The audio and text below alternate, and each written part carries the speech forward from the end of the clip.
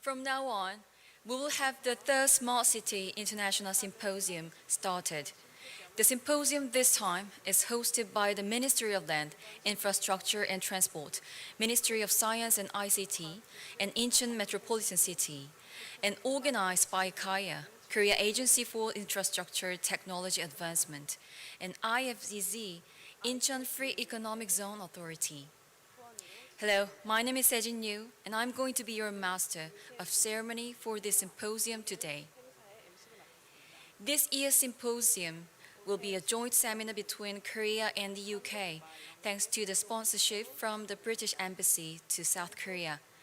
And I believe it will be a great opportunity to share various knowledge and experience between two countries and strengthen mutual relationship.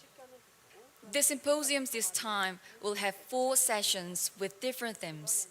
The first session is about post-corona, where we can discuss mutual knowledge and experience in relation to the new concept of digital economy based upon various innovative technologies. The second session is for digital healthcare in line with the growing demand in new type of medical services, such as remote medical treatments under the pandemic situation like corona. Another important topic is smart city data, which is referred to as a core factor to create environment for efficient and robust urban management through data hub and data marketplace, which will be discussed further during session 3. The last session is about smart mobility to share project experience and technologies related to the various means of mobility, such as autonomous vehicles and urban air mobility. This channel will serve the session 1, post-corona, starting just right now, and the session 3. Smart city data that will be start from 7 p.m. Korea time and 11 a.m. UK time. Also, there are other sessions being held simultaneously. Session 2, Digital Healthcare, which will be followed by Session 4, Smart Mobility. We are welcoming all of your interest and participation. Thank you. Before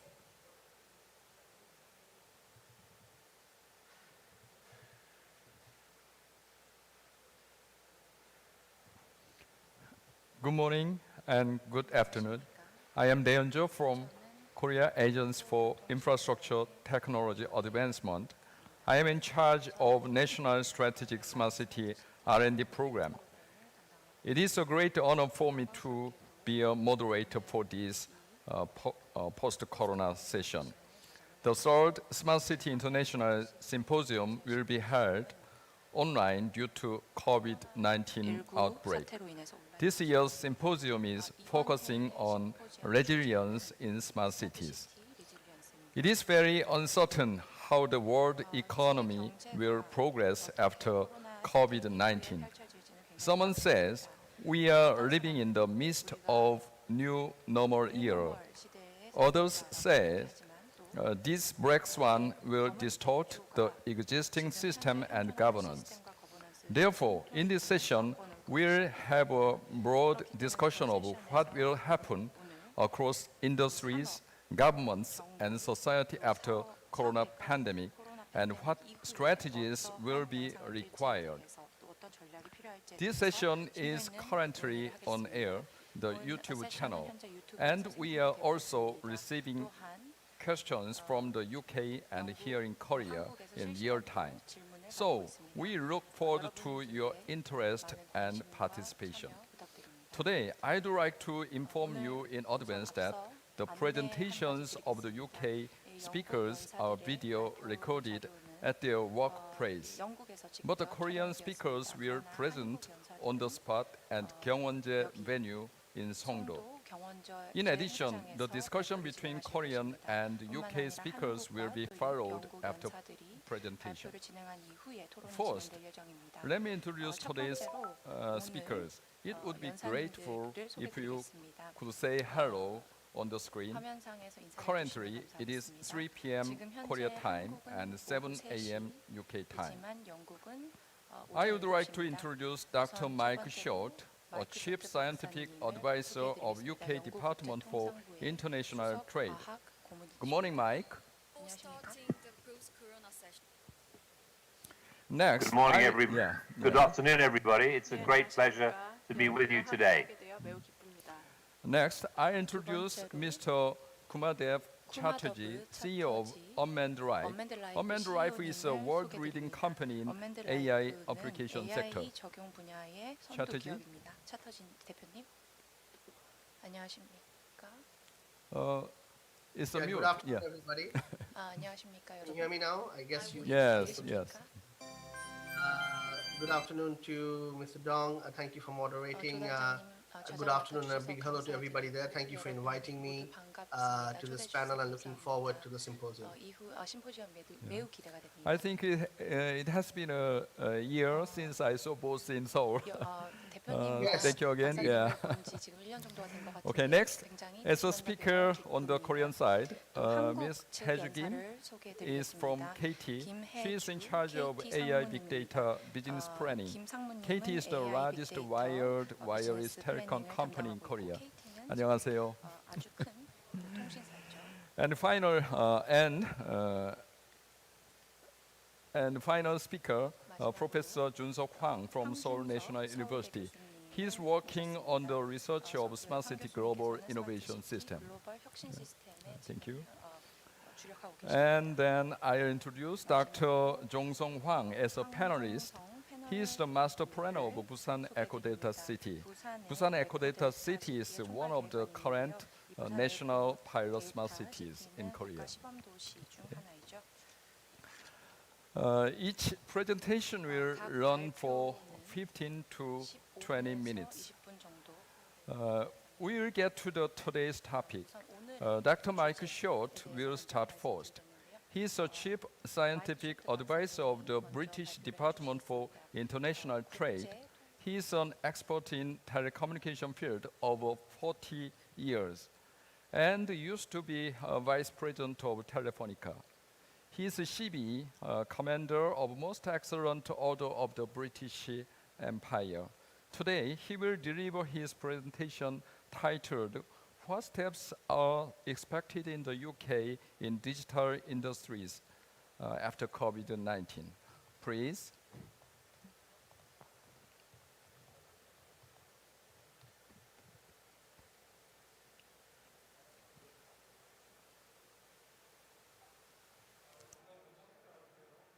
This particular conference is very important to us from an international collaboration point of view.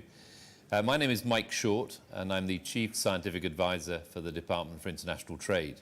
And I'm going to say a few words today about what steps we've taken with regard to COVID-19 by the digital industries and some areas of future collaboration that may be great for us to consider between the UK and South Korea.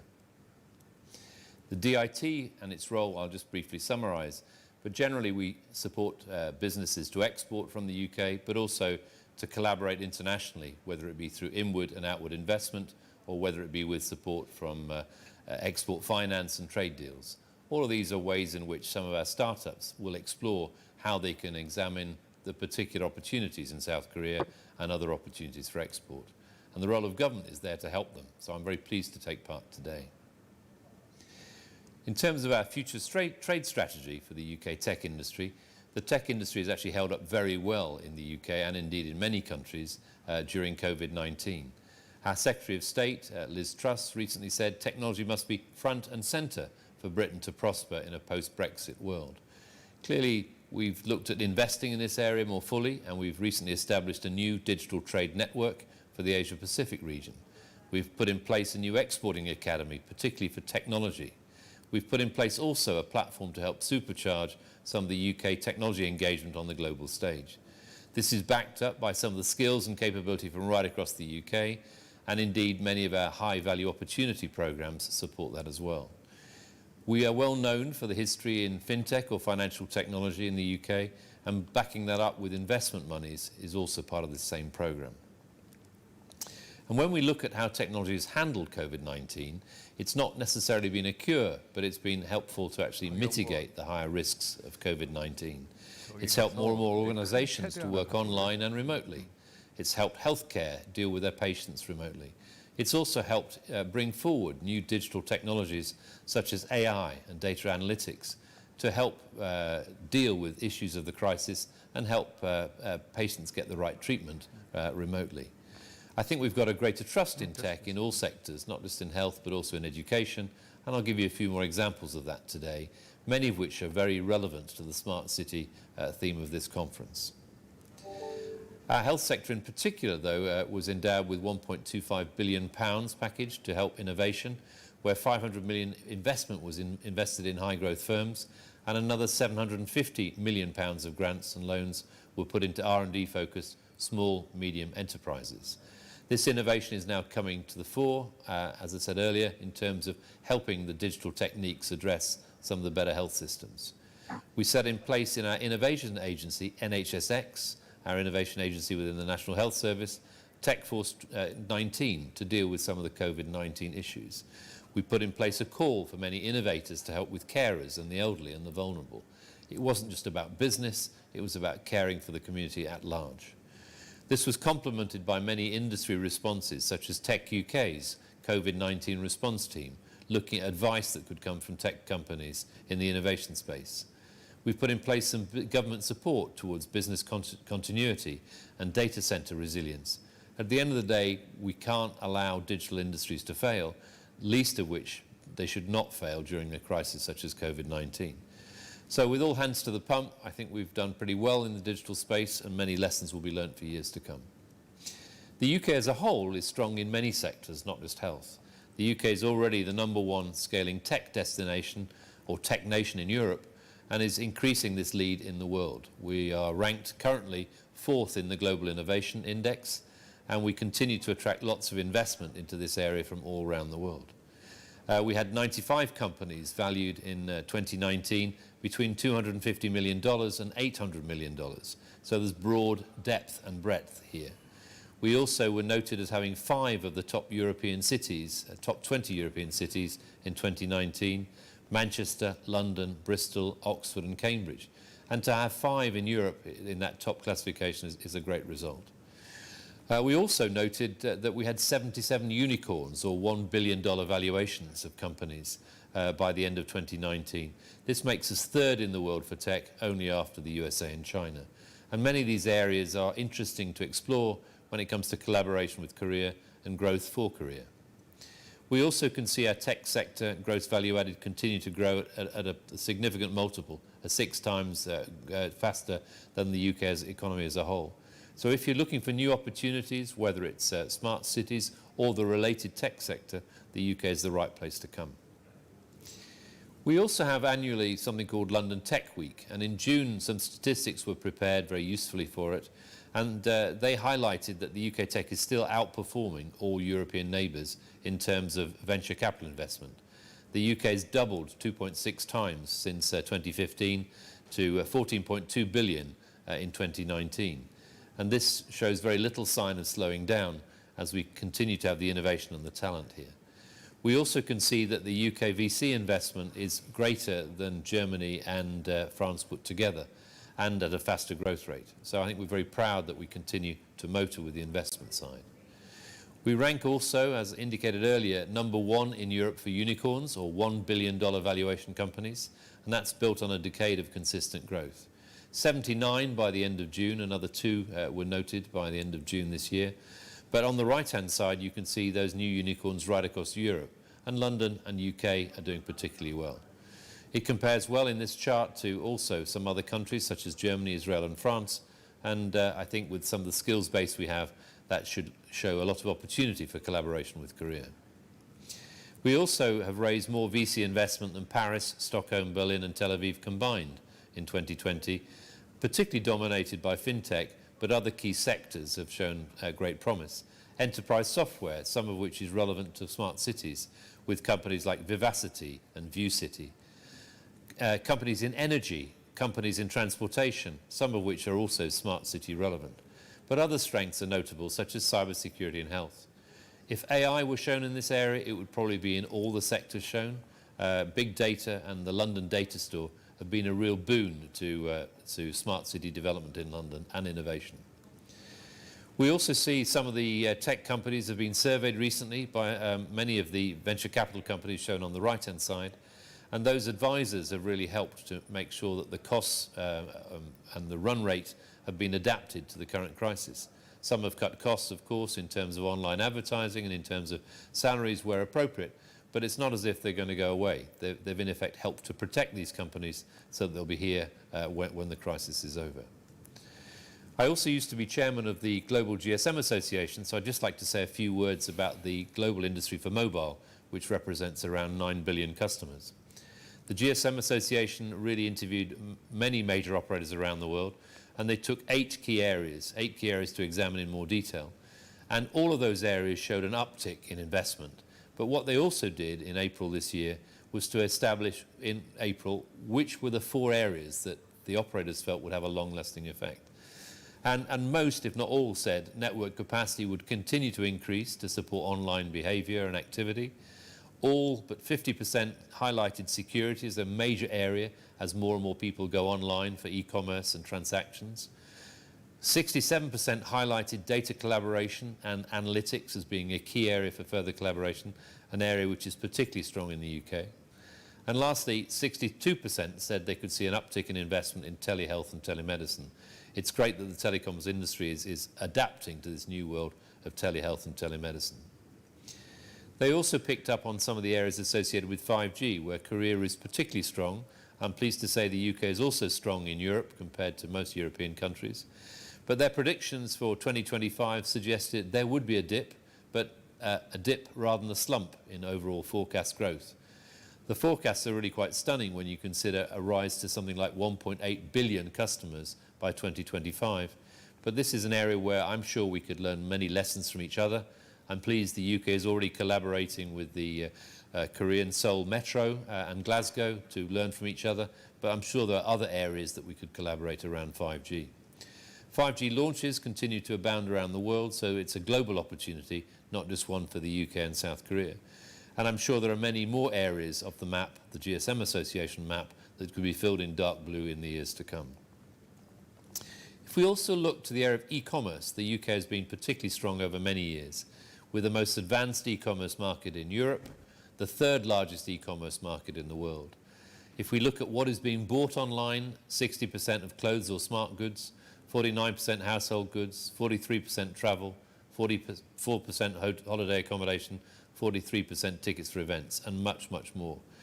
These reliable data figures show ongoing growth, and I'm sure by comparing the UK with Korea, we would see some similar figures in Korea, but a lot of opportunities to learn from each other in the e-commerce and fintech world.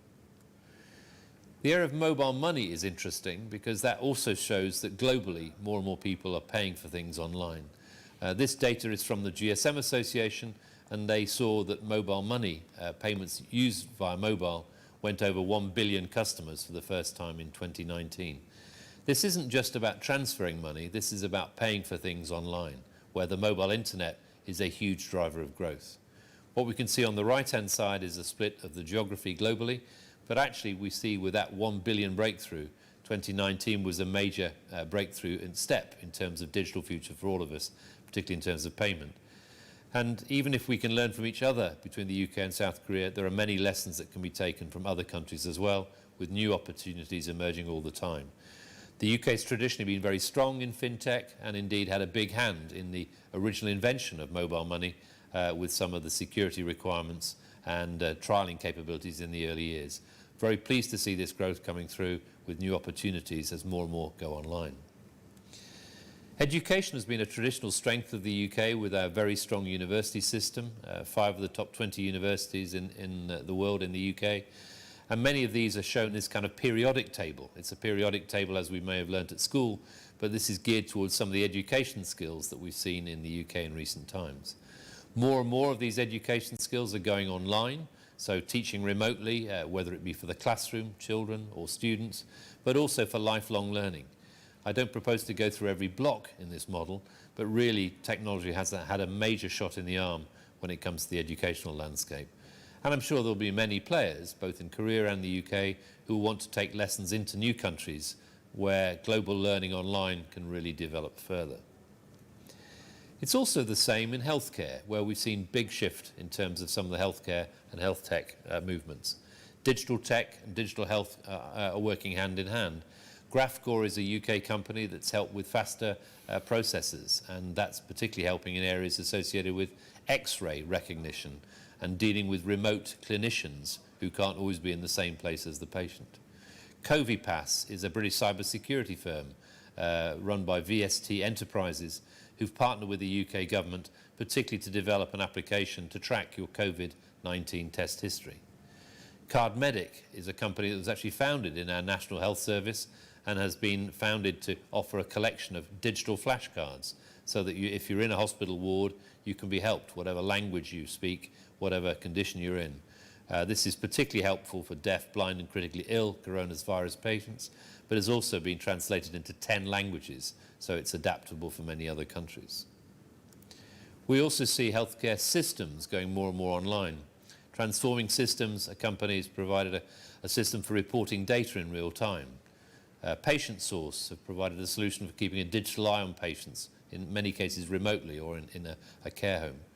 Managing staffing at scale has been helped by Patchwork Health. Malinko has come up with an automated caseload scheduling system, and Medifer have come up with systems to manage patients virtually.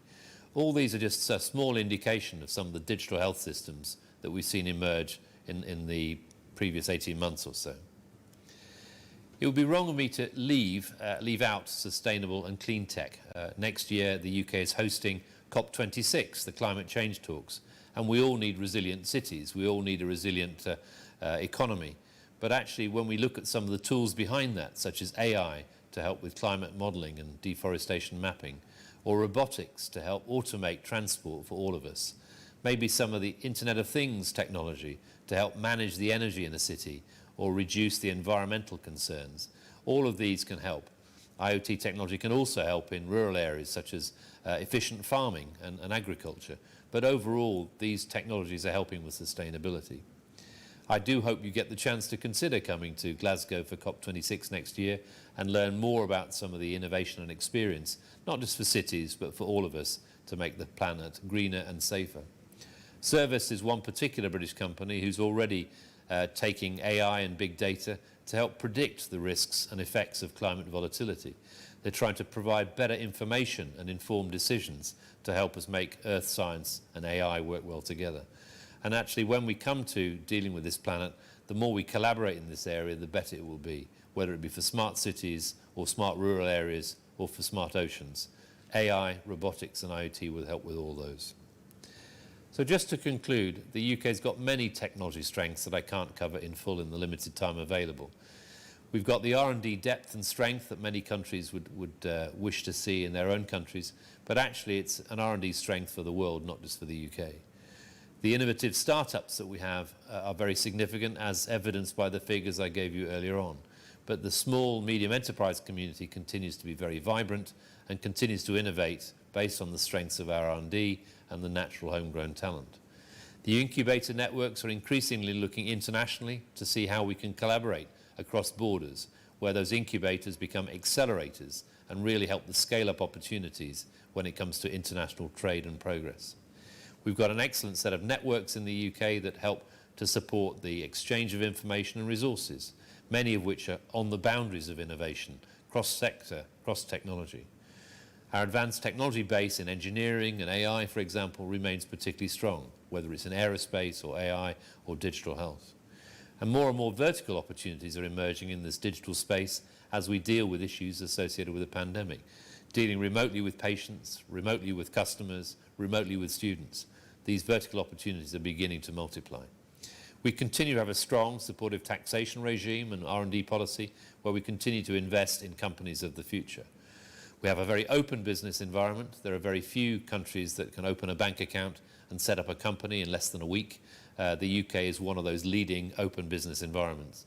The rule of law really helps, but also the ability to collaborate with the English language does as well. And lastly, we continue to be really strong in my home city of London with access to investment and funding. And when you want to scale a business, there's no better place in Europe than to do that in the UK. London is a great starting ground, but many other great cities have much easier access to investment and funding than anywhere else in Europe. I wish I could be with you today in South Korea. I wish the conference works really well, but I hope most of all we exchange a lot of knowledge and we learn to collaborate better between our two great nations. Thank you very much for your time and attention today. Hope to see you on a future occasion. Thank you. Thank you, Mike. We can understand the diversity and the depth of digital industry in UK. And he explained how the British government and the technical community should cooperate in response to COVID-19 based on the UK innovation ecosystem. And he emphasized the strategy on how UK digital industry needed to prepare in terms of finance, commercialization and communication, education, digital healthcare, and clean technology after coronavirus. Thank you again, Mike. And next speaker is Mr. Gumadev Chatterjee. Gumadev Chatterjee is the founder and the CEO of the Unmanned Drive. Unmanned Drive is an autonomy as a service company.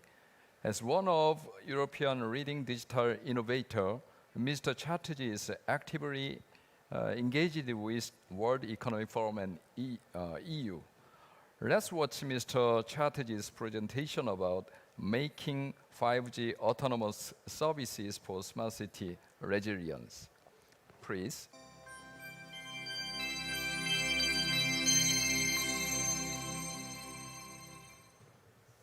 Hello everyone. It's a pleasure to be here at the UK Korea Smart Cities Symposium, and I want to thank the DIT, the British government, the Korean government, and everybody who made this possible.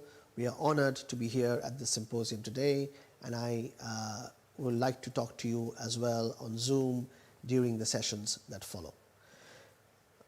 Unmanned Life, of which I am the founder and CEO, is the world's first autonomy as a service company. And what that means is that we are able to use AI and AI-related technologies to create an autonomous team or swarm of robots and drones that work together, much like human teams, for a range of different verticals, such as Industry 4.0, smart cities, and of course, response to COVID-19. So let's start with the problem that we were facing, which is why we built the Unmanned Life company and the Autonomy as a Service platform. It is no secret that robots are now becoming increasingly common. In fact, reports say that there will be more than 1 million drones in the US by 2025 and more than 4 million robots in warehouses. If you look at the number of different types of robots that are going to be out there, clearly there's going to be a proliferation of the different types of mechanisms in which they work and how they work. And you need to have some sort of a coordinating brain, a supervisory brain that is able to bridge all the technical gaps, put them together in a team, and ensure that autonomy as a service is delivered and is delivered in a way that makes sense and can bridge this gap between diverse robots and the complexity of making them work together like a human team. This is a really big problem, and the opportunity size of solving it is more than 35 billion on a global scale by 2025.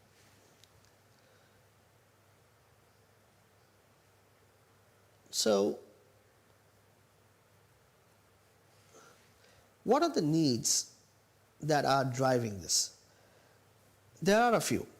First of all, you see that there is the issue of advance in artificial intelligence, which has been really quite dramatic over the last 10 years. There's high-speed connectivity, 5G. Korea leads the world in 5G. Other countries are catching up. And of course, robot hardware is now more commoditized, which means that you can, in effect, have advanced hardware at a lower cost. There's Industry 4.0 and digitalization among the business trends that affect the deployment and the need of commercial-grade autonomous robot teams. And you also have a low-carbon transformation, as well as, of course, the response to COVID-19, which is very important to keep in mind because, of course, we are in 2020 and COVID-19 is important whether we like it or not. So when you're dealing with all of these, how do we actually manage that with our autonomy as a service platform? What you'd see is that we have an AI-enabled open robot and drone hardware agnostic software platform, which means that we don't actually care about who made the hardware or how it is made or from which manufacturer. We are able to work with different types of hardware, drones and robots together in the same team with the supervisory autonomy as a service platform providing the intelligence.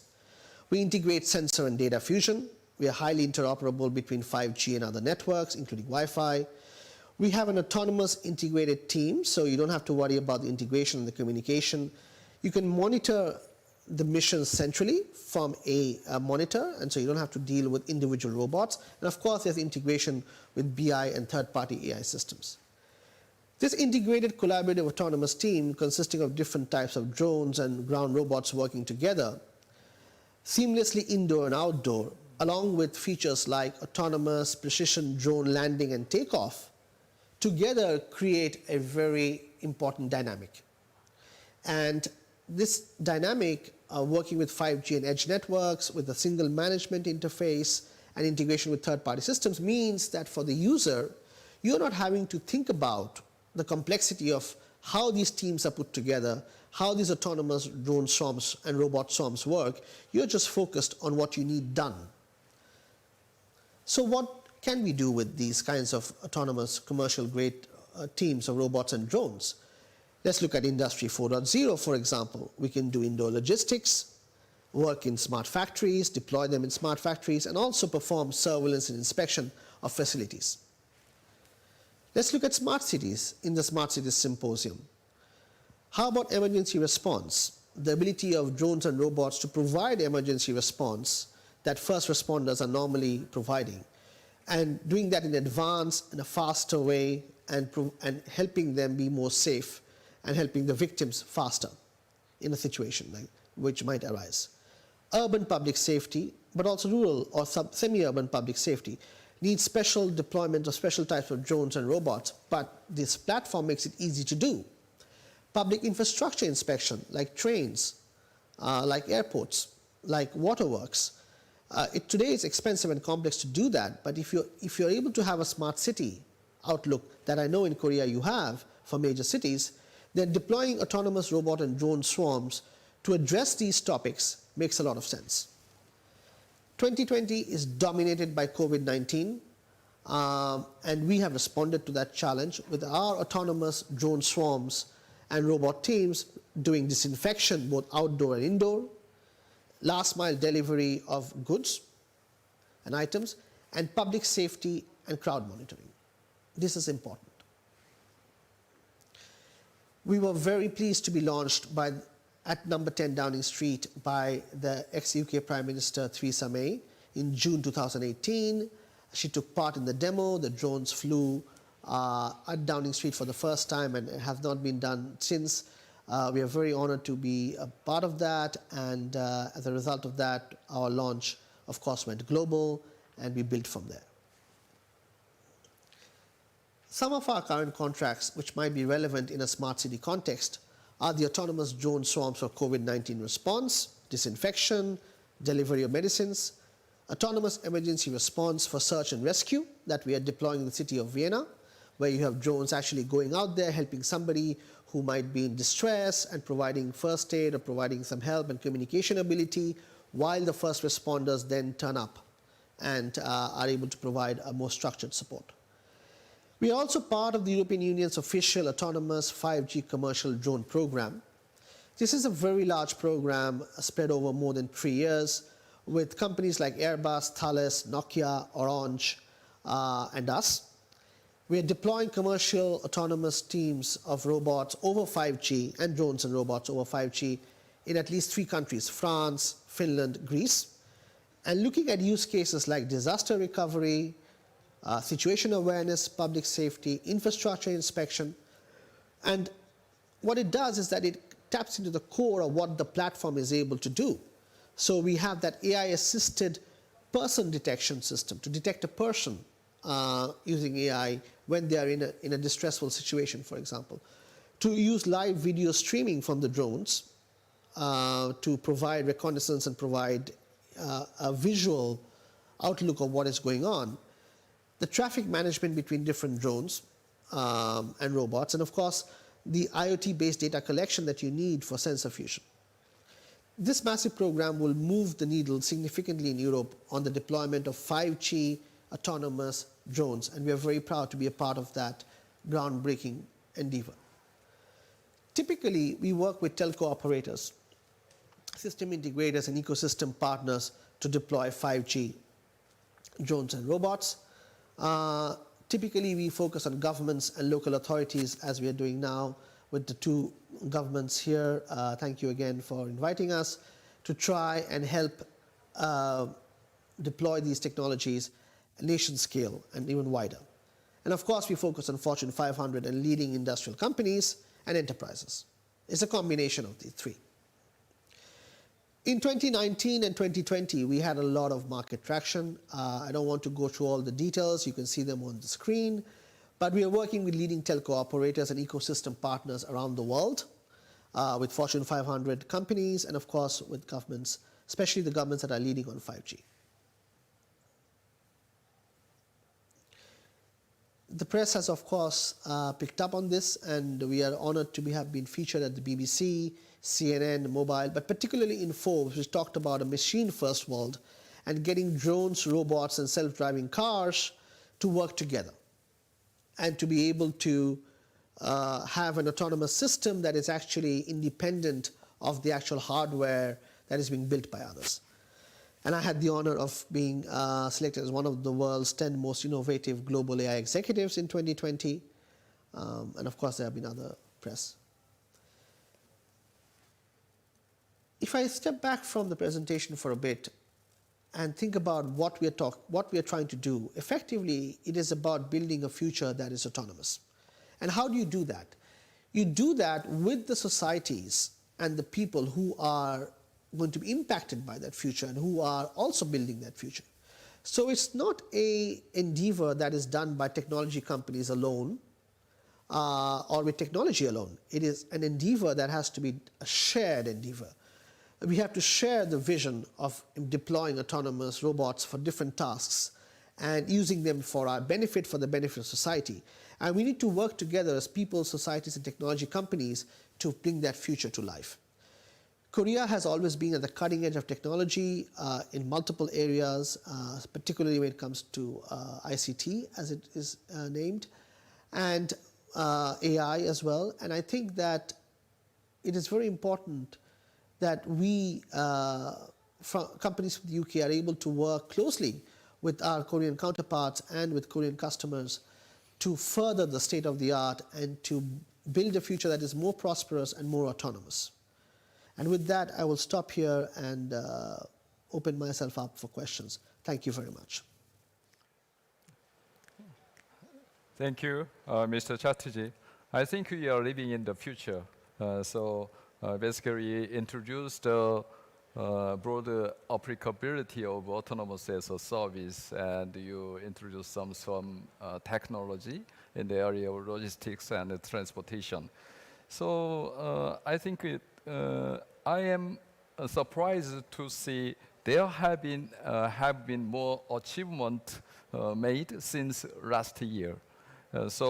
In particular, in your today's presentation, the usage of the autonomous software platform without free hardware form, I think, is expanded from drones to robots and autonomous vehicles.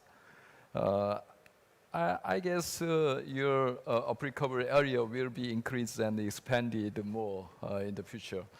Thank you for your great presentation.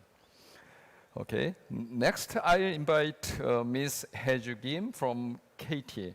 She is a representative big data expert in Korea and currently vice president of KT after working for SK Telecom, Samsung Electronics, and IBM. KT is also famous for on-tech technology in Korea. Recently, KT received investment from Bill Gates to develop an algorithmic model for measuring vulnerability of COVID-19. She will give us presentation about the role of ICT for overcoming coronas. Please give her big applause. Hello. Hello, everyone. I'm Haeju Kim from KT. I'm in charge of AI Big Data Convergence business. I'm very happy to share our experience. Today, I want to talk about the three main points. First, how to manage COVID situation. And second is how our life is changing through this pandemic with our data. Lastly, briefly on how the telecom big data platform functions.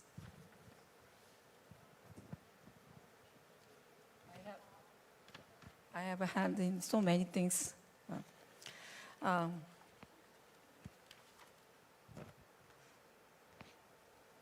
As you know, the Korea experienced the pandemic situation on very early stage in February. After that, we managed this situation very well. So the number of confirmed cases plummeted and the mortality rate remained low. I think ICT technology was the key for this result. For the detailed explanation, I want to point out how the MERS was dealt with. In 2015, during the MERS outbreak, South Korea experienced the second largest damage as 36 people died. At that time, we had 5 most controversial cases who wandered around the whole city, which made patients impossible to remember their visited place. Even though 3 mobile telecom companies tried to help tracking where they visit and the others who were in the place, but it took too long time and the accuracy was not good because we were not ready. And one more, KCDC couldn't discover everyone who visited the possibly infected area because at that time, KCDC could focus on only the immigration office, such as airport and port. And the immigration office didn't count the stopover point. For example, if someone entered Korea from one of Middle East countries and transferred in European countries, then they were not included candidate pools. So after the MERS crisis, KT proposed a tracking process and system using with the cell phone and roaming data to prevent spread of virus. So now we can find out whether they visited dangerous area or not about people with Korean phone number who traveled abroad with their cell phone. So if they visit there and they receive the message when they arrived at the area and when they come back to Korea. In addition, the information of visiting epidemic hotspot is provided KCDC and the medical center and so on. So if someone goes to clinic feeling cold, then the doctor can know whether the patient might have MERS, Zika, or other epidemic. So including this proposal, KCDC created a playbook for public health crisis. So that's why we can handle this situation. Back to COVID-19, one of the most controversial cases is a 61 years old woman who were confirmed positive, visited the Sincheonji Church in Daegu. She set approximately 1,000 other worshippers in a large windowless room. To deal with her spreading the virus, government demanded a full membership list, and second, in order all members to self-isolate, and thousands of people got tested within several days, and serious cases sent to hospital and others and checked into the corporate training facilities. And then interview and cell phone and credit card surveillance were used to track down.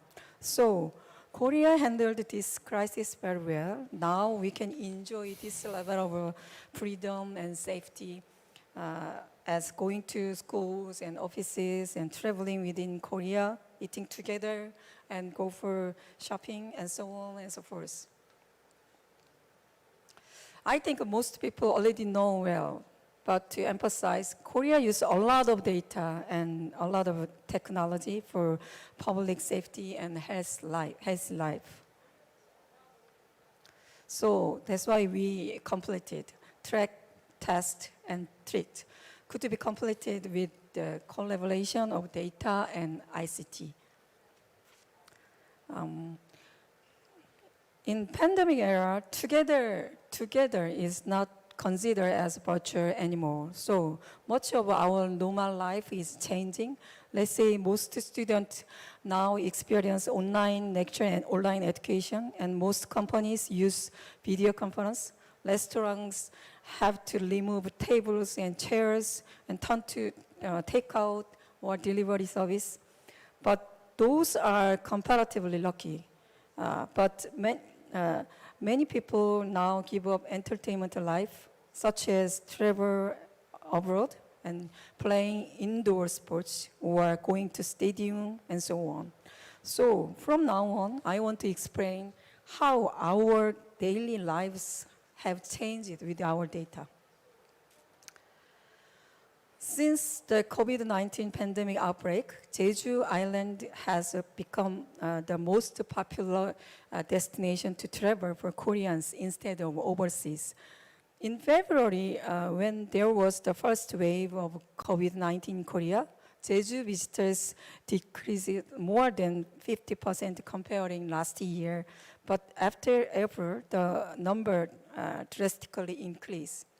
This is the result of the tendency of people not traveling abroad. Especially the foot traffic in park and outdoor activity area has increased due to social distancing measures. In terms of age group, 20s travelers most decreased in February. I think it shows the serious awareness amongst the 20 age group. And 30 travelers most increased in May. I think it represents that the age group range has the most needs to travel around. I think because of the family members or baby, something like that. And here is the analysis result of post-COVID shopping trend. The following chart is actually created by university students who won the big data competition using data in our big data platform, which is the following topic. The left chart shows the offline shopping. Right chart shows the online shopping data. You can see easily the drastic change of reverse trend on both industry affected by COVID-19. Staying home tendency has led the food delivery service to the rise. Amongst the shrinking industry, the most effective industry has been the traveling sector, which is obvious since people do not pursue traveling anymore. We also found that the demand of cosmetic products decreased. I think the cause as people wearing masks everywhere.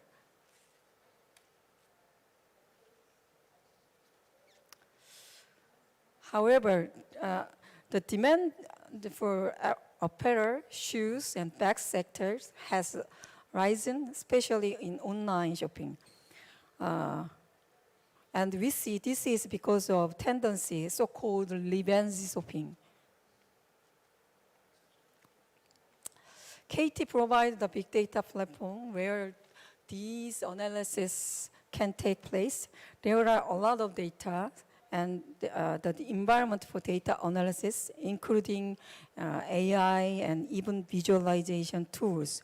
For small business users and startups, KT plans to give free technical support to spread the use of the platform. This platform even allows non-expert users to create their own machine learning algorithm for data processing and without prior coding skills. KT Big Data Platform will provide a breakthrough to the entrepreneurs who want to build their business from data analysis. And last, I want to show a video clip, and this is the mock-up version of a simulation tool that analyzes the traveling population to predict the number of confirmed cases. This is based on the data, the floating population data and digital twin technology. This video shows how 3 inputs, which are the possibility of infection and the ratio of people wearing masks and the number of confirmed cases, can drive the increased number of confirmed cases. You can see the first row is the floating population number, and second is the confirmed cases. So you can see that based on the duration time and floating population numbers and how to change the confirmed cases. Thank you for your attention. Thank you, Hajim. I think the Korea is a unique country without lockdown to maintain the normal daily life. So maybe coronavirus situation gives some fear to people, but in some sense it gives some chance for digital transformation. So she introduced a comprehensive Korea's response to COVID-19. Recently, Korea's prevention against COVID-19 was well received by all of the world. Among them, actually, our National Strategic Smart City Program team developed a Smart City Data Hub last year, which supported the epidemiological investigation. This agile epidemiological investigation support system can trace the mobility of the confirmed patient for 14 days in 10 minutes by use of integrating multiple data and machine learning technology. So nowadays, our government developed this scheme further and further. Thank you again, Hejugim. And lastly, I would like to invite Professor Jun-Seok Hwang from Seoul National University. Professor Hwang is a representative technology management expert in Korea.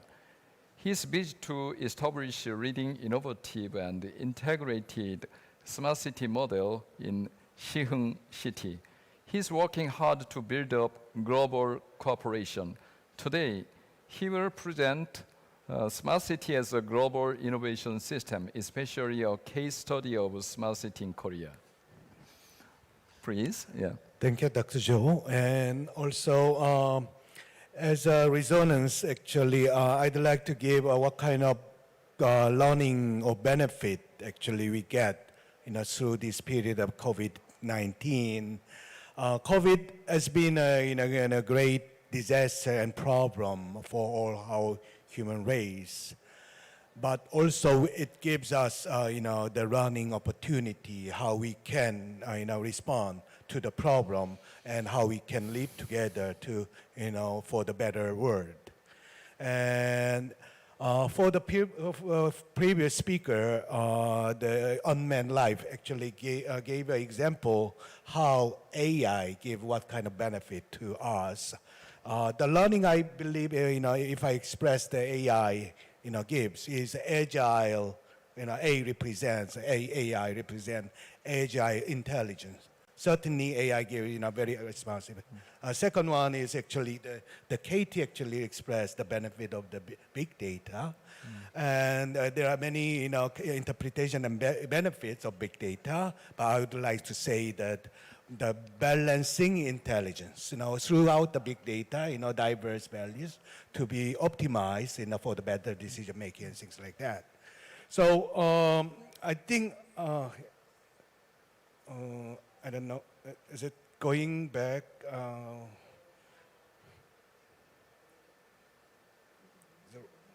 Here. Just, okay, well, I think I'll, okay, so maybe the remote is not working on. So I will talk about then what kind of benefit, balancing view, in addition to that, what kind of benefit that COVID-19. I expressed in my presentation that I say that benefit and learning are called COVID 2020. And so what kind of technology innovation we brings, and also we try to utilize for the benefit, and what kind of learning from that COVID to C intelligence. I will tell you what the C benefit of COVID 2020 actually give, what C, that initial C would be. Well, I've been actually working very collaboratively with the international community to solve the problem in the region. And this is one of the pictures I have in Vietnam to solve the water problem, and they have a water shortage in the education environment. We bring the water tank actually, and to collect the rain water, and with a very smart filtering system, and would be able to utilize and give a close universal access for the water program to the elementary school. And I think also the global ICT expert is, which I've been actually, nurturing for last 20 years, and to bring up, better collaboration and cooperation, and certainly the internet and also ICT development allow the global community to share same language and common, idea how to proceed together. So my presentation actually gives a little bit of a more techno-economic aspects, what it means, not only interpreting technology from the aspects of the technology itself, but also, social and economic, aspects. Sometimes we call that, innovation system.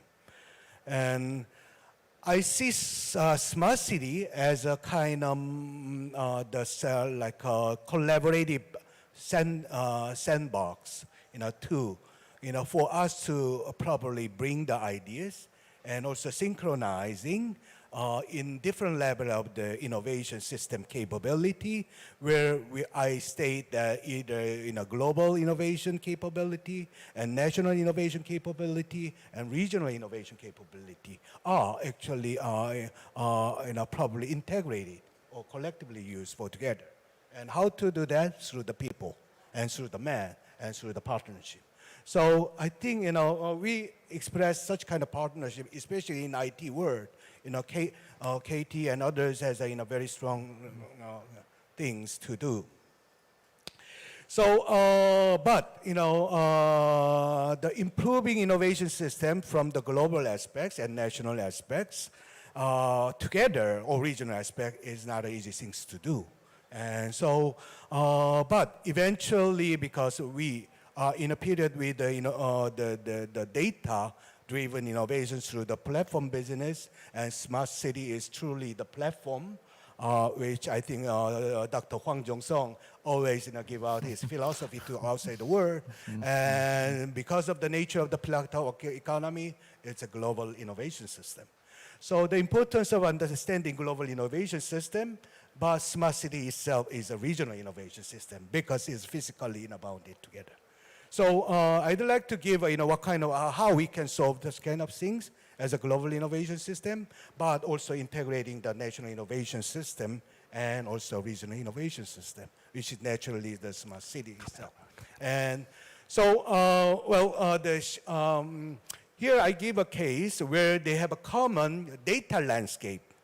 Data landscape, I mean the data they collected to solve the smart city problem might have a similar nature, similar common problem. Siheung in Korea, and Wrocław in Poland, and Sejong in Korea, and also Brasilia in the Brazil, and Busan in Korea, and San Francisco in the state, and Daegu in Korea, and the Bandung. These four are actually Korean ministries, and KAIAS as R&D, and also the Model Smart City project. I believe they have a very good, selection about it, which will bring very diverse landscape of the data,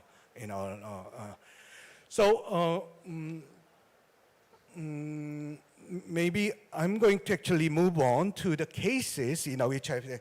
So maybe many of you, who are in Europe, might be, already traveled to Wrocław in Poland. Very, the culturally rich city, and strong historical background, and also well-developed educational and analysis there. And recently, the industrialization is going on. But due to such kind of modernization, they also have some problem of the traffic jam and also the air pollution problem. One thing I'd like to share with you is, LG Electronics has a battery and very one of the largest factory over there. One of the issue problem is how you let them to commute, effectively, and also not creating that much of pollution out there. So it's not so resolved yet, but they want to actually have a sharing the vision, for the smart city with some solution they want to have. We in Siheung, that used to be that kind of industrial city, and many people still see either Siheung is a very polluted city. No, not at all. You may find a very fresh air in Siheung like Songdo. So there's no difference between Songdo and Siheung from the air quality. And so, but like Las Vegas or like Pittsburgh, where you had a very old image of the polluted city, now changed to Earth. And what was the effort behind it? It's a collective effort by the national and region together. Maybe it was not global, but this is the time such kind of effort can be shared for the global prosperity and global resolution. Then our national initiative and our regional effort to solve the Siheung's problem. Now we are using the drone to spot the factory where they're bringing some of the pollution particles, and finally you can find in an hour, where it comes when it exceeds some density. Second one, the Brasilia. Brasilia is planned city, but there was not that much bottom-up analysis, to bring that, where the population can be really well reached, where economy can be done well, because you have a competing city, so-called São Paulo. And so existing São Paulo still biggest, one of the very crowded city, and you fail to move the people from the São Paulo to Brasilia. Finally, because of lack of the need, and then there's no enough tax for collected, and then that brings you to not have a good public services. Finally, jaywalk and have any kind of traffic, poverty is actually one of the problems you have. And then, we have another planned city, Sejong, which is one of it. And probably we need to think about it, whether we can have a really bottom-up, things can be well implemented over there. It is not only the technology solution, it is how you make the people to be positive with it, and also the cultural things to give it. So, one of the modern approach have a good bottom-up planning or development for the smart cities living lab. So living lab practice is going on. It is a little bit too early to say whether it's successful or not, but there is some effort going on. And many of the Korean smart cities are doing such kind of living lab effort to get involved as a citizen to be the smart citizen and try to integrate the intelligence of the people, intelligence of the smart cities. Thirdly, probably like London, and then you see that, the traffic jam. This is not only the problem of many of those capital largest cities, Jakarta in the developed world and developing world, everywhere.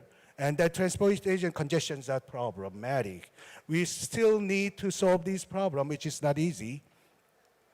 So there are many different ways, having a traffic control, different kind of, transportation system, and also using the digital twin, to balance, and also maybe changing the way we walk. And so there are many integrated way. So in Daegu and also in Busan, and also, there are some effort, in existing one. It's not solved yet, but actually there are, great effort going on in the traffic information systems there. And so I hope, in the future we may be able to change.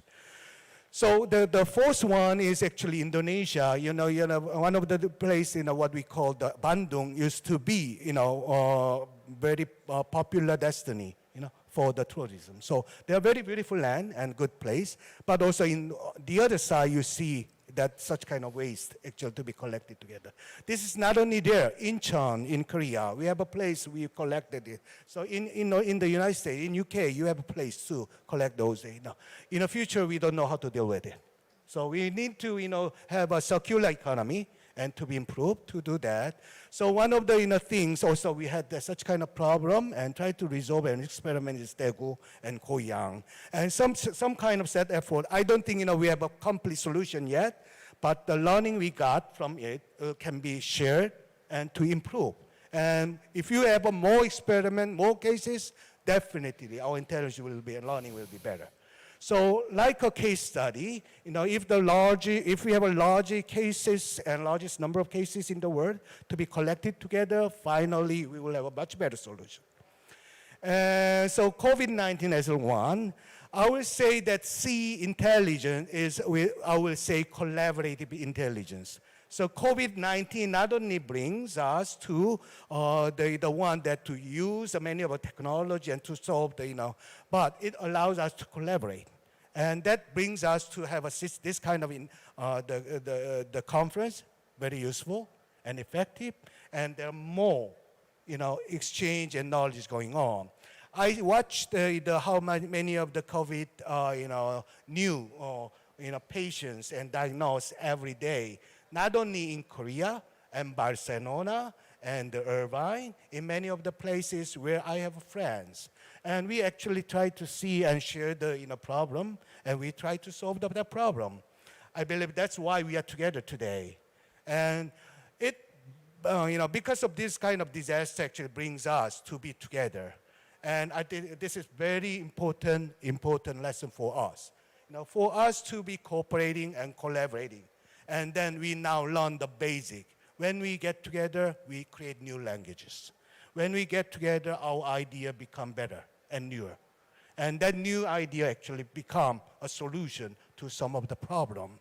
I think virtue of having the people to have a society, virtue to have us people living in the city, is actually we had such kind of creative intelligence, collaborative intelligence, because city was the melting pot of the heterogeneous people and very diverse people from many part of the world, part of the community.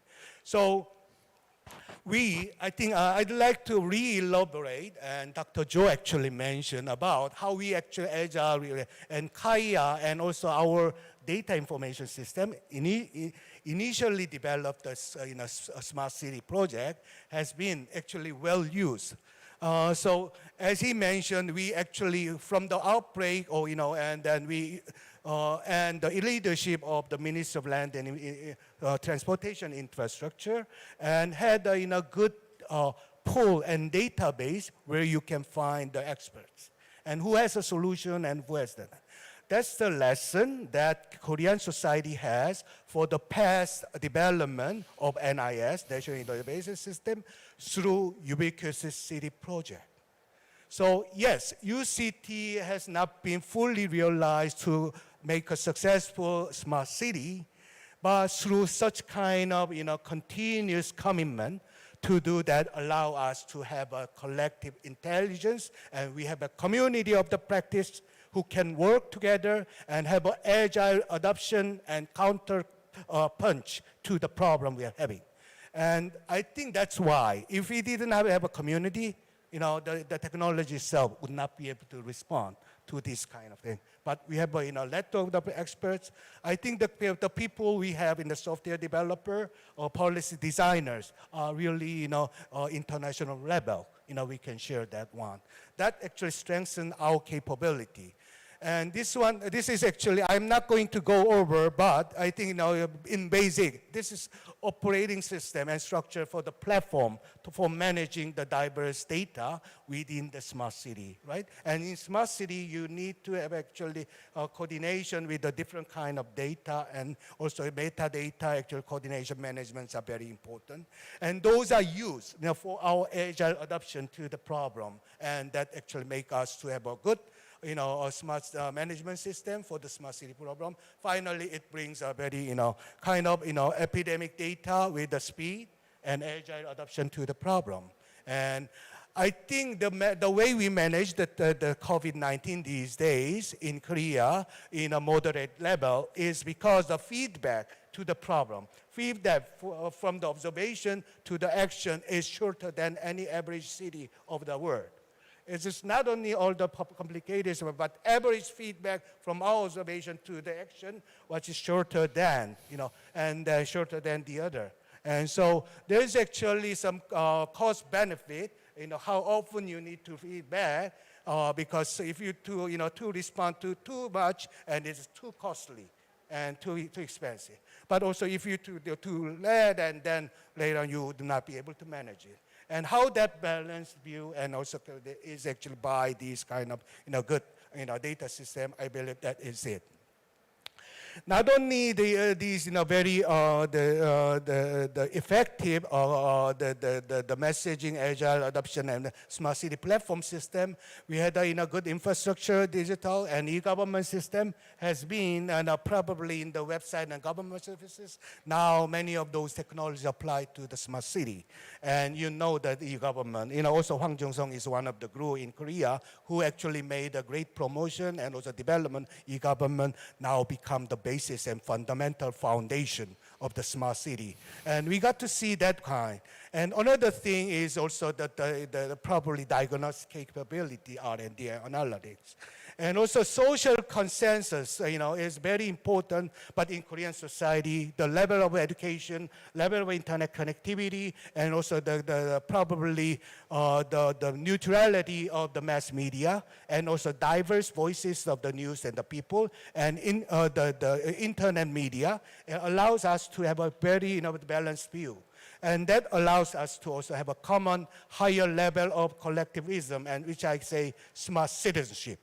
So citizenship level of the Korea is actually one of the key things, and with the collective intelligence and the language we are talking is not about the Korean languages, it's the international languages. And so that's why I believe, that has been the success factor, which I'd like to share with the rest of the community in the world. And I think we are developing continuously a lot of applications. So I'm not going to go over, more over that. Many of them are mobile-based. As a conclusion, the dealing with the data is very important, and infrastructure like BT, and we have a KT, and and we are another technological company. We are very strong in the infrastructure level. So infrastructure allows us a very agile adoption to that. You never have enough bandwidth in the infrastructure. We need more infrastructure. I think in this pandemic we will invest more. Secondly, the data itself to be open and also more. And probably trust level is very important, to create open data. But if we have a trust level, improve, and then our society will truly, have open data. Finally, that will be the competence for the collaborative intelligence, for the society. So finally, as I mentioned, retreat, our international symposia is very important, as is it today, and also having an understanding of a global innovation system in conjunction with the national innovation system, and also the regional is very important. Without good understanding of the regional context or local, and I think it is meaningless to talk about the global or smart city. So I think that is very important. And I'm going to finish here. And this is the new smart city and new smart campus built in Seoul National University in Korea. And you may see new fantasies there. Okay, I invite you all probably next time to this new smart city. Thank you. Okay, thank you. Thank you for your Professor Hwang's energetic presentation. Basically, we understand the national innovation system and regional innovation system, but Professor Huang emphasizes the global innovation system. I think the smart city is a good example for GIS. And he has presented a future path for digital industry after COVID-19 by combining technology innovation theory and the smart city concept. Thank you again. It's very impressive. Yes, we heard all the presentations prepared so far. It seems to be an opportunity to better understand how much effort has been made to overcome COVID-19 and how ICT or digital technology can contribute to solve them. From now on, we will take a moment to discuss with panelists about the strategies and tactics to prepare for the post-corona era in the future. First of all, I will invite today's panelist, Dr. Jong-sung Hwang, another Hwang. Dr. Hwang is currently the master planner of Busan National Pilot Smart City. He has designed Korean e-government policy as an IT expert. We are looking forward to listening to his opinions on today's presentation. Please, Dr. Hwang. Thank you. My opinion, just amazing. For presentations was amazing. Now amazing. So, they touch a very important issue. I'm very fortunate to be with you here. So now today we are talking about the relationship, what the role of smart city for solving or overcoming COVID-19, so to say, situation. So the first thing we need to stress is that I think smart city is just a tool. Smart city is not on end for itself. So I have seen some smart city plan that deal with the smart city as a, how to say, has a goal of urban development.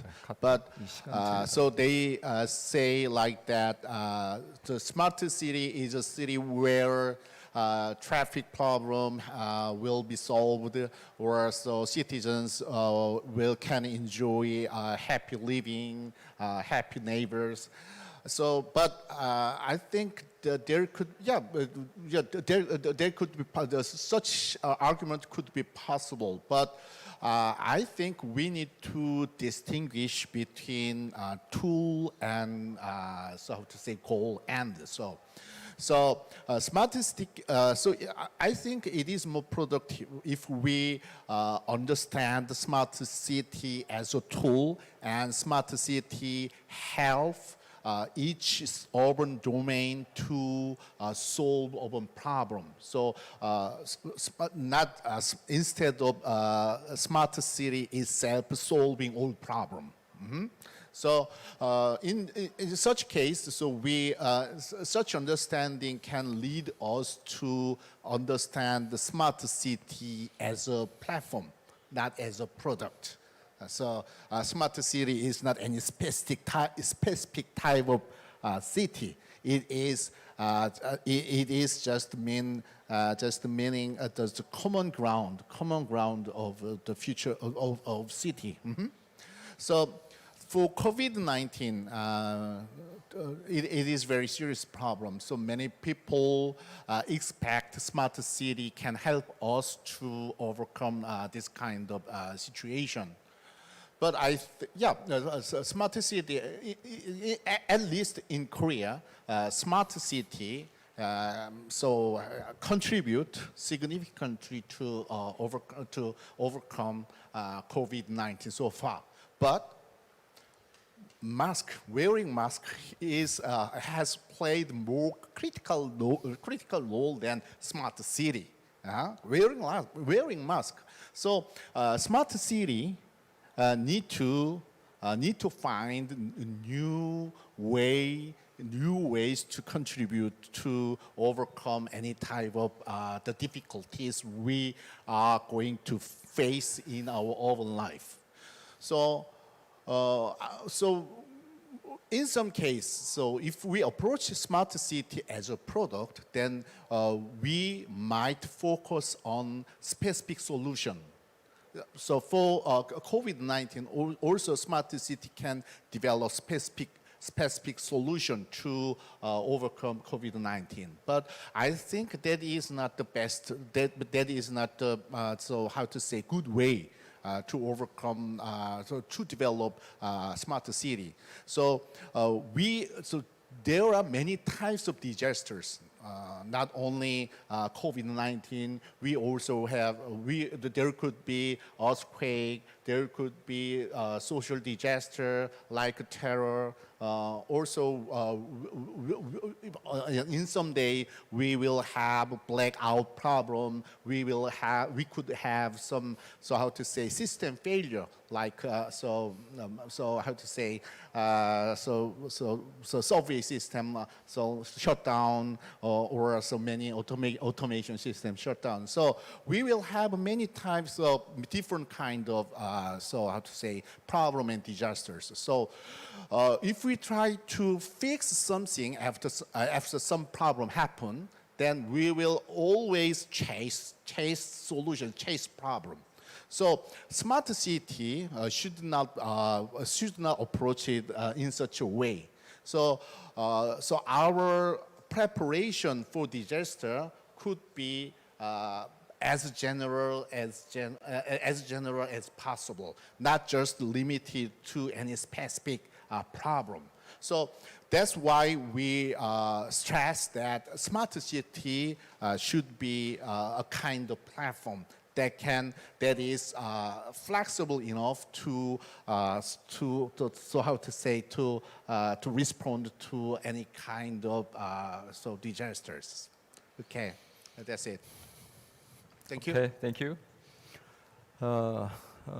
Yes, good point. I think it's in the case of coronavirus situation, we know it is very difficult to control all the coronavirus situation. So in Korea, we make an effort to maintain its limited social distancing, but sometimes the cause of this pandemic situation comes from globalization and neoliberalism. So now shall we discuss on post-corona issues? First, I would like to ask Dr. Short. Korea has relatively little damage from corona due to comprehensive Korea response, but I think there is still a long journey to go. So could you give us your opinion or impression about the current Korean activities against COVID-19 in terms of government policy and social activities and human behavior? Do you have any comment for that? Thank you for the opportunity. Clearly, South Korea has handled COVID-19 very well compared to many nations. I would put that down to some of the points already made by other speakers, such as experience with MERS, such as the organization to deal with observing as well as action, and points made by others. But I think what we know is that innovation and viruses move at speed globally. I would hesitate to say which has the fastest speed. I think one of the other evidence points from Korea is you've handled it very well locally as well as nationally. It's been very obvious that where there have been local outbreaks, you've been attending to them very, very quickly. If I compare that to the UK, I would say we've dealt with it nationally, but it's been more and more evident that it needs local following and local action to make a big impact. I think the other lesson from these viruses, as well as innovation moving very quickly, is we need to learn from each other. And I've already learned from some of the speakers today about some of the excellent measures you've made. I certainly was aware of the KT International Service with the Korean Center for Disease Control because I helped to give it an award at Mobile World Congress a short while ago, because it really shows a lot of innovation using data, and particularly international roaming data, in a very clever way. So I think we need to keep the dialogue going between countries to make sure we can learn from each other. But there is no doubt that the South Korean experience has been very strong, and we would thank many of the Korean relationships we've had, which have informed us of some of your best experiences. Thank you for your support. Okay, thank you. Maybe I think Katie has experienced various use cases for this COVID-19. Okay, maybe make a chance to collaborate with UK and Korea next time. I'd like to ask Mr. Chatterjee. So thinking about AI solution of autonomous soft platform, it looks like making the public feel unfamiliar and inconvenient sometimes. Despite the corona situation, it is expected that the robots and IT technologies with autonomous intelligence will become more activated.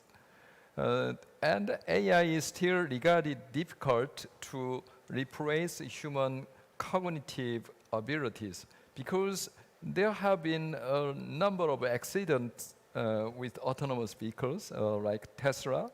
So what do you think the most important government policy to enable people to adopt AI technology without fear? So first of all, again, thank you for the opportunity to attend and participate in this very important Smart Cities Forum between the UK and Korea, and thanks to DIT and the Korean government for arranging this. Now, on your question, yes, whether or not there is COVID, or whether or not there are smart cities, or whether or not there is an application of AI, there will always be this idea of the effects of AI and how do you manage and control that, right? And how can that be safely deployed in a city or in a community? And I don't think that this is a technology issue, as I mentioned before in other forums too. I think this is more an issue of acceptance of the risks and benefits, the cost-benefit approach. So if you look at it from technology perspective, any technology that is there in this particular area, whether it's AI, autonomous drones, autonomous vehicles, or even if you look at other types of technology that we don't see around us but is very active, especially in the digital world, all of these technologies come with risks of different levels, and some of them can be very serious. Some of these risks, if not managed, can cause a lot of damage. And the same is true of AI and autonomy. So if you look at that from a risk perspective of the technology itself, yes, there are certain de-risking that needs to be done at the technology level in terms of barriers, in terms of reliability frameworks, in terms of testing, in terms of ensuring that there are boundaries within which the technology functions, right? And those are being put in place, and they have been put in place, and they'll continue to evolve as the technology evolves. But I think to a larger degree, you also have to look at asking the question from a societal standpoint and say, right, for example, do we want AI-powered drones delivering medicines between hospitals and or within pharmacies and nursing homes or other areas? Do we want to have autonomous vehicles on our highways or in our city streets? Do we want to have robots in our homes or in care centers? Do we want to have a combination of different types of robots providing a service, whether that's inside a city or in a village setting or somewhere else?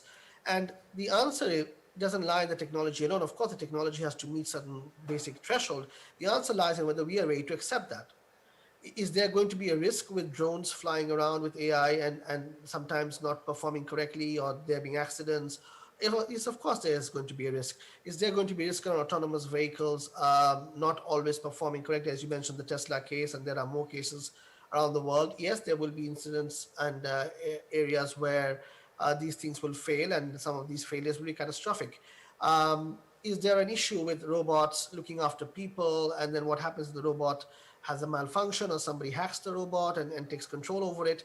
And yes, there is that risk, but the question is, are the benefits being provided by these AI-enabled services enough to counterbalance the possible risks and to provide a value for them. So does it help to have robots in hospitals, in care homes, in people's homes, doing things that would otherwise be done by other people, putting them at risk, or doing things in a more productive way, in a more efficient way? Does it help to have drones do deliveries or to provide inspection or to provide surveillance, which radically cut the cost and the increases the productivity of these services? Does it help to have autonomous vehicles so that people can actually focus not on driving and which is a very stressful thing for many people, and the vehicles can also be used for deliveries and other things, which will make traffic less and more efficient in terms of how we route services in a city? And those are the questions that I think we need to focus on and say, right, if it does help, if there is a benefit, what is the risk associated, and does the benefit override the risk? And in most cases, as we are seeing over the world, around the world actually, over the last 5 years, is that increasingly people are answering that yes, although there's a risk, the benefits outweigh what these risks are and how they can be managed. And so I think that the risk will never go away, but we can manage it, and the benefits of what the services deliver will counterbalance whatever the risks are. Thank you. Basically, I think we should figure out a social value from the new technology. So we sometimes we take a risk from that, and it takes time to adopt a new technology. So basically, I agree of your opinion. So above all, maybe I think you are all unmanned life is the frontier for that. So I always keep going to see your development for that. So next question is about Hyeju Kim. What do you think about the best way to collaborate with other countries to fight against COVID-19 based on KT or your experience?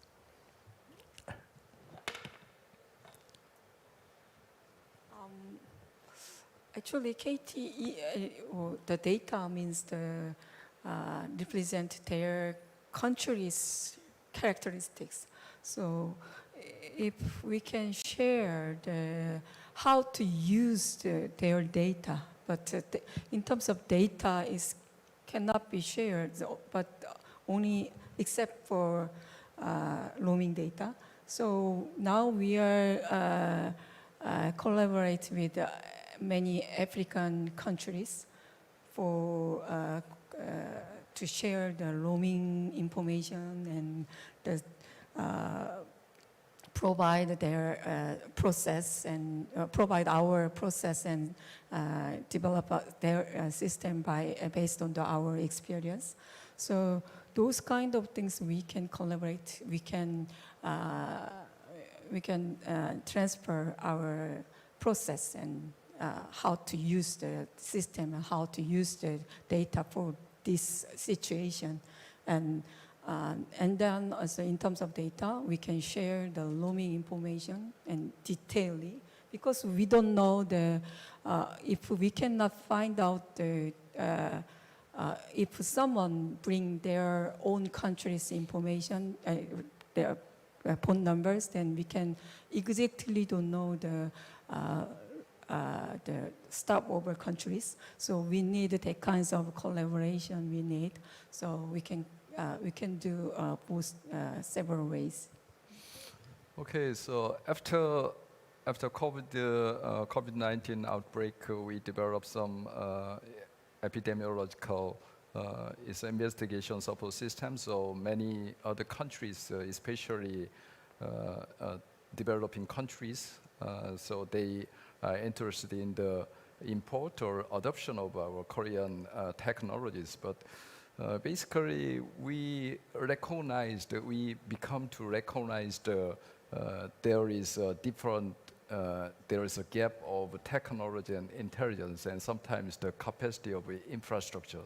So for adopting the digital technology, we need some more it's excellent infrastructure for that. So does KT have a good collaboration with other developing countries for Yeah. COVID-19? Yeah. Not really COVID-19, just epidemic situation. So it's not only applied to COVID-19. So we can apply any kinds of the epidemic viruses. So last year we already contract with Kenya and some in other country, other African countries. So we will do that. Okay. Yeah. So I feel Professor Huang considers the international cooperation more important than anything else for technological innovation. So what do you think is the most important thing to reinforce technical cooperation between the UK and Korea? So I have a question, same question to Dr. Short also. Yeah. Maybe if you allow, I'll go first. Well, both the UK and Korea share the vision for the global citizenship in a way that our innovation can be well shared the rest of the world in the global community.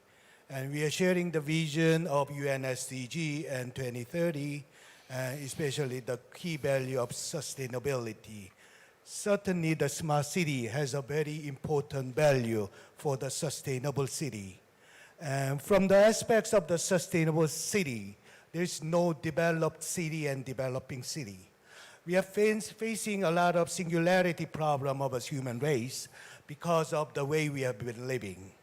And the only way we actually confront these problems are collaboration. There's no developing and develop from the aspect of sustainability, and we see that phase and our problem now. And so how we can do such kind of sharing and cooperation, I think in personal level, a lot of NGO and many things in private level going on. But this is not only relying on the private sector to do that in those things voluntarily. In the global aspects, from the smart city aspects, especially the intelligence are integrated through some kind of form of organization, what we so-called innovation center or innovation hub, innovation lab, or other names, where you have a practice of PPP, public-private people partnership, to pursue public interest by having private or the innovative ideas and involvement. And so having a certain kind of federation or global organization to have a collective intelligence together or collaboration, throughout the innovation like center or where they have shared the intelligence, could be one kind of alliance we can get together. I already exchanged the idea with World Bank and GCF and other the international organization who are very interested in creating such kind of one. And we already have some name called GOING, G-O-I-N-G, Global Open Innovation and Network and Groups. So actually, we are launching that in next conference, which will be in 2 weeks. And I'd like to invite also our friends from UK to be in our alliance and federation of that open innovation network and groups. It will be truly international initiative because we have an international infrastructure. But I think such kind of level and Smart City Innovation Center collaborate, start, and then probably we can have something to share with the rest of the world. That's my invitation. Okay. Thank you. Thank you. How about Dr. Short? Yeah. Thank you for the invitation, Professor Huang. I'd be very interested to hear more details. But I think the point about collaboration is we need the right platforms for collaboration. And I think Smart City is one platform, but I think there are some other platforms that we could consider. I think if we consider the platform of innovation more broadly, it's often done within a sector, within a particular industry grouping or sector. So, for example, in mobile, there already is a lot of exchange of knowledge through standards, through some of the slightly technical exchanges that occur in that area. But I think we could use the platform of mobile to actually help exchange knowledge more fully in that area. Similarly, I know within the World Health Organization, there is good exchange of knowledge around digital health, and that needs to be strengthened going forward. We could think about how we use the internet as a global force for good. The internet is not just an exchange of information, but it's also an opportunity to look at innovation differently. I also think the internet is very good for benchmarking or comparing countries and sectors. So to me, we should be putting more emphasis on the exchange of ideas and innovation through key platforms and making sure that they are practical and made to work for all of us. Thank you. Thank you. I have a question to Dr. Huang. So, if you have any comment for other speakers, no? Okay. So, do you have any question to other speakers, Dr. Huang or Chatterjee? Well, I think UK is one of the pioneers, especially in the innovation policy and also global innovation, and also your institution and innovation center, Innovation Institute in London or Cambridge or Bristol. You know, you have a brilliant also, you know, the innovative firms and university and organization. So how do you actually, in many of those things, you know, what's the idea having, you know, those innovation center to, you know, to be in practice, to be collaborative? Some of the innovation center we have also in Korea, and, you know, as a kind of founding kind of in a partnership, and, you know, any idea, or within the UK, do you have any kind of forum already, or some of, you know, kind of, you know, knowledge or experience exchange among the innovation center? Thank you for the question. We have a variety of innovation exchange mechanisms within the UK. They don't always work internationally as well as we would like. So sometimes we need to put in place stronger mechanisms or bridges to make them work.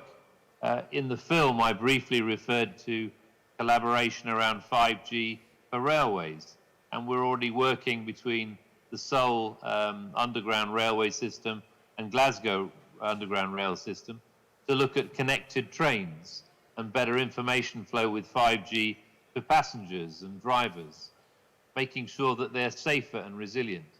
Now that's more of a project example, but what I think we could do is to think about other sector to sector or university to university collaboration mechanisms. In Korea, you have strong universities, as we do in the UK. We might need to think about which specialist subjects would be worth linkage together. And sometimes it does depend on money as well as enthusiasm. So we need to make sure that the processes work well from both a budget and a resourcing point of view. We have common problems, of course. Occasionally I've heard discussions around air pollution with smart cities. And I think we've got some of the top air pollution specialists in the world in King's College London.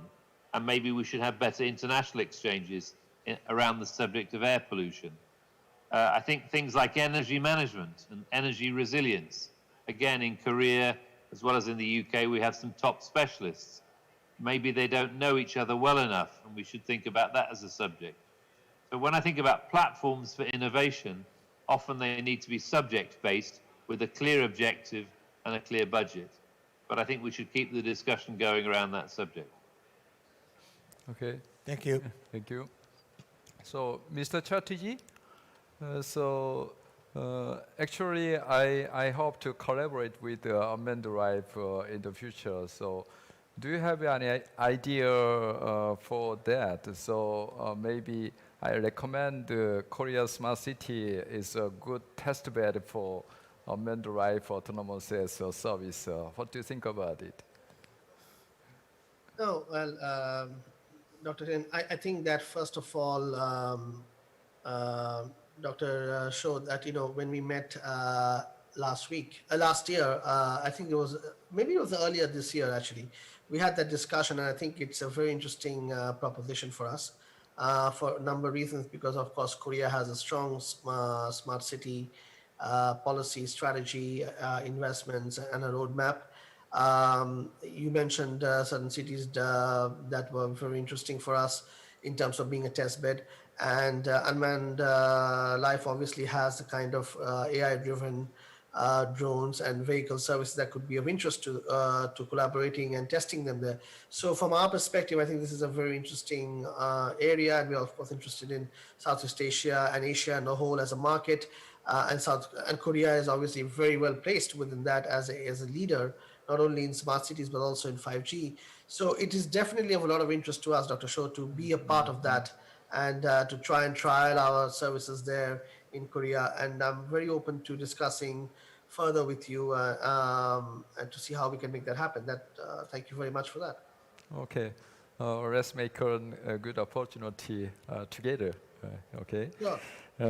We're gonna have a Q&A session from audience. I will select some questions received in advance and in real time on the internet. So, first question is, what is the role of the central government to make good use of ICT in the post-corona era, especially in terms of governance, budget investment, etc.? So Mike Short, will you answer for this question? It's a big question, but I will try and answer it. I think the government has a duty to look after its people. So health has to be very high on the list when it comes to keeping the nation healthy, whether it's through private healthcare or public healthcare. I think that then implies that means we need to look at resilience of the infrastructure, resilience in partnership with private industry to make sure the hospitals, the clinics, the medical systems have capacity. I think it also means that government should think about skills, and in particular, making sure that the skills are suitable for the 21st century.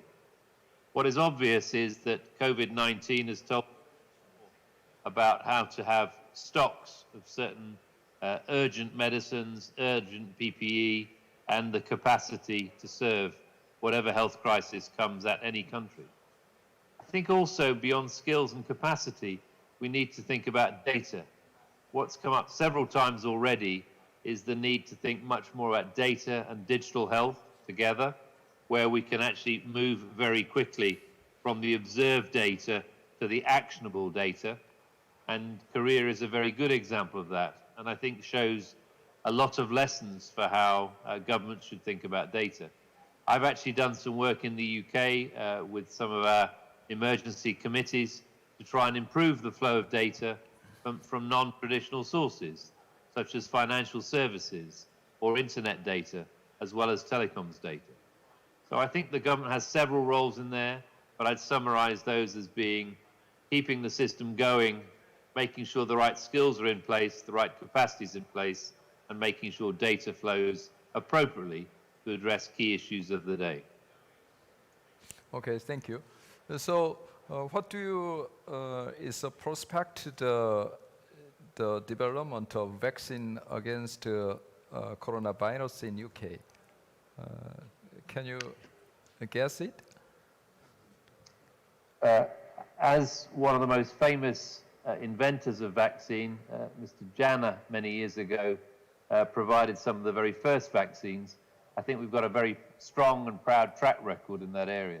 I'm very pleased to say that 2, maybe 3 of the leading vaccine candidates have been devised in the UK, and they are going through very advanced trials. As a government, we've also provided a lot of good support to making sure that there is international collaboration in this area, because no one invention of a vaccine is going to actually solve COVID alone. We need many vaccines that might be considered and tested and trialed. We need to go through the safety rigor and appropriate processes. So we've been very active in international terms in collaboration.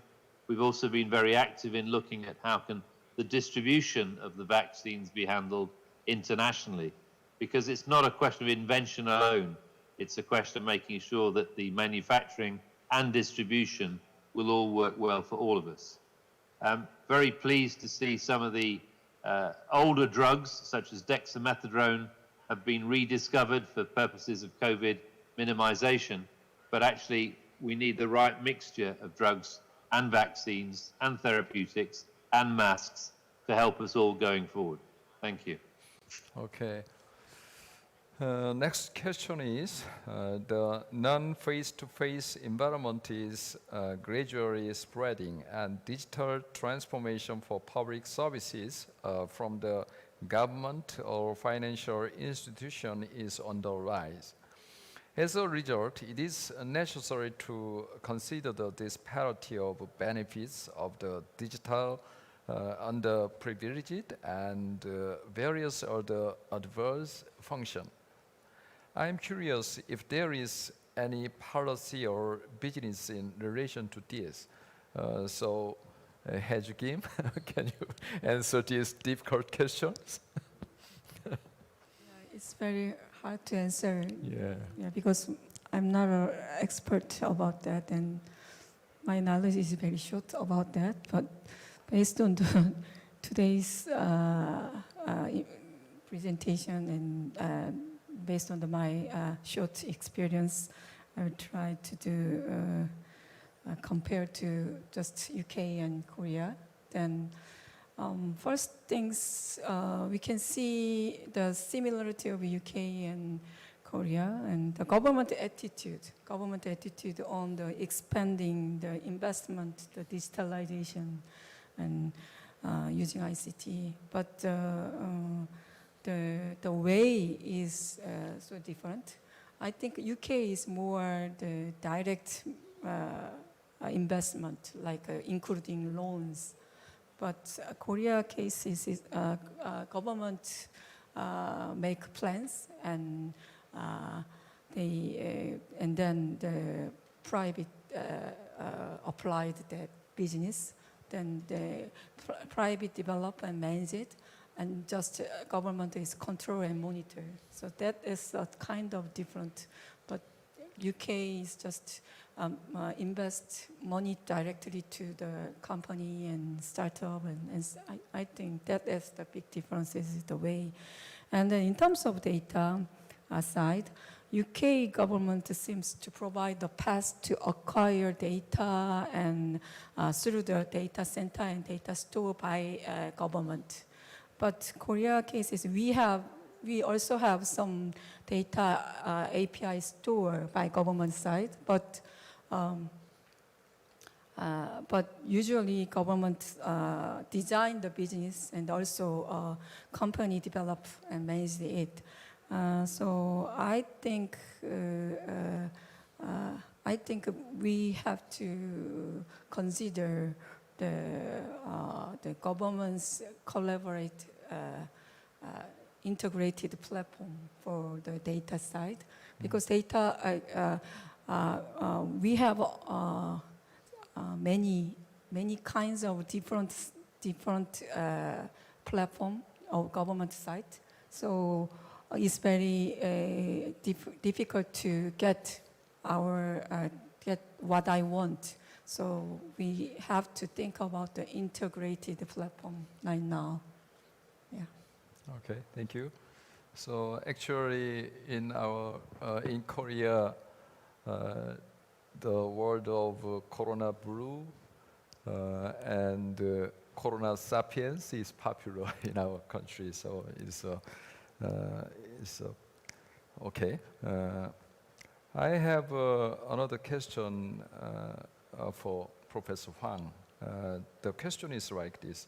I'd like to, he is a member of a private company, I think.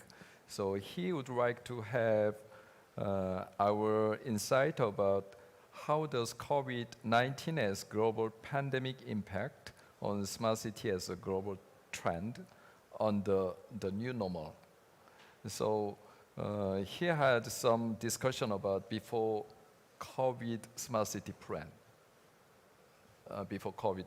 So people say the smart city lead is a white element is like a waste of money with limited benefit cost rate, mainly not from hardware or software infrastructure, but from social issues like social distancing, social blue, or social cohesion.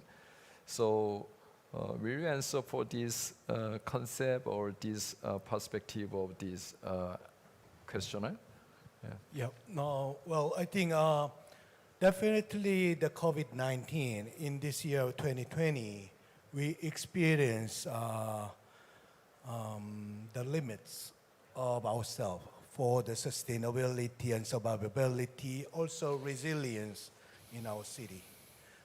We are not sure with the vaccine or cure or the medicine we create and how soon we may probably face another COVID or another Mars, another Soros like that.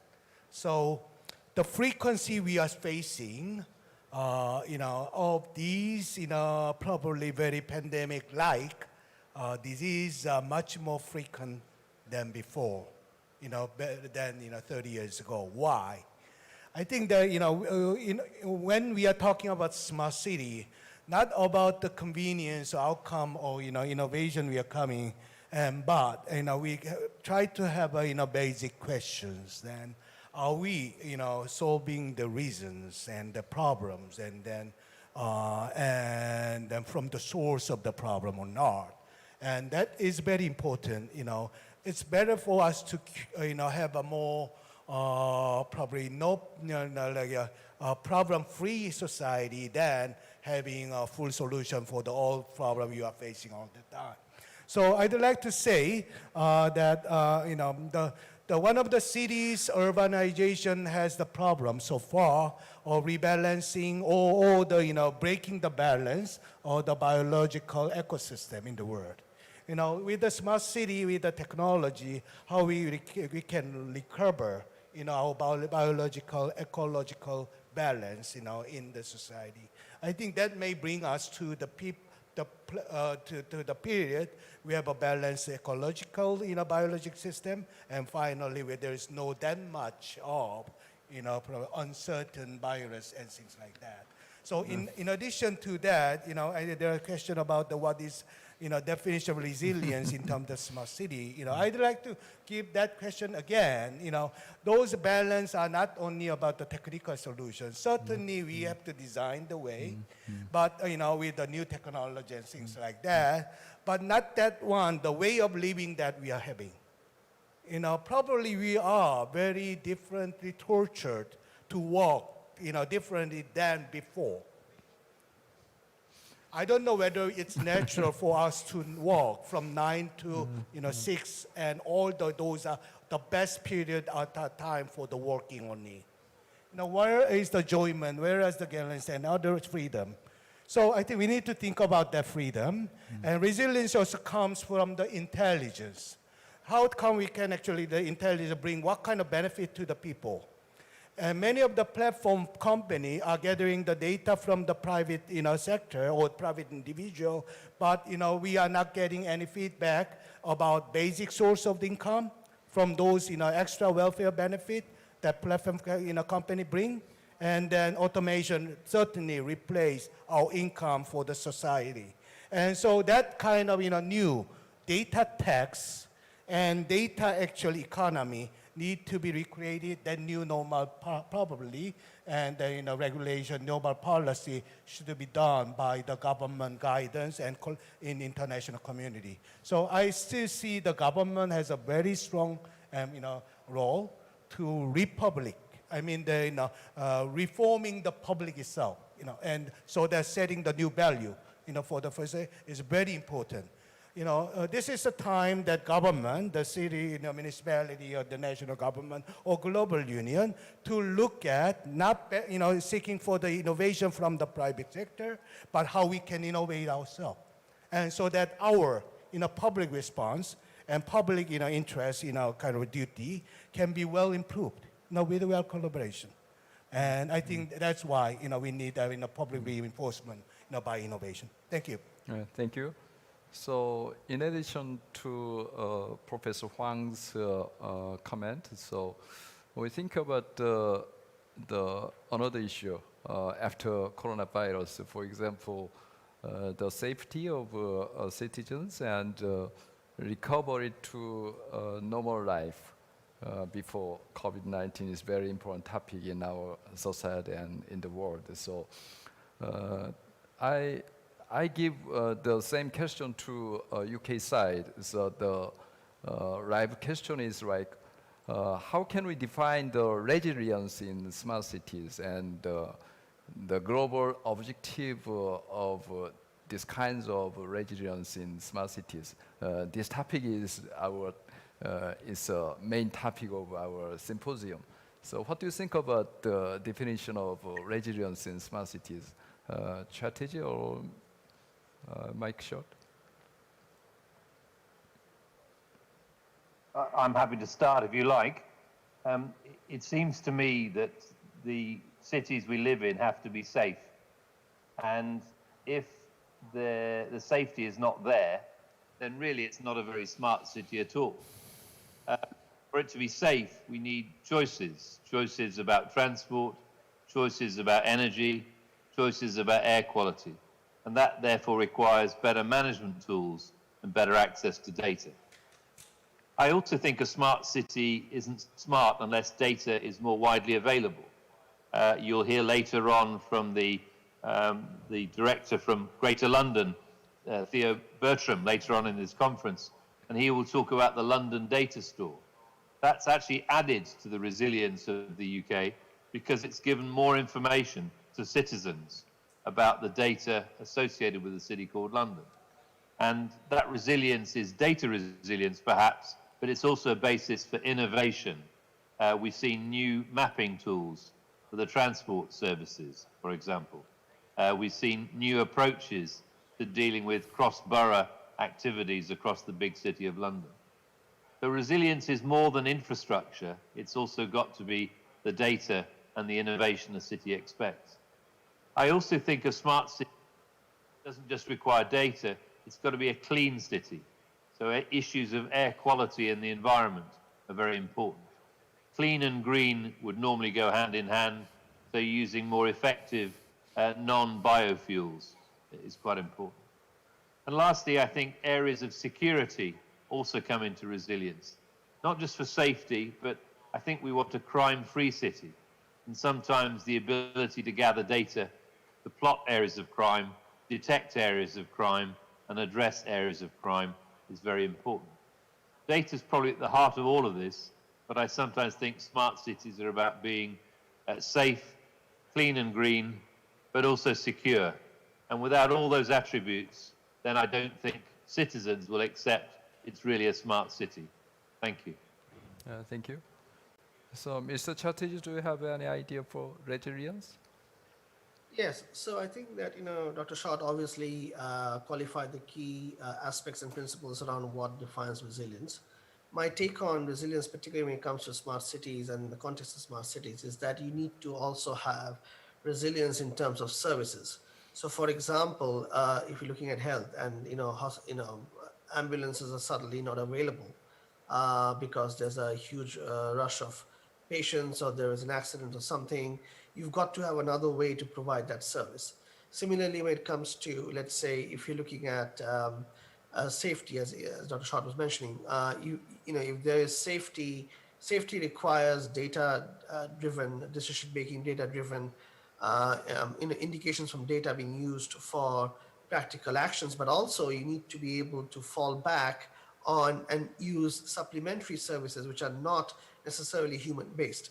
So to me, resilience, one part of resilience is increasing automation, using the data, using the infrastructure, using the policies, but increasing automation and providing for an automated way to deploy services that are key to maintaining resilience, so that if the human response factor, the human frontline is unable to respond or is overwhelmed in terms of responding to to different incidents or different issues at the same time, there is an automation to back that up. And also freeing up human beings who are involved in these kinds of responses and in the resilience activities that the city has, by making sure that they are supported in a majority of their tasks by automation. So a key to achieving resilience, especially over the mid to longer term, as we see that cities become more dense, the need for resilience becomes higher, the demand, let's say the time between a request and the need to satisfy that request in terms of resilience dramatically shortens from what it was even 10 years ago. You've got to have other ways of responding which are not purely human driven. And that is where I think automation, robotics, drones, and autonomous systems can play a role in embellishing and actually enhancing the resilience that a smart city can provide. But there is no question that you've got to think about this in a holistic way. It's not as if by just introducing certain aspects of automation or certain aspects of data-driven decision making that you will achieve resilience on the whole. Resilience is a framework by itself, and it has to be thought of as being a key component of how a smart city works. And then within that, you need to identify the services and the data-driven aspects that can drive that framework, but not as if, well, if we could just launch 4 drones to supplement the number of incident tracking that we do, we automatically have resilience. No, we would need to have a framework to manage that. So it's a combination of forward thinking, frameworks, and automation. Okay, thank you.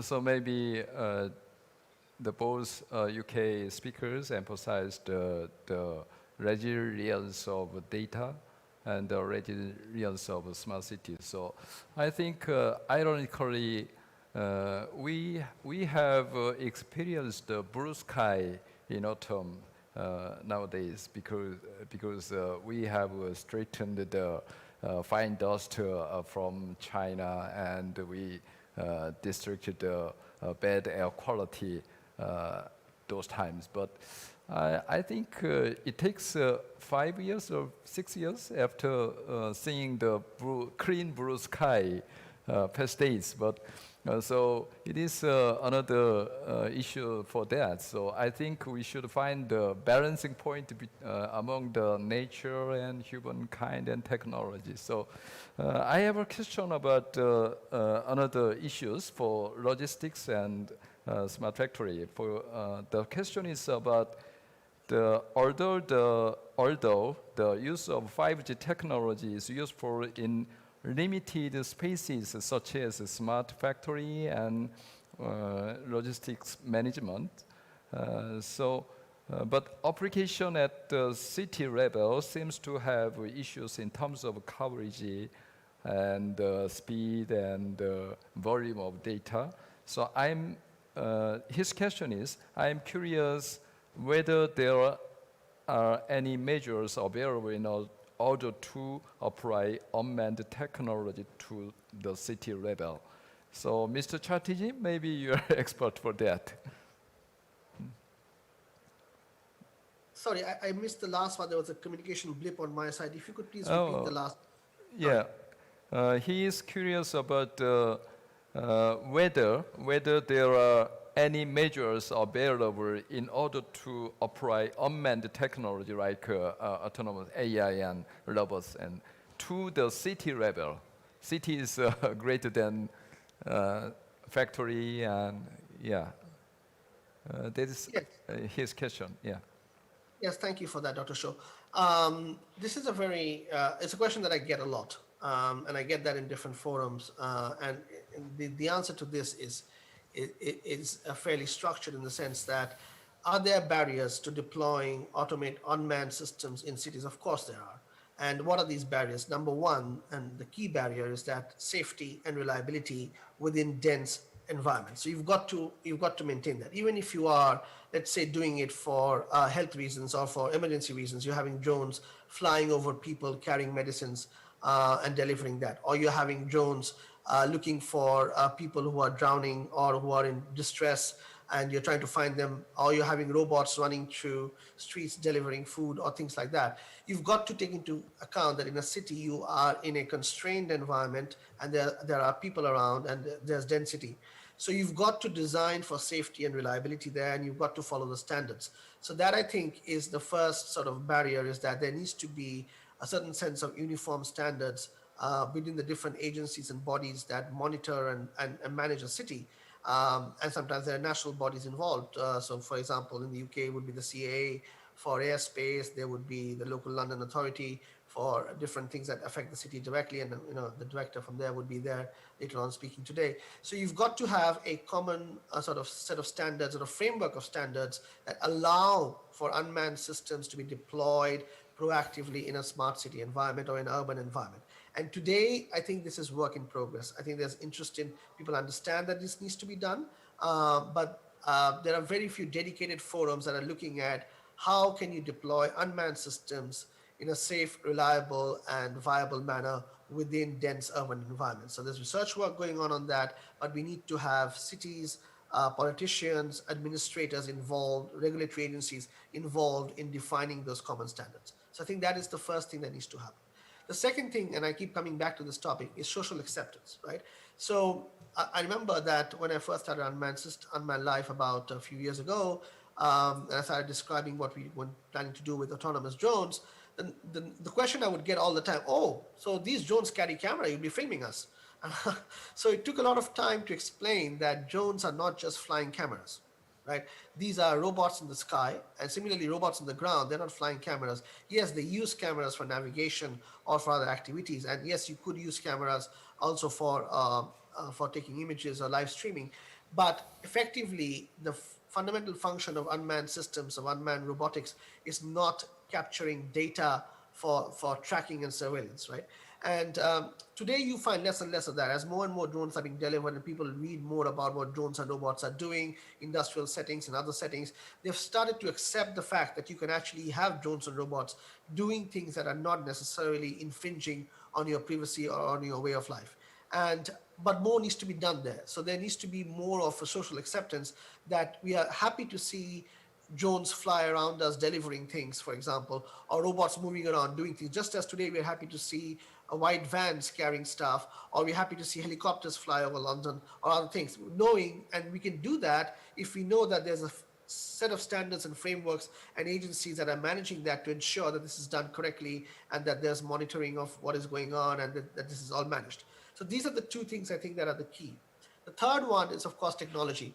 Are we at the technology level today that unmanned systems can be deployed widely in dense urban environments? And the answer to that, for a lot of people, might be surprising, but yes, we do, because we have gone beyond how to manage individual robots to definitely how to manage robots in a group, in a team, or in a collective, right? And the moment you've done that, you are able to then manage deployments in dense urban environments. But another critical factor which is making this possible is the availability of high-speed networks, particularly 5G. The combination of 5G and high-speed networks and the fact that technology now can manage robots in collective, and Unmanned Life does that very well, among the other companies probably do that too, we are able to therefore technically definitely deploy robot teams, as I call them, within dense urban environments for different activities, particularly for smart city activities where there's a degree of government-led control. In the UK, I can't, of course, mention it now, but we are working with different partners and different agencies to deploy 5G-enabled smart city robotics in different areas for different applications. And this is going to happen more and more across the world because there is a need for it and there is the infrastructure for it. So that, I hope, gives you a comprehensive view of what the barriers are and what the roadmap is to moving forward. All right, thank you. So thank you for your kind explanation, so especially reliability and social issues and the management of technologies. Thank you again. Last question is for Jung-Sung Hwang. So what is the final goal of smart city model implemented in Korea? And what do you think is the most important thing to consider for this? What is the goal? Yeah. Goal of smart city of the Korea government? Do you mean? Yeah. I don't know.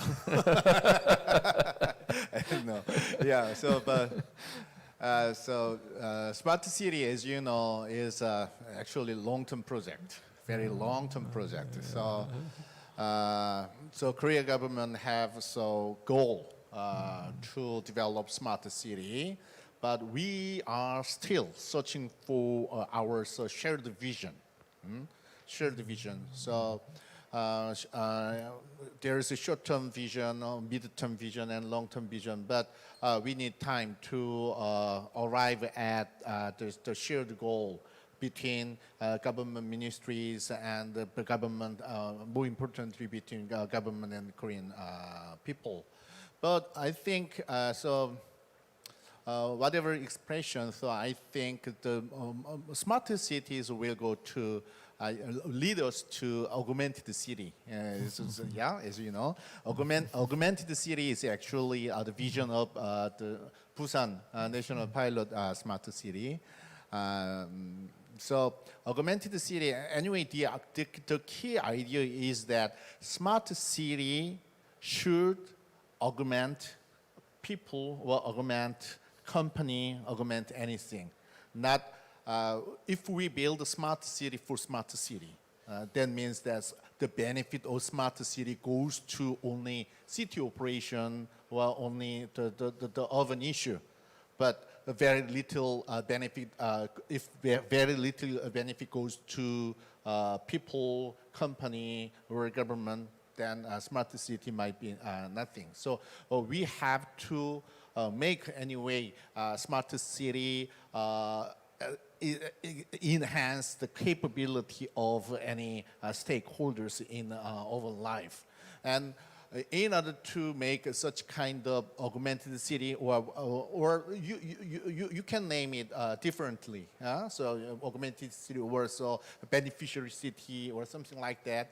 The key issue, I think, is it is my word.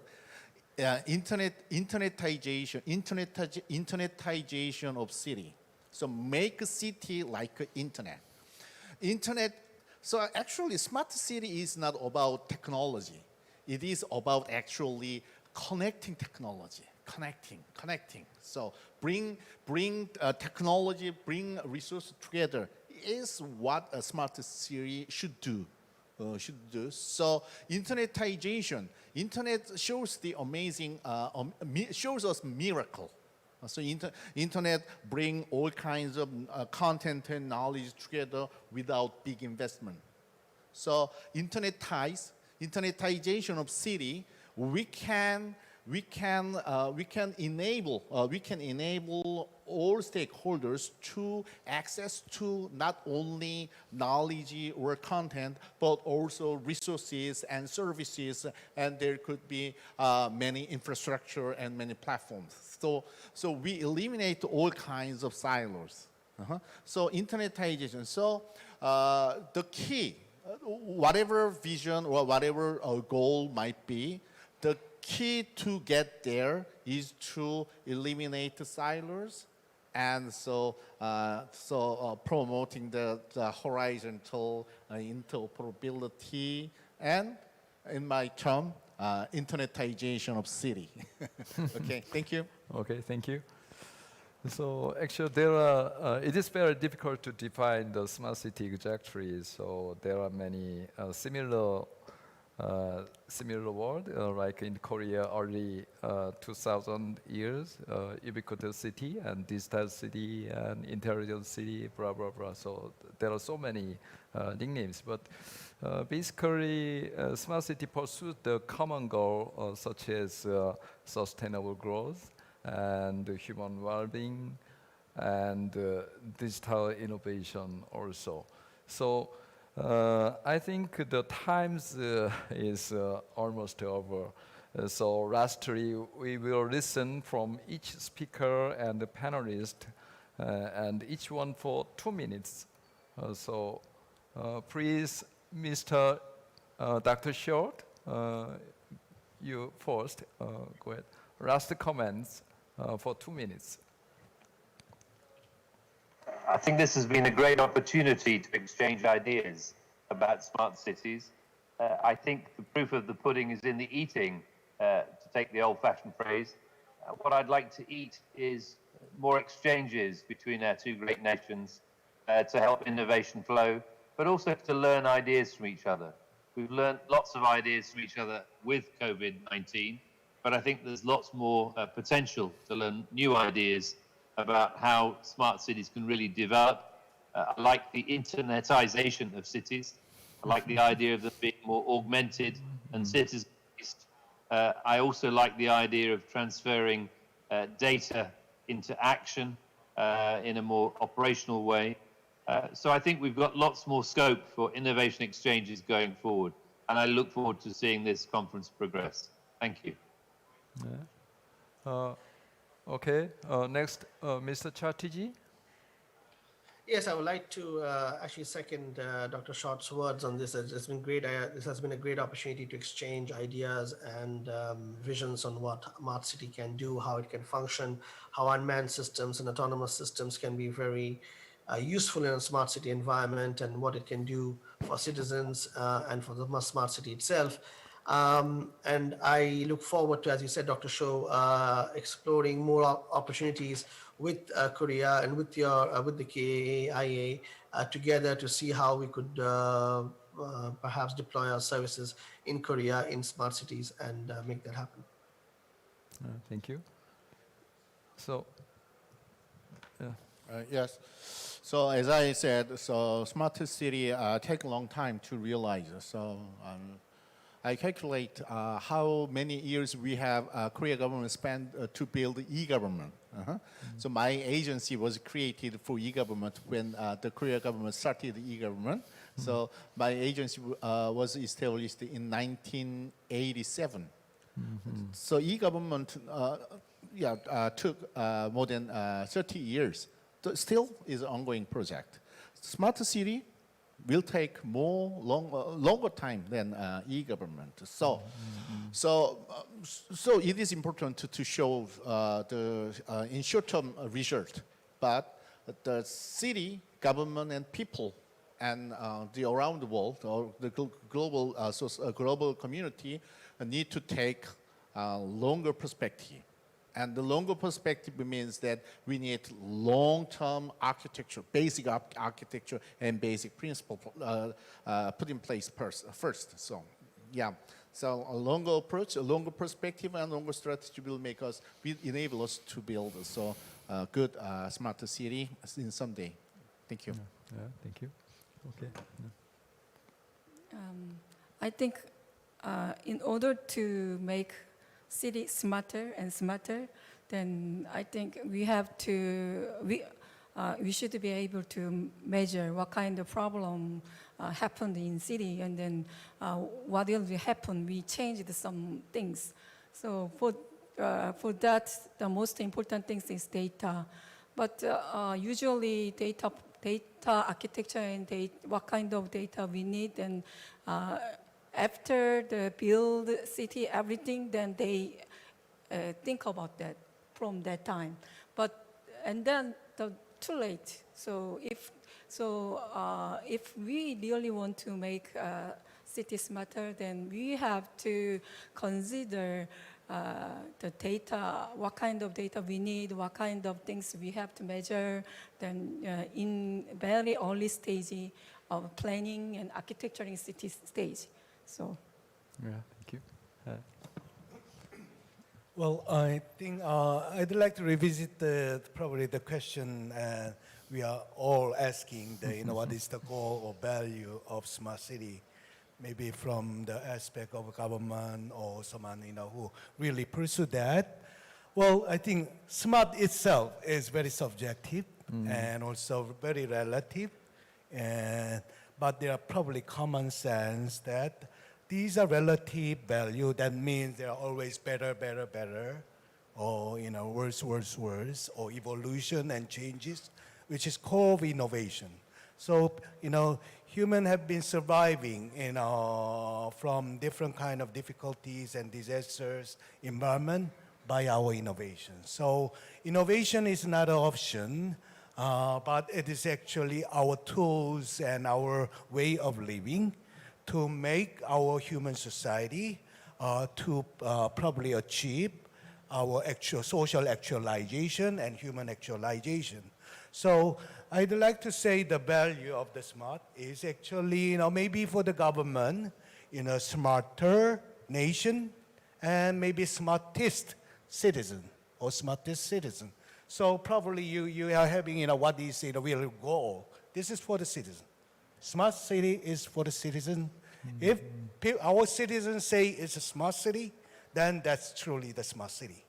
But if our citizens do not want to really, be proud of that city, I don't think it's a problem. Those drivable city will say that, we will be very satisfactory and happy by living in that city. And that's the wisdom of living with the happiness. And really the meaning of smartness and smart city is the wisdom of the people for the living and together. Thank you. Thank you. Yes. We heard about lessons and experiences from the UK and Korea expertise for smart cities and especially for resilience in smart cities. So I felt the passion and energy of these distinguished speakers. So thinking about humankind history, the civilization came from the small city. It's 8,000 years ago in Mesopotamia era. It is called Uruk. So based on these corona pandemic situations, we are preparing or we are facing the digitalized new model of cities. So today, I think this is a good time to exchange mutual perspectives and opinions on how both Korea and the UK can overcome the coronavirus and bring resilience and prosperity to humanity even under the COVID situation. So maybe we can get some keywords, data resilience and platforms and social cohesion and many other good things, innovation systems and global innovation system also. So I believe that today's discussion is a small step for our long journey ahead. And I have no doubts Korea and the UK have well prepared an opportunity to overcome COVID-19 by working hand in hand and going forward together. So I appreciate all the audience watching through the internet and all those who participated by sending questions.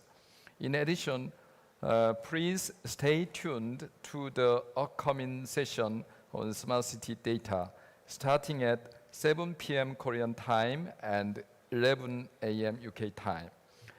Now, we'll close the post-corona session. Thank you very much.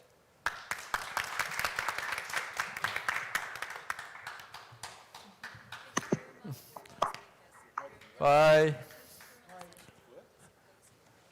From 7 p.m. Korea time and 11 a.m. in UK time, Smart City Data session will be started, and we'll appreciate all of your interest and participation.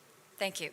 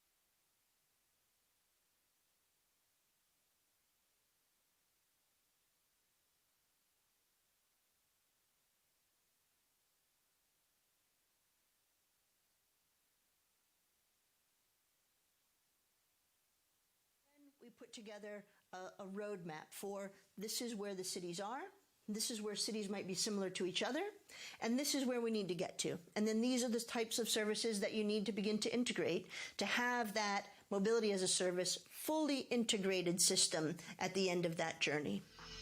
또 세계적으로 주목받는 영국의 스마트 시티인 브리스톨시의 마빌리스 시장에 특별 영상 강연도 마련돼 있습니다. 안녕 하십니까? We've developed in the city a unique approach to leadership, we believe, and we call it the One City approach. It's built around a One City plan that brought the city together to agree on what we all wanted to get done, not just local government, but the whole city.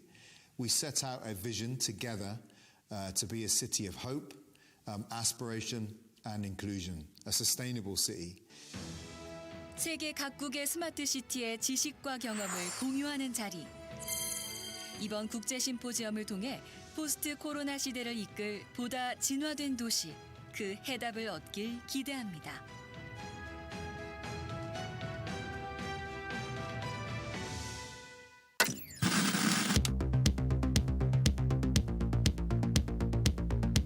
We paved the way. 서울 부산 간 고속도로가 완전 준공을 도왔습니다. 대망의 서울 지하철과 수도권 전기철도가 개통된 문제가 지난 1988년부터 5년간 큰 도시의 입주가 시작됐습니다. 꼭 100달이 걸린 대역사 끝에 2001년 오늘 인천국제공항이 새로운 하늘길을 열었습니다. 2002, establishment of Kaya. Since South Korea should continue to open up new possibilities. The era of indigenous aircrafts begins. The future depicted in films becomes a reality. World-class technology allows us to cross the ocean. Korea leaps to become a plant technology powerhouse. We expand our space vertically. We shift the general framework for means of transportation. Energy independence is achieved for the first time in Korea. The most precise security technology is developed. Humanity's dream is unleashed on the world's largest testbed. Mobility is enhanced for people with mobility impairments. The K-quarantine model receives global recognition. Advancement of land, infrastructure, and transportation technology directly impacts lives of all citizens. Kaya, the country's sole agency for land, infrastructure, and transportation R&D, paves the way for technological advancement in the field and offers a better direction. To go far, we must go together. Kaya, Korea Agency for Infrastructure Technology Advancement, plans R&D projects through research and analysis on demands for promising technology. Furthermore, we evaluate and manage ongoing projects in order to successfully deliver new technology. We support commercialization through valuation of land, infrastructure and transportation technology, technology transfer, and financial support. We provide solutions for wide adoption and application of new technology through evaluation and certification. In order to address social issues through technological development, and to bolster economic growth through industrial advancement. Kaya supports numerous R&D projects that are tied to overall government functions, not to mention lives of our citizens. To this end, Kaya supports and brings together experts, researchers, private businesses, and relevant agencies in various fields, and also builds social consensus and drives cooperation. Thus, Kaya embodies a huge system rather than a single institution, a system that drives change and growth of land, infrastructure, and transportation in South Korea. As an industrial platform and arena of innovation for land, infrastructure, and transportation R&D, Kaya continues to support business growth and remains a companion of our citizens. Today's direction determines where you arrive tomorrow. Changes in people's perspective, patterns in daily life, form of culture, and the natural environment. Kaya recognizes trends in the changing world and was always in the lead. World-class technology that boosts national competitiveness as an advantage in the future market. A safe, and pleasant living environment. Built on technology and prepared for accidents, disasters, and climate change. And revitalizing the economy by nurturing hidden champions and achieving technological independence. Kaya continues to discover and promote new R&D projects. For a more pleasant and safer land and infrastructure. And a more reliable and convenient means of transportation. Kaya harnesses advanced human-friendly technologies that promote the value of life to shape a better future.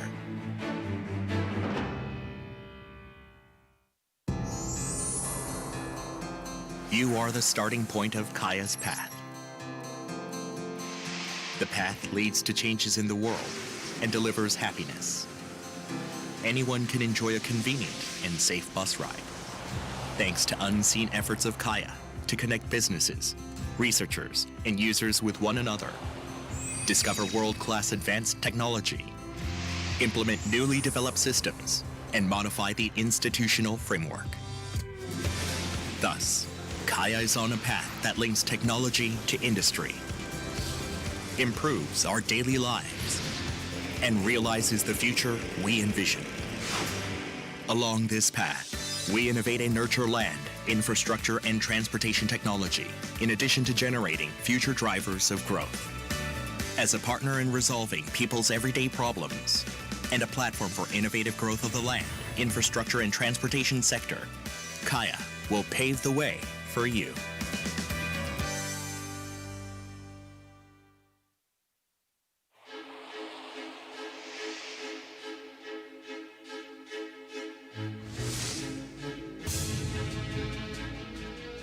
This land, full of vitality, dreamt of a broader world.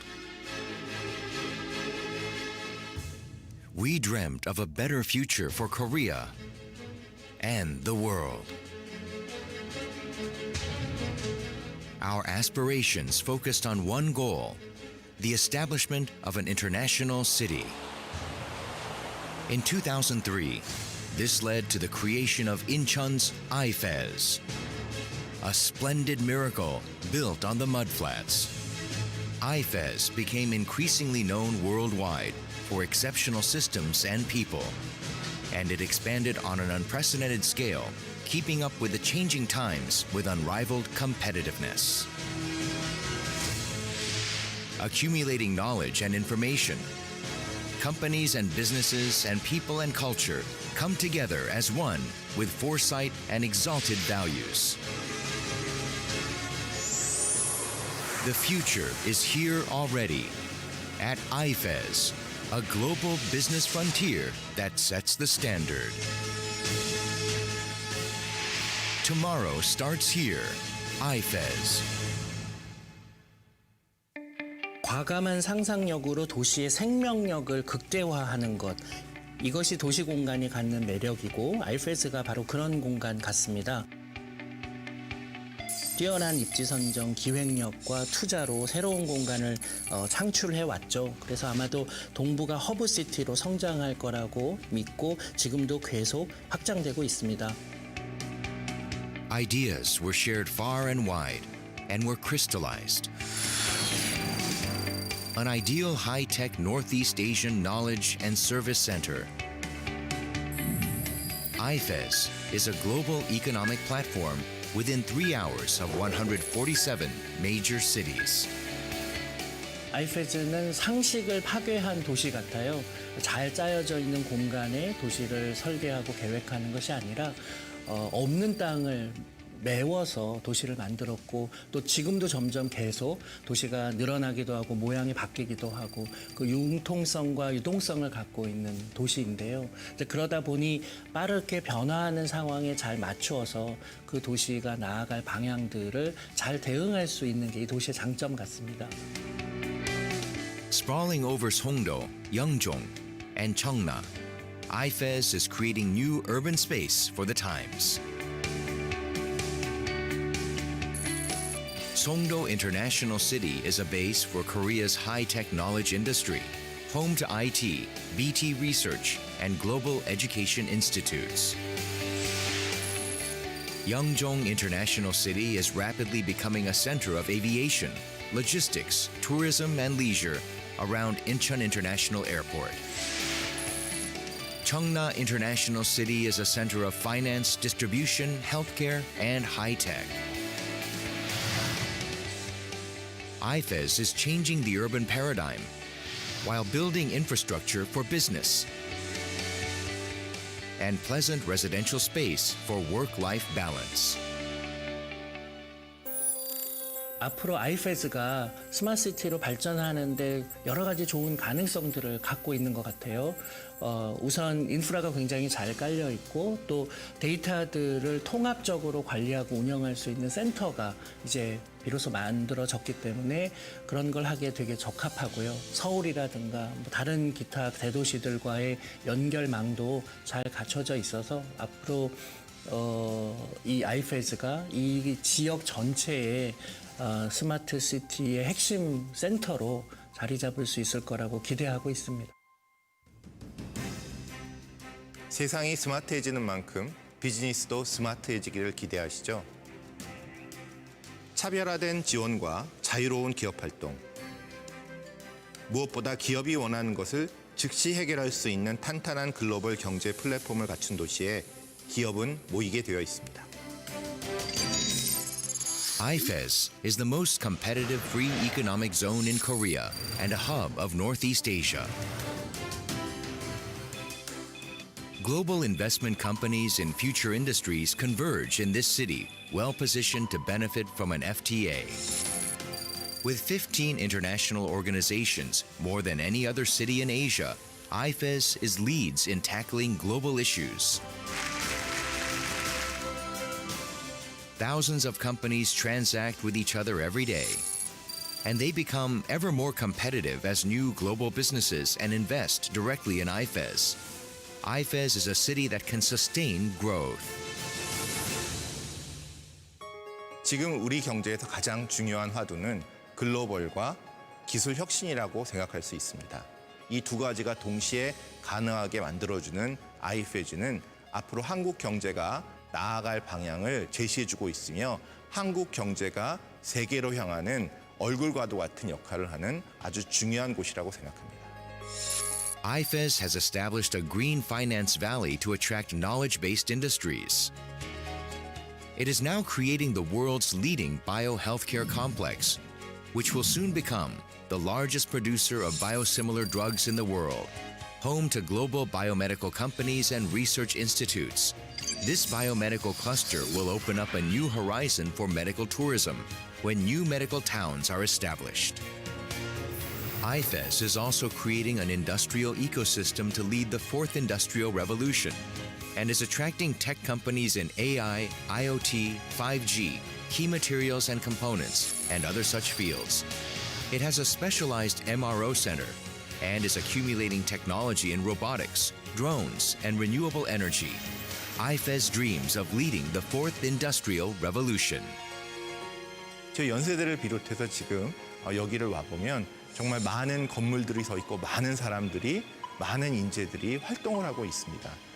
여태까지 정말 이것이 가능한가라고 계속 가까운 곳에서 지켜본 저로서는 너무 감회가 새롭고 이 엄청난 발전에 솔직히 많이 놀라고 있습니다. 세상이 발전할수록 사람들은 더 특별하고 또 수준 높은 삶의 질을 원합니다.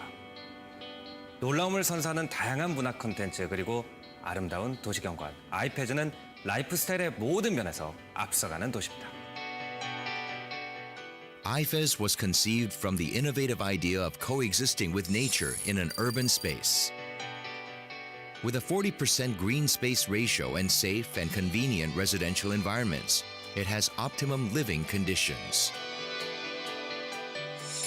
IFES has also attracted domestic and foreign education institutions, including some of the world's most prestigious universities and research institutes. Life and education are closely connected. IFES offers a full resort experience by the ocean and is a great place for shopping. It is fast becoming a major international tourism destination in its own right. IFES, where residents and visitors alike enjoy life. Global cultures come together here to create a new culture of personal development.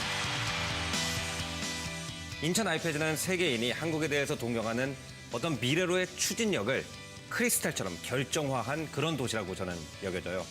21세기는 수많은 여러 분야에서 일하는 사람들이 한 공간에 있어야만 아이디어가 가치 창출로서 태어날 수 있는 곳이기 때문에 예를 들어서 컨텐츠를 만드는 사람이 플랫폼을 만드는 사람과 우연히 커피집에서 옆에 앉아있다가 대화를 나누면서 그것이 가치 창출로 이어질 수 있는 그런 공동체가 된다면 저는 아이패즈가 미래의 문화 중심지로 또 허브 도시로 태어날 수 있다고 그렇게 믿습니다.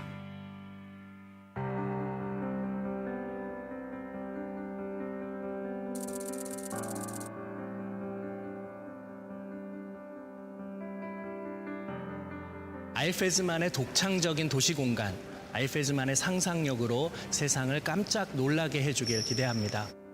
세계가 주목하는 도시 아이패즈는 글로벌 비즈니스 프론티어로 또 다른 비상을 꿈꾸고 있습니다. 한국인과 세계인들이 만나 미래의 문화를 만드는 곳인 아이패즈. 이곳 아이패즈에서 여러분의 꿈이 실현됩니다. IFES has grown from Korea's first free economic zone to the top global corporate city in the world. In just 15 years, IFES went from the first to the best. IFES is history, the world, and the future. Global Business Frontier. IFES.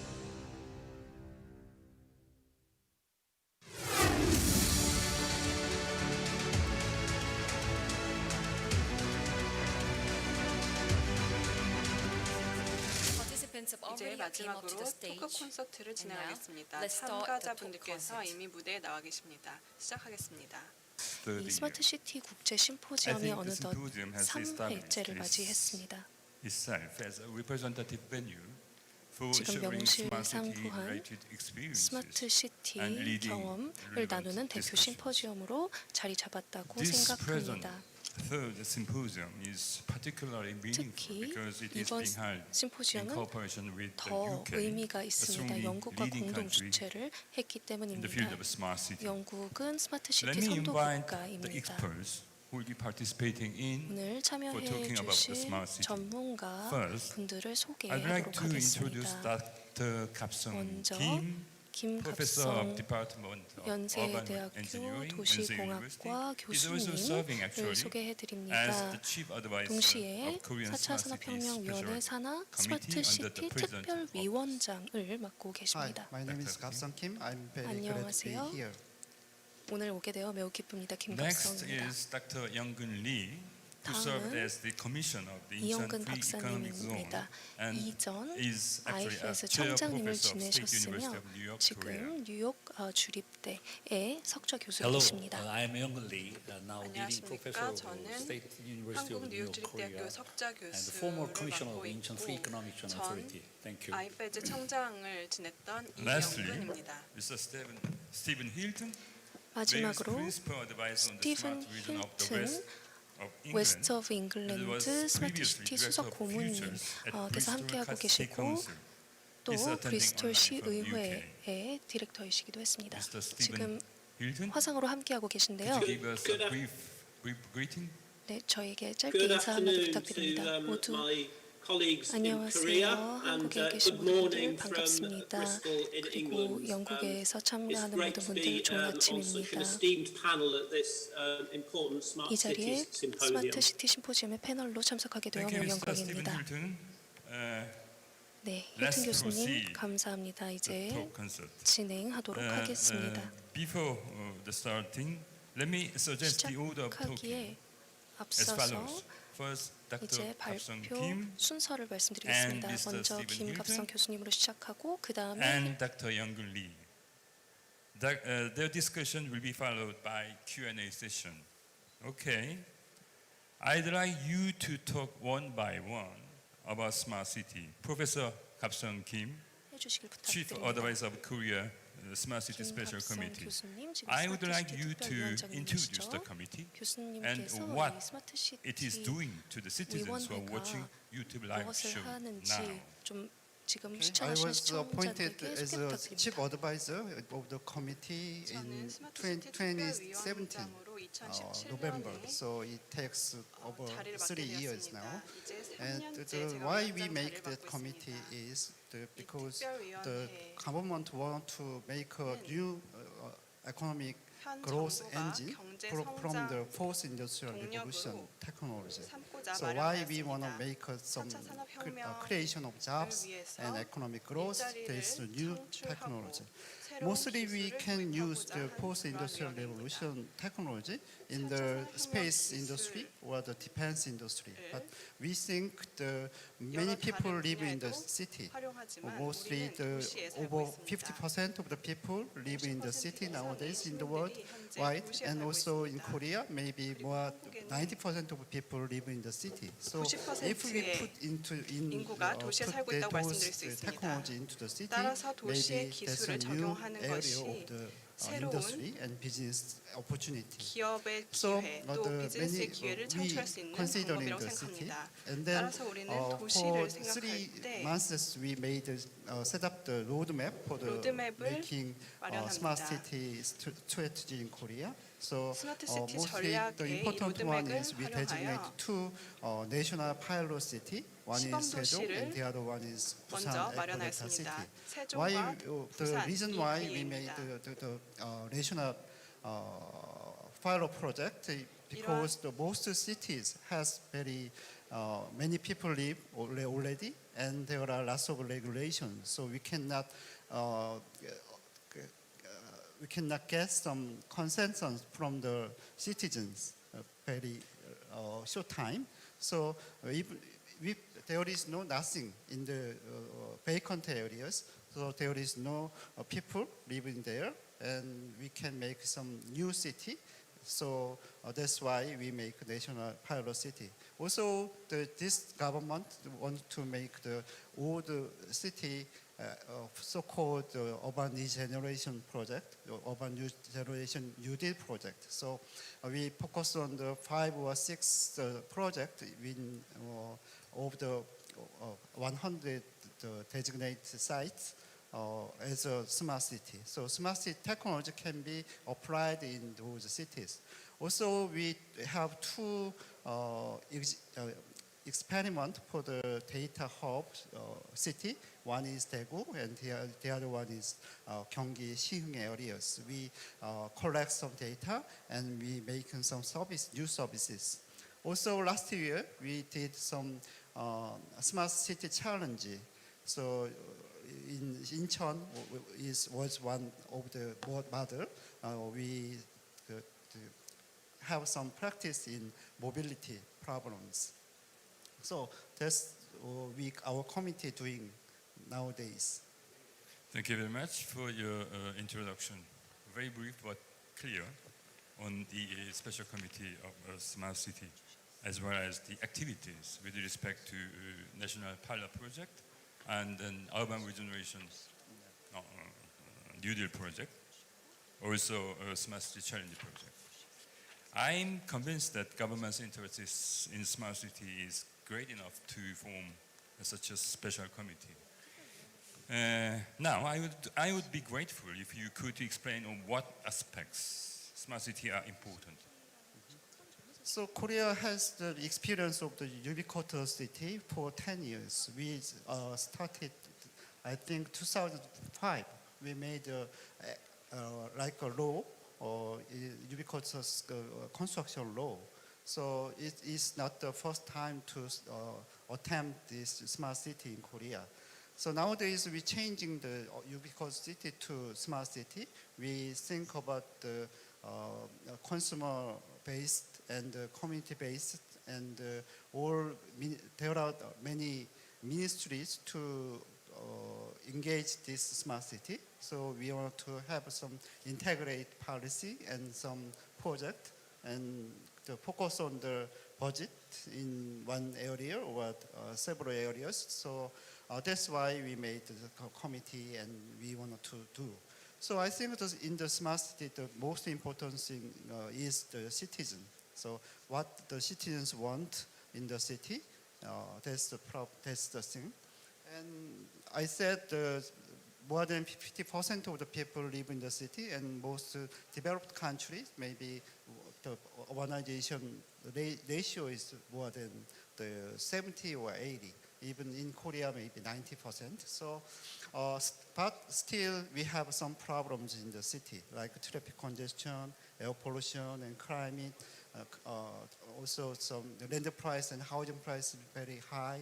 So, if we reduce the problems or resolve the problems with the ICT technology, then it could be helpful for people live in the city, and they can get some happier than before. So that's why we want to focus on the citizens, I think. That's most important one. Also in Korea, in planning process or the operating and management stage, we excluded the citizens. Top-down method is the typical one.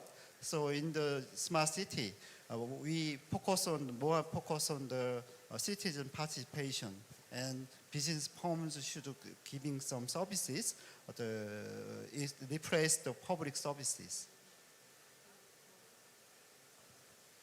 Thank you very much. People often forget that smart city has a long history.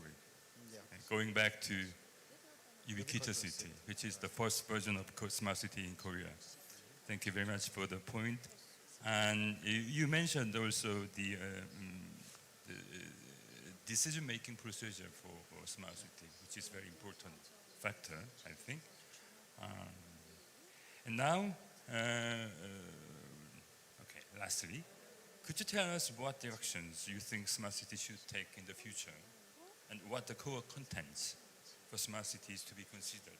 Yeah, we have very many sectors, but I think the technology is not the only one. So more important thing is the citizen participation and happiness of them. So without any technology, we could do, and we can accomplish that kind of things without any technology. That could be the one of the smart city. So, and some criticism is like the smart city is very costly, so it's very expensive. But I don't think the expensive city is not the smart one. Without any cost increasing, we can achieve more efficient city, and also we should reduce the operating cost of the city. That is the aim of the smart city, I think. Also, we should do something in the city. Nowadays the operating and management is the public side is the take all charge of that. But in the smart city, I think the business firms, private companies should participate in very the large areas of that. So we can replace the public services by the private. So in the national pilot project, we invite the private companies, like private-public partnership. So I heard the AGCNS was chosen as a main part of the private company in Sejong project. Also, the next month we will choose another company. So it could be the new attempt to create some new city, I think. So we should make many technology and the services by the business firm. So government should support in some way. The mayor of Bristol said 5G communication network is very important. So that could be we need huge investment. So public side invest very huge amount of money in the infrastructure, like telecommunication and highway, something like that. And business firms, maybe they should provide some services. That's the roles of the public and private. Also the academia, they should making study and research on the new technology. Also, the socio-economic type of studies is necessary to involve in this project, I think. Thank you, Dr. Kapsong Kim. You mentioned a very crucial point in terms of sustainability of smart city, private-public partnership, which is very important, as well as a development of a business model for private companies. Okay, we have talked with Professor Kapsong Kim on the Smart City Special Committee, the importance of smart cities and the directions of development in the future. Now, I would like to talk with Mr. Stephen Hilton, who is participating online. Based on the case of Smart City project in west of England, I would like to invite you to talk. Mr. Stephen Hilton is a mayor's principal advisor to the west of England and director of City Global Futures. First issue I would like to ask you is the current policy of smart cities in west of England. Director Stephen Hilton. So thank you for the question. I guess as we look around the world as a whole, there are perhaps for the first time several policy issues that bind us all together. Clearly the pandemic is something that all countries and all places are grappling with. But so is the climate and the climate emergency that we face. And equally around the world, we're starting to recognise that social inclusion and social justice is also key to creating successful places. So at the local level, in the west of England and the cities of Bristol and Bath, we have a range of policies that reflect those global challenges. Mayor Rees from Bristol spoke earlier about the One City Plan, which has brought together a wide range of partners within the city of Bristol to focus on identifying a number of priority areas that can be addressed together, with a strong focus on inclusion and making sure that the most vulnerable people in the city, those who've been most impacted upon by the pandemic, can also benefit from digital innovation and the digital economy that is so important to the future of our city and our region.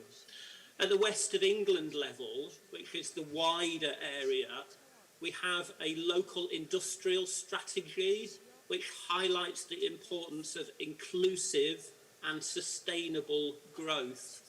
It includes a number of mechanisms, including an emphasis on innovation and cross-sector innovation, so looking at how we bring together the creative industries and the high-tech industries in order to create a real test bed for innovation.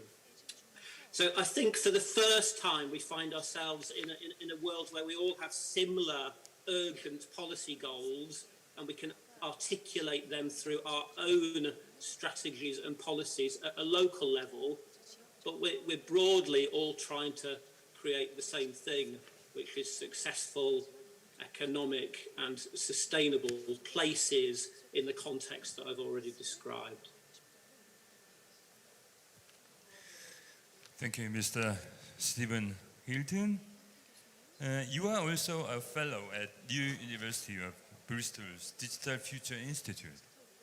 Bristol is the leading smart city in the west of England region and received the highest score in the US Smart City Indexes in 2017. We would be grateful if you could explain what the project called Bristol is Open is and what its representative achievements are.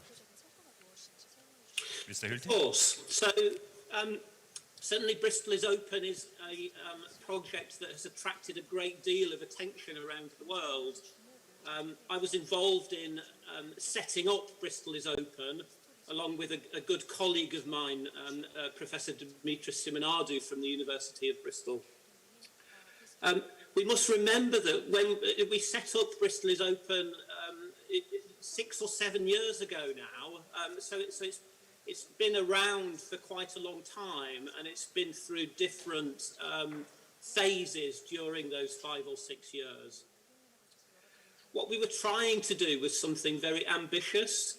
We were trying to use an infrastructure within the city, which was a blend of fibre connectivity and wireless connectivity, which subsequently incorporated 5G connectivity.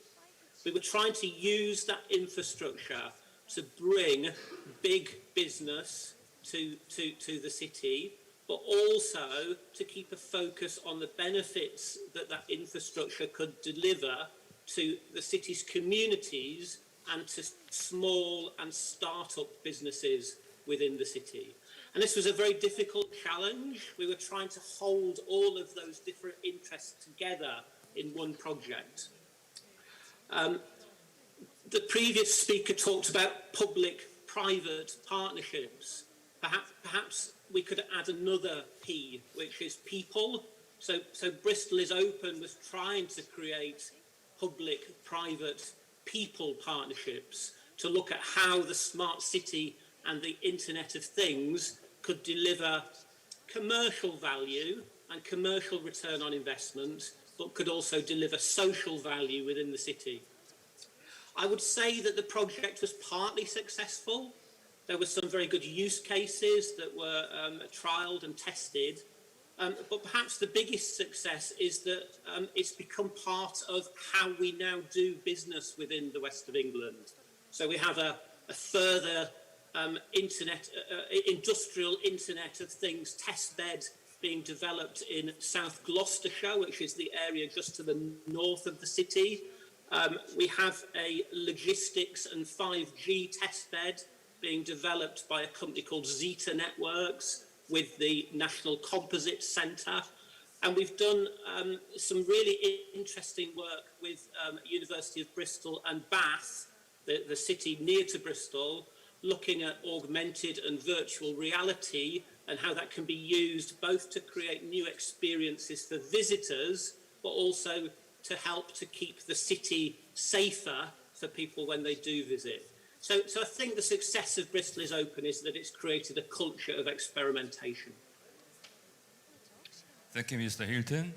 The issue I'd like to hear from you concerns the direction of a smart city in Bristol and west of England. What direction do you think smart cities in Bristol and west of England should take? What do you... It's a very... Another one, please. Sorry. Let me continue. What do you would like to do in the future, and what aspects Korea and other countries can refer to for the development of smart cities? Yeah. I think it's a very good question. Thank you for asking it. I guess obviously we're in Korea and in Bristol and the west of England and the UK and around the world, the pandemic has created many disruptions. It's also created many opportunities to think differently about how we live and work in the future. In the UK, many of us are now continuing to work at home or closer to home. We're having to adapt the way that we live. Everything from how we shop to how we learn or teach people, to think about how we plan our journeys and our travel, to think about logistics, and importantly, to think about health and social care. I recognise that in Korea, there's a great deal of expertise in many of these areas. How to deliver health and social care in an era of COVID is an issue that's common across both Korea and the UK, and one that we need to think about how we collaborate on. I'm very interested in how we move from the smart city to the smart neighbourhood. How do we start to think about the very local opportunities that perhaps have been overlooked in the past when we've thought about smart cities. Often we think about the city centre and we think about the city centre networks and the applications for people who are travelling around busy and congested city centres. I think in the future, we also need to think about livable neighbourhoods, and we need to think about how the smart city can become hyper-localised. How can it make a difference in very local communities? And I think that's an area from the time that I've spent in Korea where I think there's real opportunity for collaboration. How do we ensure inclusive, livable places that benefit from the innovation that Smart City can deliver? Thank you, Mr. Stephen Hilton. Mr. Stephen Hilton have talked a variety of issues, including smart city project in Bristol and things for the development of smart cities, and in particular, the ways of means of cooperation between Korea and England, UK, amid the coronavirus pandemic, which is very interesting. Next, I would like to talk with Professor Young-Gun Lee. Professor Young-Gun Lee served as the commissioner of the Incheon Free Economic Zone from 2015 to 2017. Incheon Free Economic Zone has been developing the districts of Songdo, Cheongna, and Yeongjong, where Incheon International Airport is located, Yeongjong, and has carried out a representative smart city project that created something from nothing. This is different from the case of the city of Bristol and the smart city in the UK that was introduced earlier. First of all, I would like to ask you to introduce the features of the smart city of Incheon Free Economic Zone. Yeah, thank you. Hello. Firstly, I would like to thank you for inviting me to this talk show as part of the third Smart City International Symposium hosted by Ministry of Land, Infrastructure and Transport and the Incheon Metropolitan City and sponsored by the British Embassy. To start with, I would like to introduce you the IFED Smart City and its smart technology. IFED was designated 2 years after the opening of Incheon International Airport in 2003 in order to invite foreign capital, providing incentives for foreign companies such as tax exemption benefit and the land supply at construction cost. IFED is a core region that can reach 156 cities around the world with over 1 million people within 3 hours flight and is located just 1 hour drive to the capital Seoul, proving to be highly accessible. IFED consists of 3 spaciously separated districts, Songdo, Yeongjong, and Cheongna, with 1 single operation center. Here you can see the changes occurred in the 3 districts throughout the years. The IFED Smart City Operation Center is located in Songdo, which was built on reclaimed land and transformed into international city. Project of development and implementation are still in progress and are expected to be completed by 2030. Its growth in figures shows us a 17-year miracle. IFED was built on the sea out of nothing. It has now 3,040 corporations, 15 international organizations, reaching a total investment of foreign capital of $12.8 billion. IFED has a geographical advantage of being just a 30 minutes ride from Incheon International Airport, which won the Airport Service Quality Award for 12 consecutive years from ACI, able to reach about 100 million passengers when its first phase is completed in 2024. It also has the Incheon New Port and the new international passenger terminal located in Songdo International City, handling 1.7 billion TEU last year. IFED is connected to the capital Seoul and other major cities in Korea through expressways and the central and the local railroad demonstrating the emphasis placed in its connection and accessibility. According to urban planning experts, the shape and the fate have always been defined by transportation. Despite the COVID pandemic, this still means air travel. Therefore, future cities should be designed as aerotropolis equipped with smart technology, easily accessible to hub airport like Incheon International Airport. IFAS provide perfect infrastructure and a highly qualified workforce with the best settlement area for foreigners.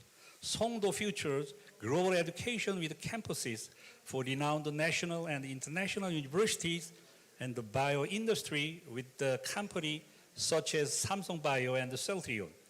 Yeongjo International City with the Incheon International Airport focuses in logistics, tourism, and leisure, whereas Cheongna, which is the closest to the capital Seoul, is a financial and R&D center. Many influential media outlets from across the globe have seen its potential for growth and competitiveness. However, the rapid growth of IFAD results in a need for a more convenient and efficient urban management. With this in mind, IFAD planned to provide smart ICT services for the city. IFAD Smart City's vision is to be a global leading smart city. It means that we can offer smart city services to anyone, anywhere, at any time. IFAD Smart City is one of the safest cities in the world with its 24-hour city control system.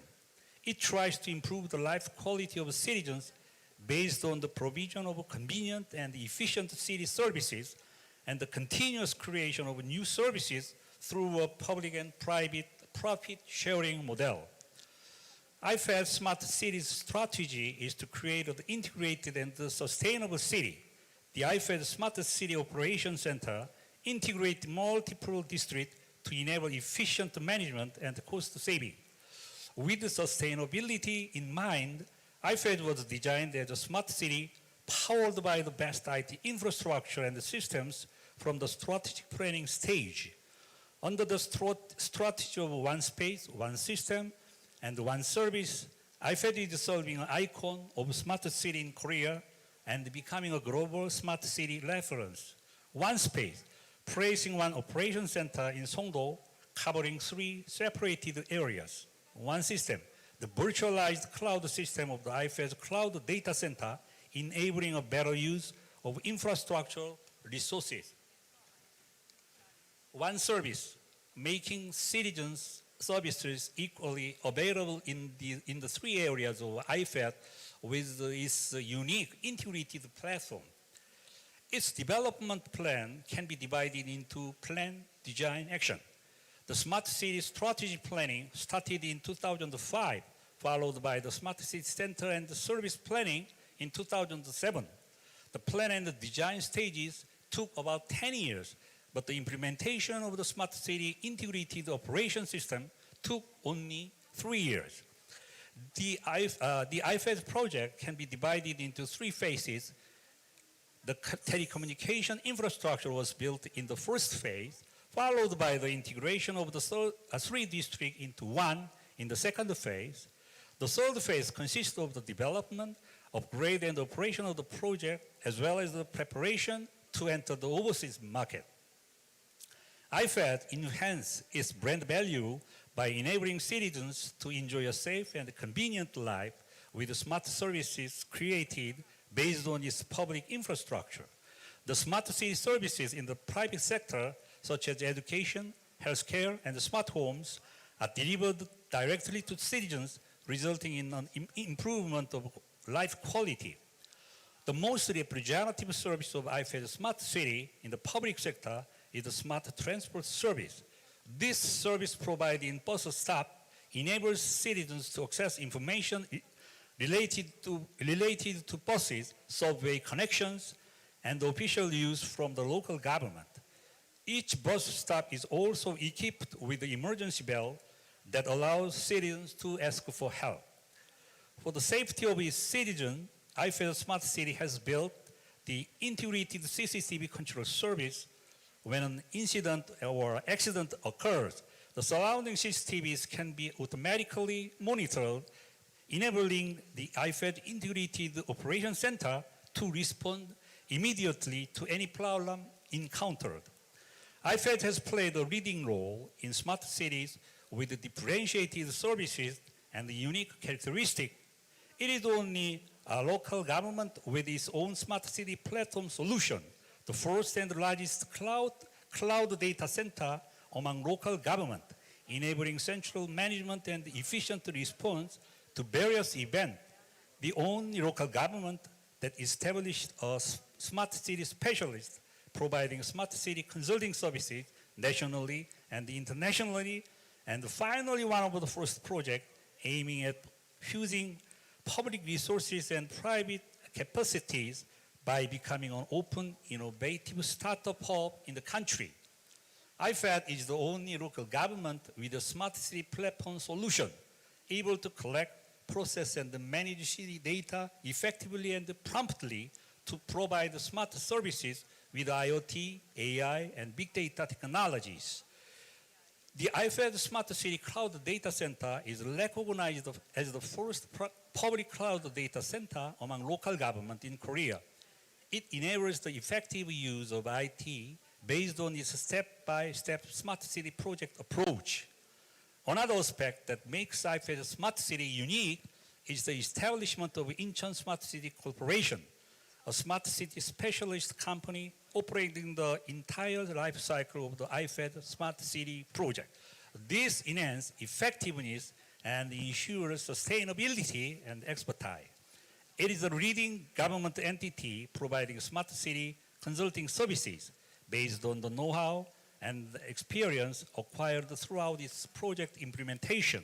Now, with the Smart City Sustainable Program, IFED Smart City aims at revitalizing the local economy and creating job opportunities by supporting innovative startups with the provision of processed public data to create new services.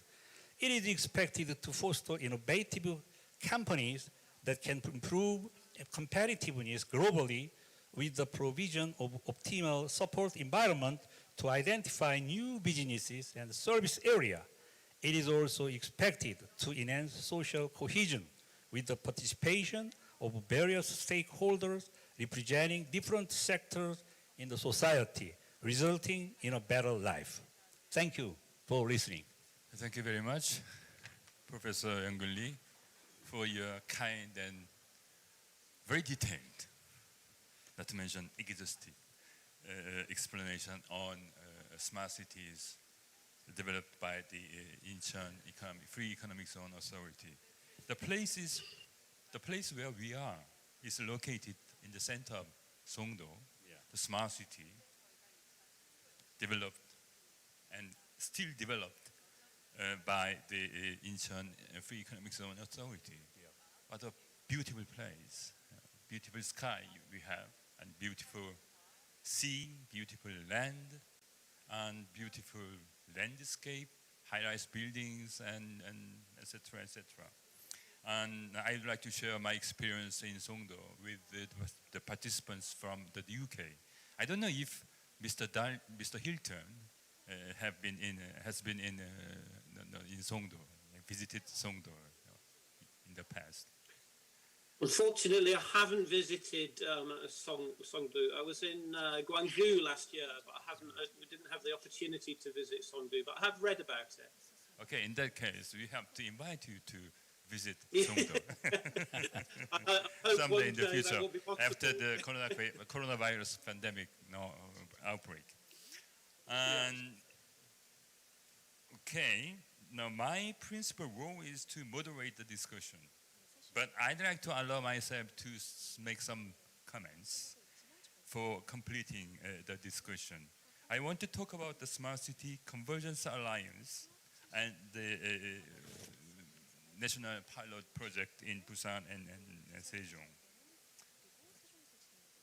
Smart City Alliance is a non-statutory group launched for the promotion of smart city by establishing a support system and to become the role of winner in Korea. Nearly 500 private companies and some public institutes are participating as members.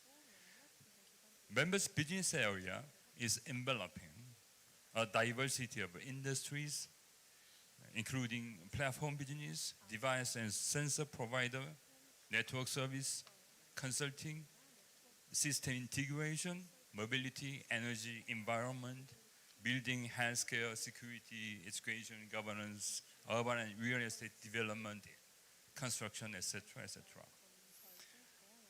The Alliance's activity has four directions. Technical cooperation among members, development of a business model, and improvement of related regulations, international cooperation.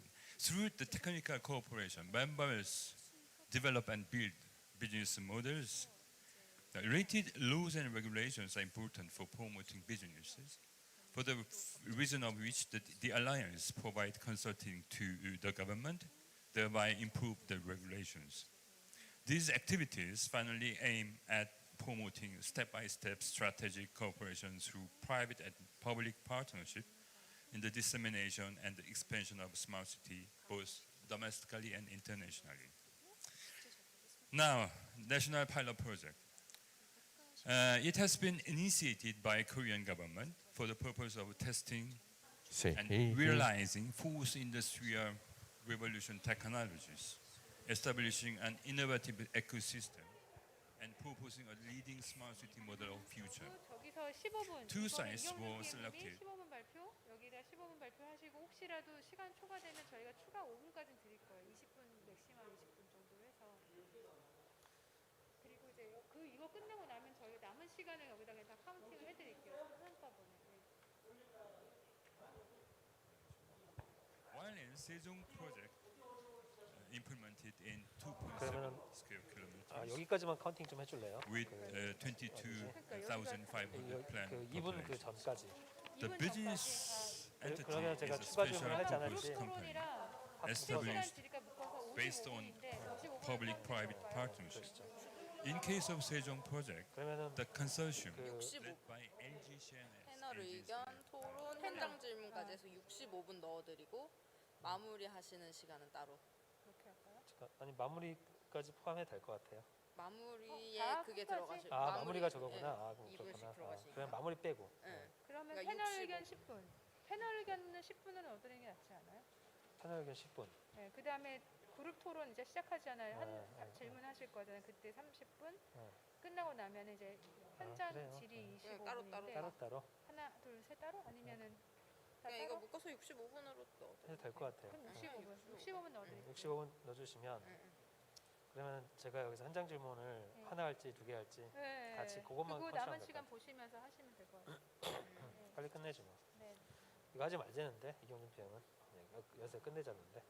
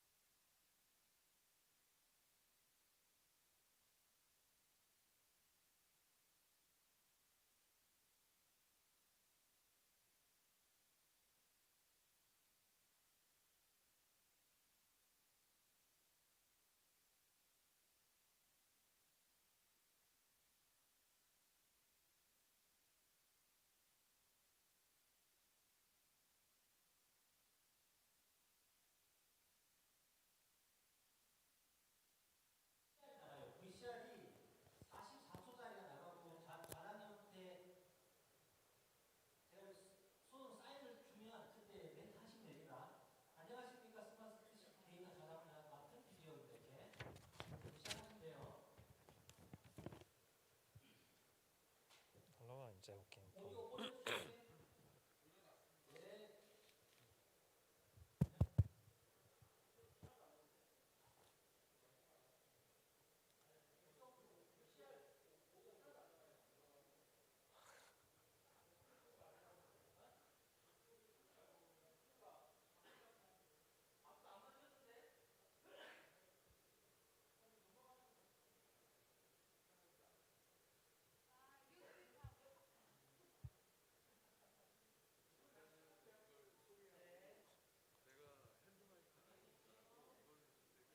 We will get the smart city data session 계속 started 뒤틀려서 from now.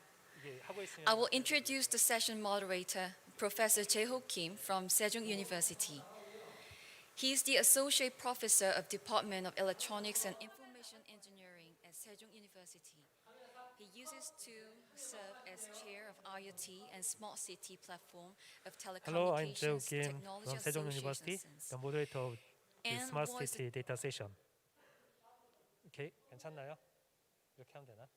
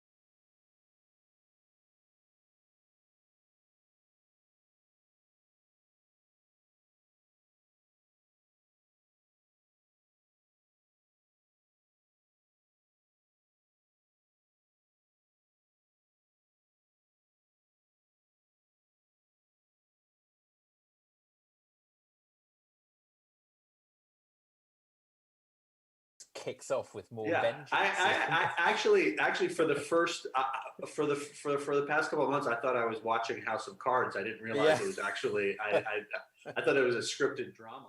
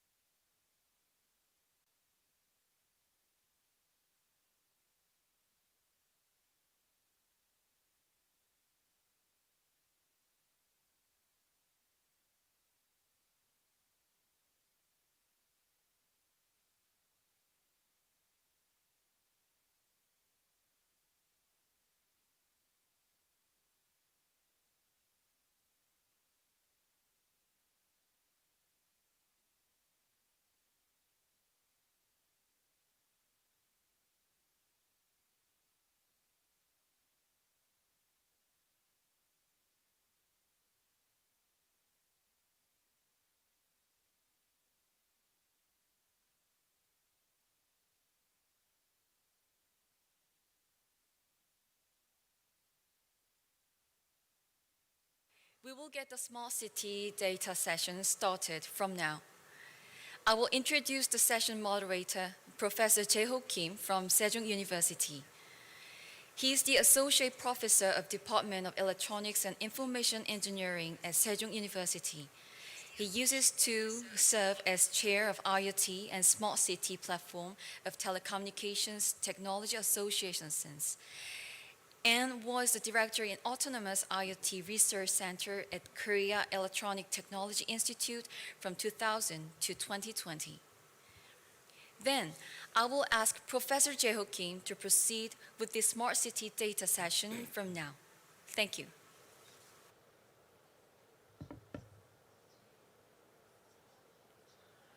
Hello, I'm Jae-ho Kim from Sejong University, the moderator of this Smart City data session. In this session, we'll have broad discussion of technical aspects to make a city smarter. And this session is currently being aired on the YouTube channel, and we are also receiving questions in real time. We look forward to hearing from you. I'd like to inform you in advance that the presentations made by the UK speakers today are video recorded taken by broadcasting staff in the UK due to the quarantine situation. But the Korea speakers presentation will be held in real time at the Gyeongwonje venue in Songdo, Incheon in Korea. Okay. In addition, Korean and UK speakers, panelists are expect to participate online discussion in real time. Okay, first let me introduce today's speakers. We'll be grateful if you could say hello on the screen. Okay, first of all, I'd like to introduce the Chief Digital Officer, Theo Blackwell, Greater London Authority, as a British speaker. Say hello. Hello, everyone. Next, I'd like to introduce Paul McConnell, the head of Arup Digital Studio Team, a global engineering company. Hello, everyone. Great to be here. Hello. The next, I'd like to introduce Kyung-Jun Lee, is the project manager of SK Telecom, as a Korean speaker. And lastly, I'd like to introduce Jung-woo Ha, the head of the Naver AI.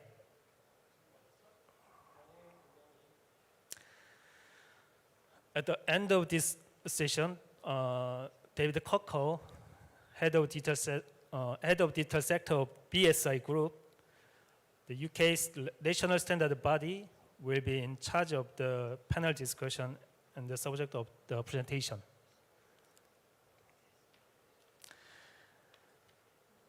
Each presenter will be take about 15 and 20 minutes. Okay, to start with, let's watch the presentation by the Chief Digital Officer of Greater London Authority, Theo Blackwell. He was appointed in 2017 as London's first Chief Digital Officer to lead on the London-wide digital transformation, data and smart city initiatives at City Hall. Today, you will be giving a presentation under the title of Next Steps in Making London a Smarter City.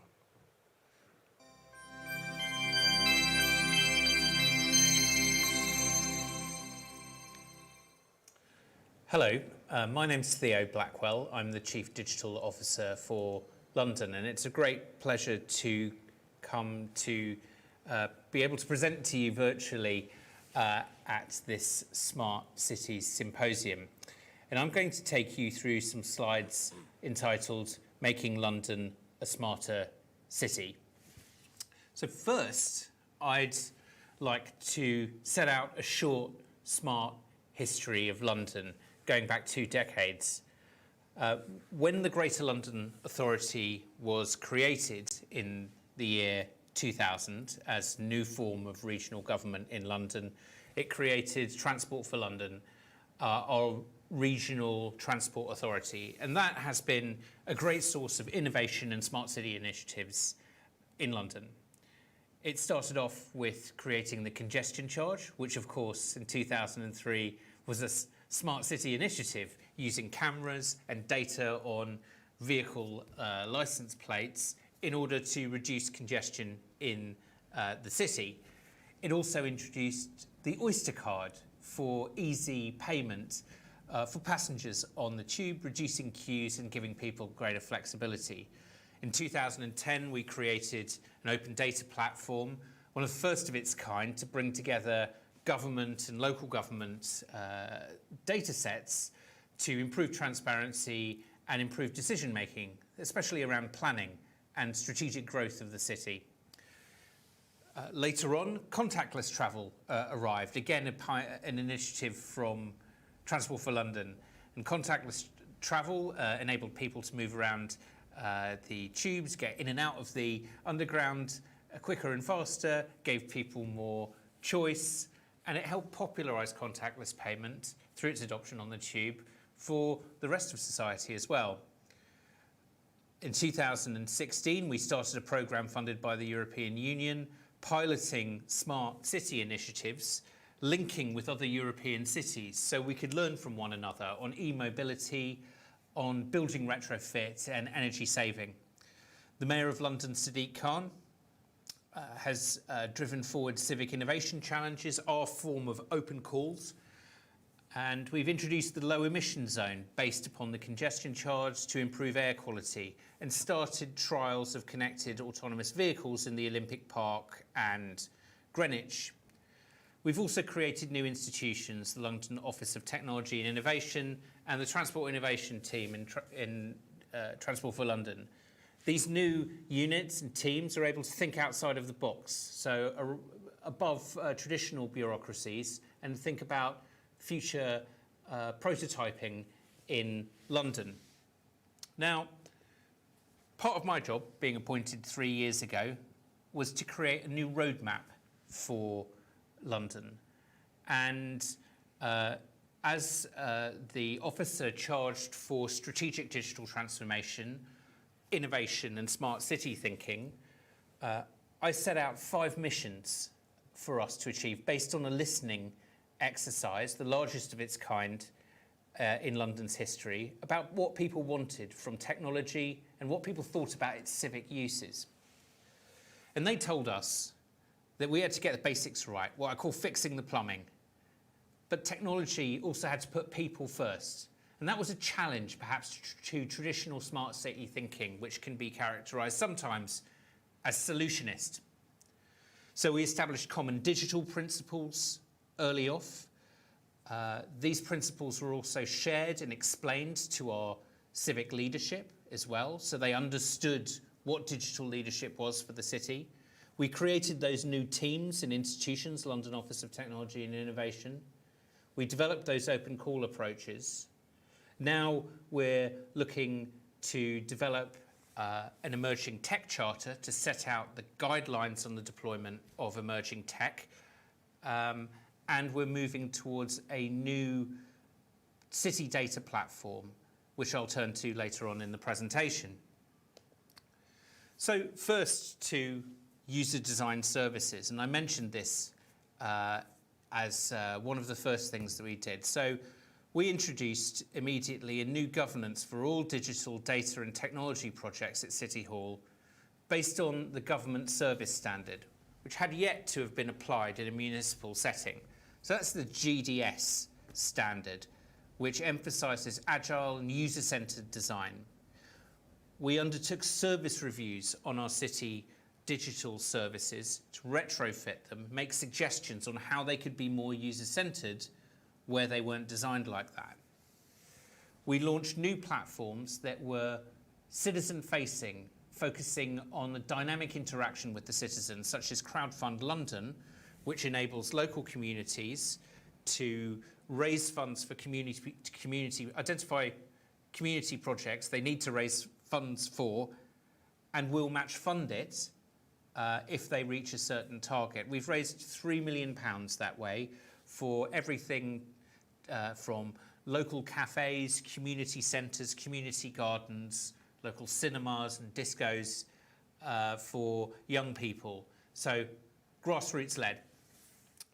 And we've also redesigned the Talk London platform, which is our platform with over 60,000 London citizens as users now, so we could talk to them about changes in the city. And that platform has proved invaluable during the current pandemic crisis. We emphasised collaboration, as I set out at the beginning.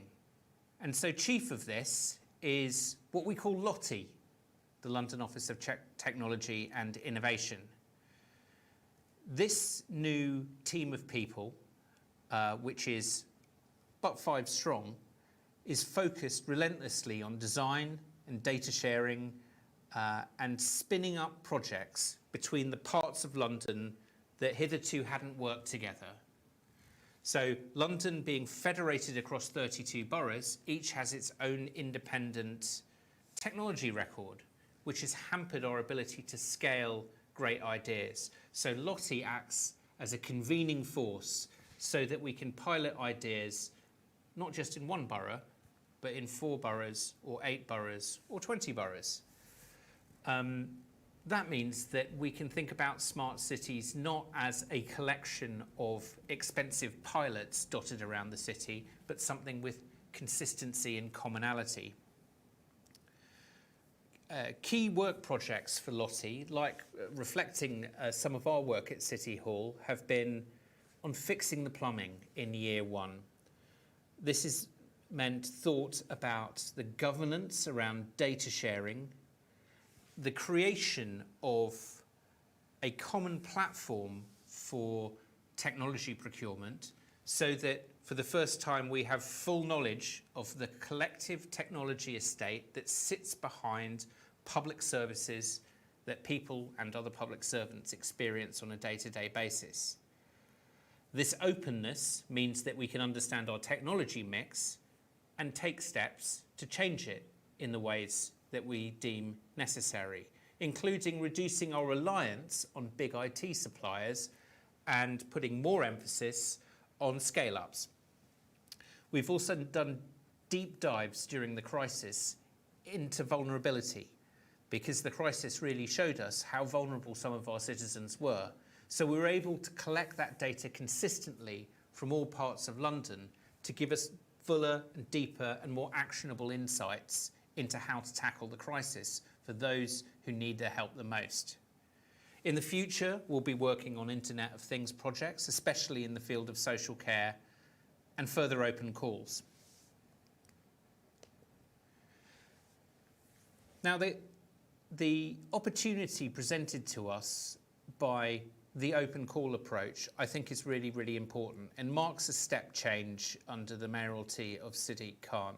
Hitherto, you might have gathered from my presentation that we had a lot of initiatives driven by Transport for London on a London-wide level, applying to everyone, but at quite a lot of scale. What happens about those smart city initiatives that don't need to apply to everyone, that we instead want to prototype and feel our way and iterate with London citizens? So we found the open call approach through the Mayor's Civic Innovation Challenge to be especially useful, because it opens up the opportunity, not for one size fits all, but for co-design and iteration in our search for solutions to civic problems. So the launch of the Civic Innovation Challenge in the first year saw 7 challenges co-written and backed, not just by public service agencies such as Transport for London, but also private sector agencies like Lloyds Banking Group and the National Grid. We had 120 applications from small tech firms from across the sector, and we invested 50 hours in co-design before we went to the competition phase. And although there were 3 winners, the learning that we had as public sector bodies, engaging with small tech organisations and vice versa, was invaluable. In fact, I'd say the process opening people's eyes to the art of the possible if you like, was almost as important as the outcome. But nevertheless, we had some really, really good winners of this prize. The most notable of which, I'd say, would be the Go Jauntly app, which worked with Transport for London and used data that organisations normally wouldn't have access to create an app on healthy walks around London. So it solved Transport for London's problem of providing another opportunity in the transport mix for citizens, and it helped develop this app through access to data that would normally not be available. This app is now available to all Londoners and developed in 2018, and actually is something that people really enjoy on a day-to-day basis, especially important when people are looking for walks as lockdown restrictions eased. Now, one of London's mainstays as a smart city has been the London Data Store, which I mentioned in the introduction. It was established in 2010, rebuilt in 2014, broadening its group of publishers. It started off with around 600 data sets, which broadly speaking supported London government's core function of strategic planning. Currently, the London Data Store has over 6,000 data sets supporting planning, environment, economic analysis, and general policy development. But often when we talk about smart city data platforms, we concentrate on the volume of data rather than what it's used for. And this is what I call our development of a purpose-led approach. We don't want to be a city that just merely aggregates lots of data. You need to put that data in front of data analysts and domain experts, and often civil society, and anyone who can make a difference, in order to meet the objectives that you've set out. So while we've made great progress on infrastructure mapping in the city, such as understanding our green canopy across the city, understanding our cultural infrastructure, often hidden cultural infrastructure in the city, and our construction infrastructure that enables firms to work together to do works all at once rather than creating multiple moments of congestion. All of that infrastructure mapping has been made available through the sharing of open data and also closed commercial data. We're beginning to understand our underground assets through work with the National Government's Geospatial Commission, and we're about to put all of our planning and development data in a live feed on an open API so that innovation can flourish around our built environment, so useful to architects and planners and people who do economic analysis.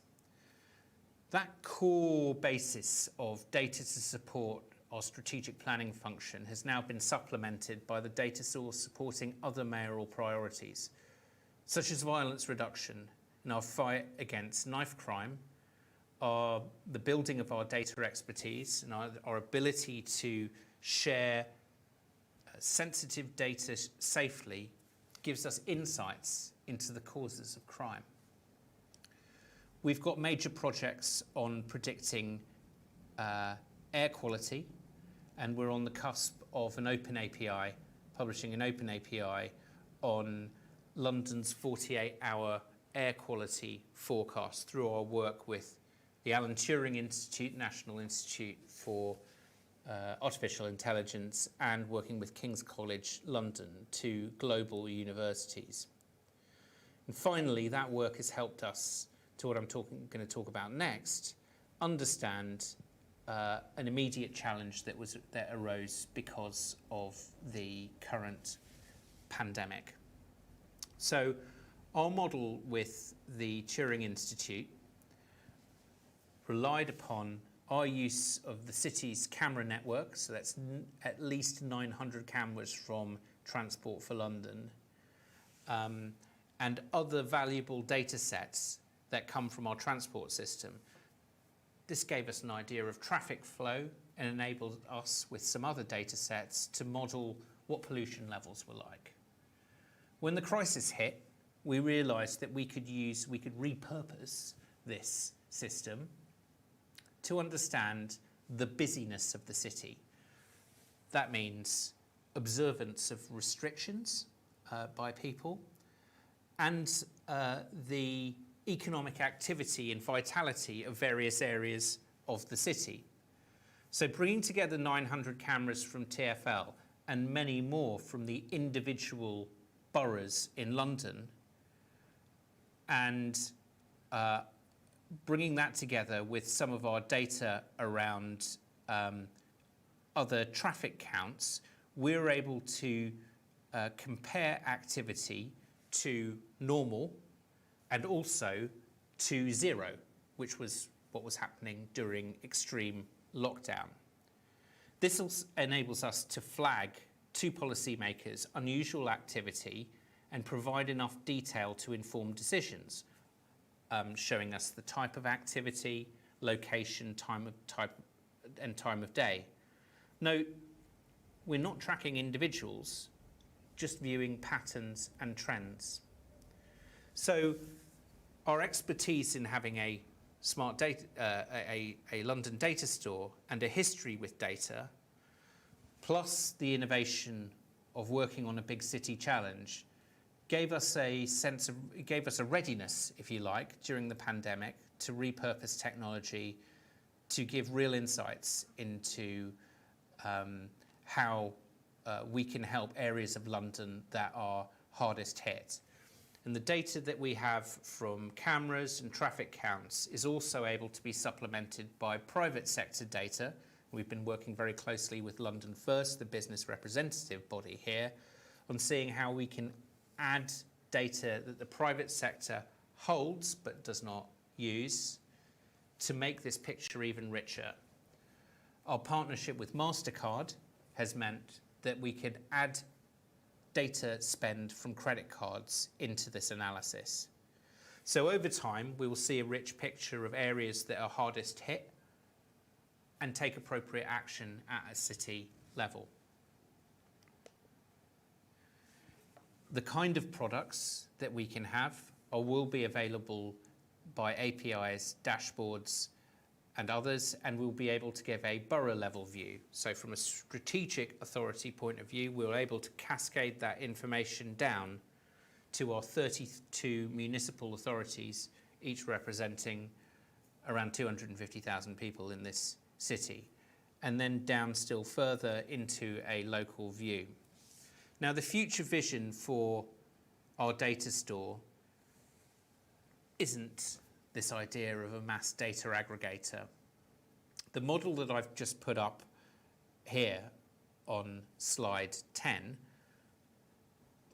proposes our new data store 3.0, as not the central warehouse of data in the city, but the central register of data and APIs in the ecosystem.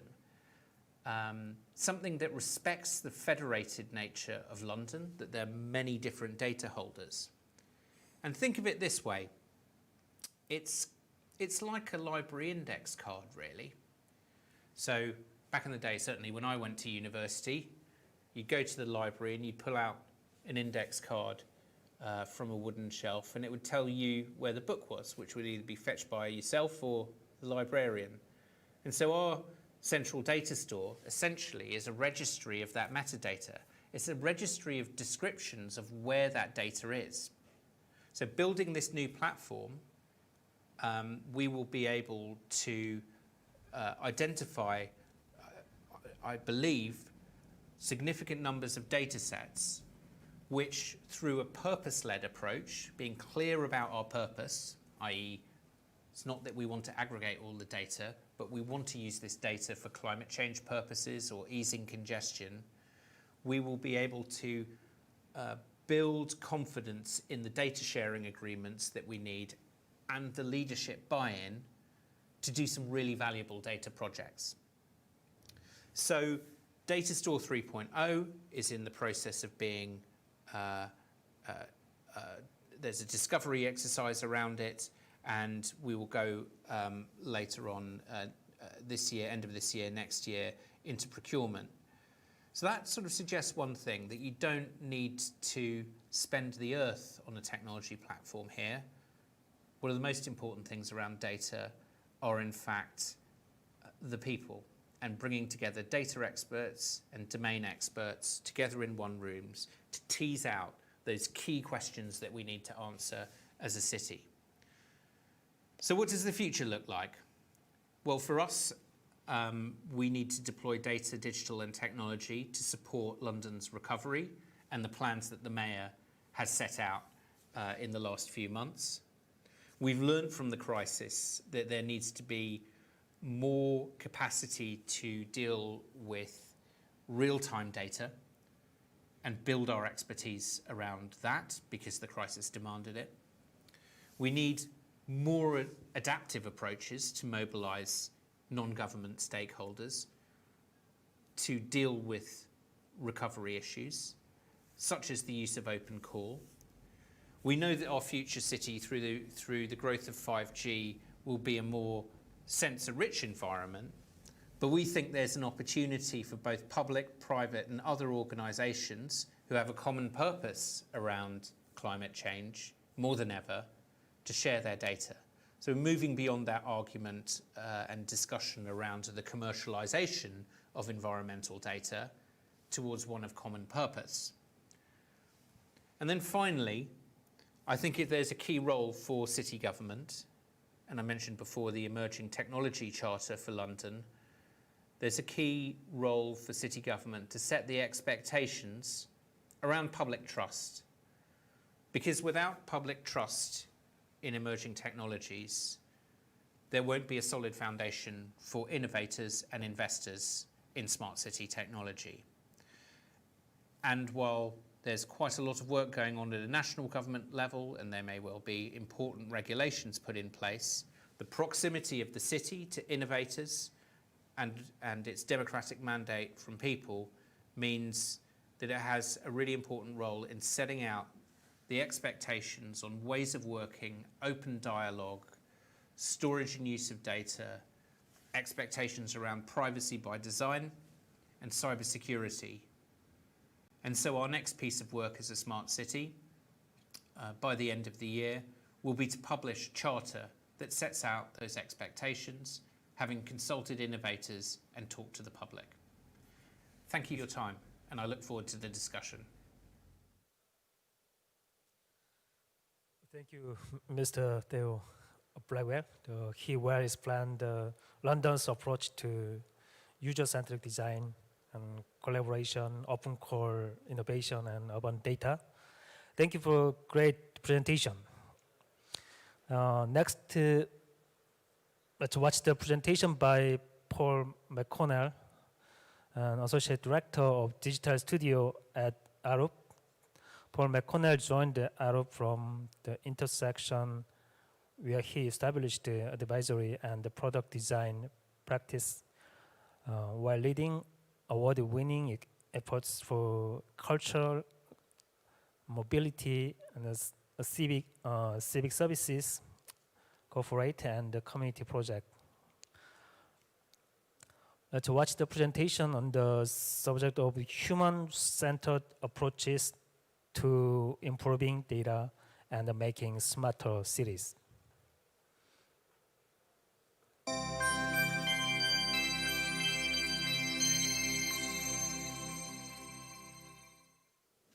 Hello, my name is Paul McConnell. I'm a director at Arup.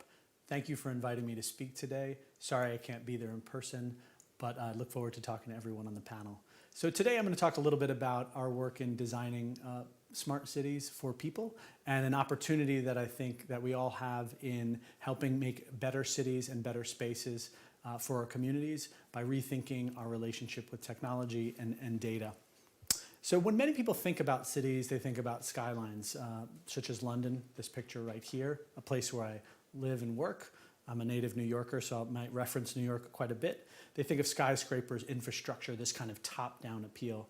But as a designer such as myself, when I think about cities, I often think about the street level. So people, how we move through, how we live, how we share ideas, in cities and spaces. And I think that's one of the reasons why we come to cities for people. And it's one of the things a lot of us have missed quite a bit in 2020.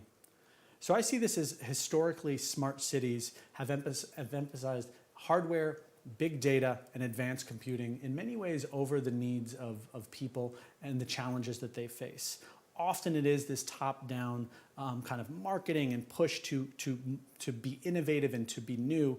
And actually that inflexibility in understanding user needs and outcomes has prevented some of really the promise of smart cities from coming true.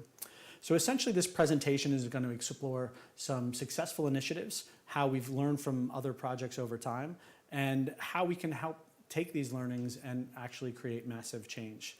So essentially, I believe this next wave of smart cities will combine the best aspects of technology, but also do it in an ethical way and an inclusive way that allows people to share their fears, their motivations, their frustrations, be involved in the process to create, really understand what this technology is capable of, and essentially to do that, to pilot and to grow and to scale them over time. So we're going to go in a little bit about what's happened, kind of what I believe the moment we're in right now, and really what we can do.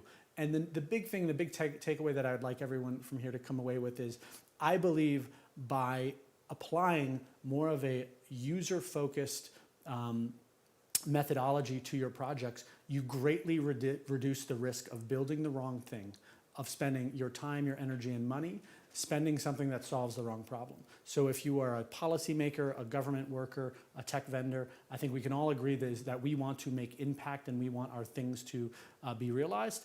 And essentially, I see a lot of progress and potential with these opportunities. So essentially, I subscribe to the theory of design makes technology less scary. So if you think about the separate waves of technology innovation, it started in the early days of computing with these dark DOS terminals, these black screens, if you remember, where experts had to be able to program them. Technology was very scary at the time. And since then, we've gone through waves. The first Macintosh with the graphical user interface, the advent of email, or the popularization of email in the 90s, the smartphone. All of these were waves in which technology was made less scary using design by understanding user needs and simplifying it to help them complete tasks. And now we're in this exciting moment of being able to do that on a larger city scale.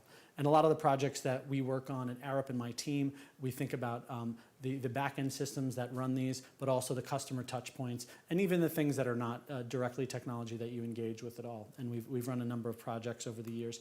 And we like to think about it in this scale of expanding the city out. So it isn't just the moment someone comes in touch with it, it's these layers. Starting at the top with this top layer of the systems, the policies, the strategy, and then kind of at the bottom you have the infrastructure. And in the middle, if we're doing our job right, they meet to create these great user experiences.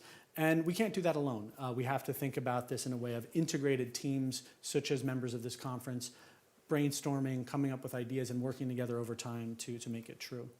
And in kind of the spirit of our team, we focus on, it's actually captured perfectly in this quote by the great British architect Cedric Price, is technology is the answer, but what was the question?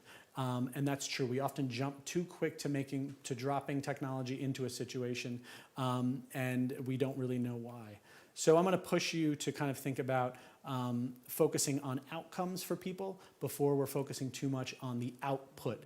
And I think that's really hard. And that's even hard for designers. Designers often jump to the solution. They want to sketch up an idea. They want to put they want you to hear it, but they don't take a minute. We don't take a minute to take a pause and say, do we really understand the context, the needs, et cetera?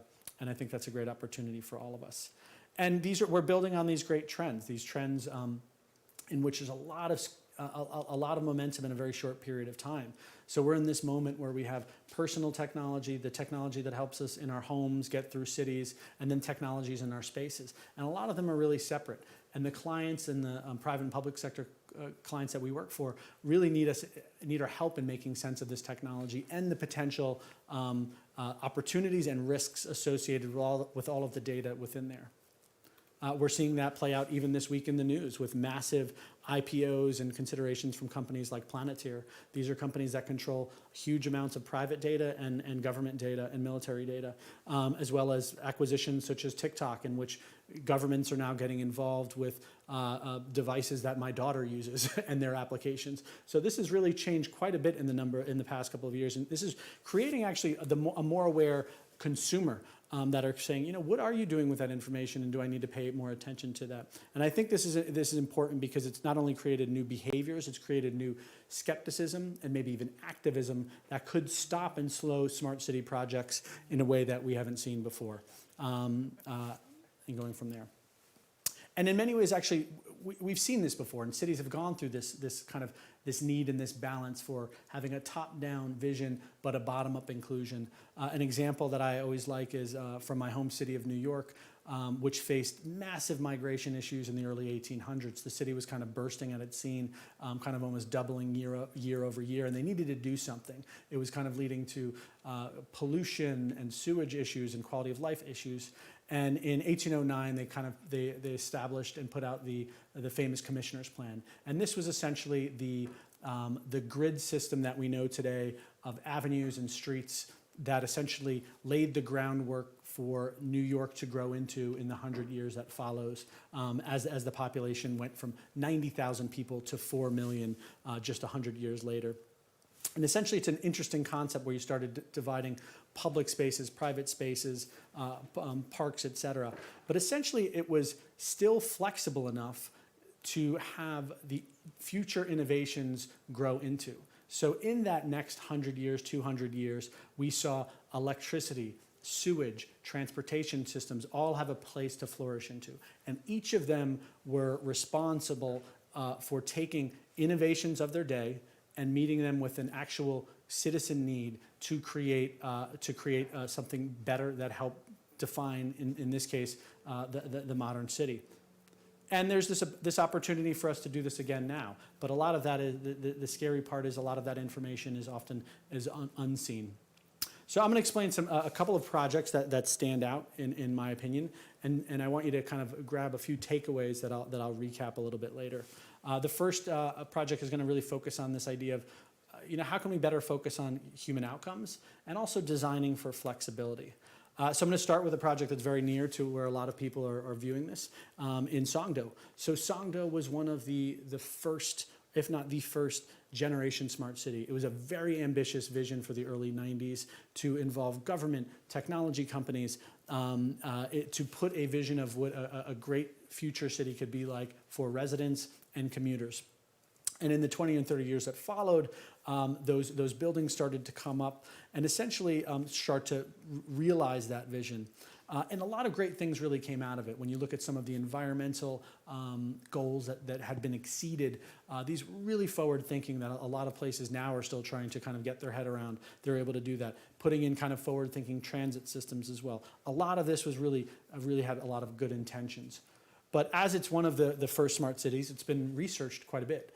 And we've seen that one of the things that people have noticed is that the city itself is not as kind of crowded or as vibrant as many residents or people that maybe even consider being there had thought. And so you're seeing kind of population goals for residents and commuters not be met, which leads to kind of an overall quietness of the city, and as I said, a vibrancy of it. And if you interview people and locals there, it's a little bit lonely. And you can almost see that in a lot of kind of walking around the streets where you don't have neighborhoods and small businesses and different ways for other people to get involved or make it their own. And I think this is a challenge. This is a challenge when you often have too much of a top-down scheme. People can't really see themselves in it or adapt over time. And we've all changed as a species in the last 30 years. And I think people want to, you need your cities and spaces to change as well. And you see that with the technology decisions as well. I think a lot of the technology with the U-Life model that was put into place, often it's very siloed. So vendors and building operators might not necessarily be sharing information in a way with each other, with the wider city, with citizens. And that kind of really limits potential for innovation, for new opportunities, and for change. And when you think about it, this is actually kind of a really very different from the way a technology company itself runs and a community runs. So if you think about technology companies of the last 30 years, the successful ones have been able to take the latest innovation of their day, understand an unmet user need, and adapt their product and service to kind of go with. And you can kind of see our city technology companies, the Ubers, the Airbnbs, they were the ones that were able to capitalize on a lot of these changes in a way that legacy companies weren't. And then even in communities, you see communities that were don't necessarily have to be economically thriving. They were able to adapt through COVID and change the nature of the community over time. So I think there's an interesting thing of our communities and our tech companies can adapt and be flexible, but why can't our smart communities when we put them together? And I think that's a principle I'd like to come back to. We've actually seen some kind of pretty successful examples of projects building on learnings from places like Songdo, again, Songdo being an early bell cow for this sort of work. A project that we're working on with the FCO in Ankara is called Healthy Streets. And this is a project that actually started by focusing on human outcomes and saying, we want to have healthy communities. They were noticing that there were heavy issues around pollution, childhood obesity, a lot of them kind of caused by vehicular traffic in these areas. And that became kind of a driver. How do we help people become healthier? And how do we measure environmental standards? And how do we work with people to include them in the process? And this is a process that we've been working on with a number of different stakeholders, and essentially starting with that level. What makes a healthy community? And then learning from this community through a series of design labs in which we interviewed people to understand the spirit of this area, because you're not trying to change that, and trying to kind of think about different schemes when it comes to urban planning, bike lanes, public spaces, safer streets, local flora and fauna to help create better environmental conditions as well, to come together. And in the next waves of this project, we've been able to build on some of these earlier design labs, so labs that focused on understanding a problem, or a lab that focused on co-creating solutions, to right now this stage we're moving into of piloting new ideas. So can we test, are we headed in the right direction through these exercises? So the other consideration to keep in mind is this idea around, having a simple and clear story, but also being transparent and kind of discussing your data.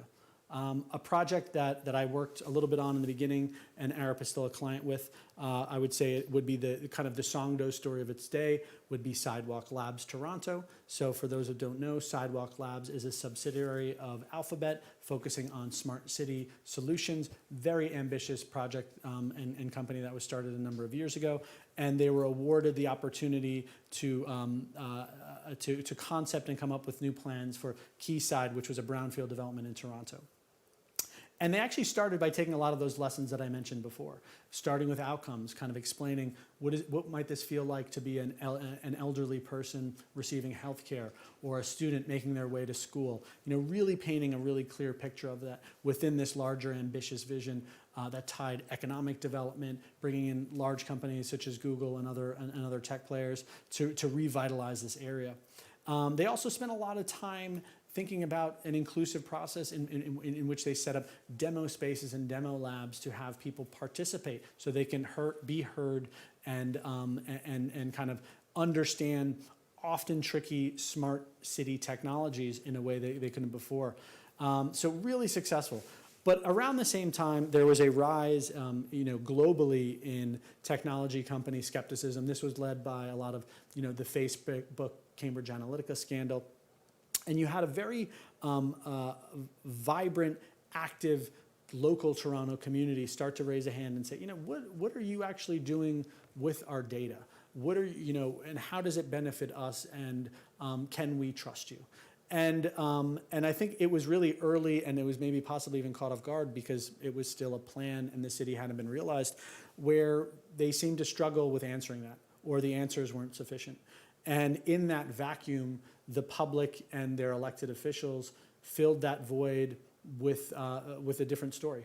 And that led to, and there are many other factors, but being able to actually not being able to articulate what you were doing with the data and the benefit of it really helped contribute to stalling the project for Toronto. So while Sidewalk still continues and works with a number of other cities, this idea of having every other story so well told, but the data story was still incomplete, was a really important one. And I think more and more we're seeing that with skepticism and activism around our technology in our cities, and saying, what are you doing with this, and why are you only benefiting from it as opposed to directly people in communities?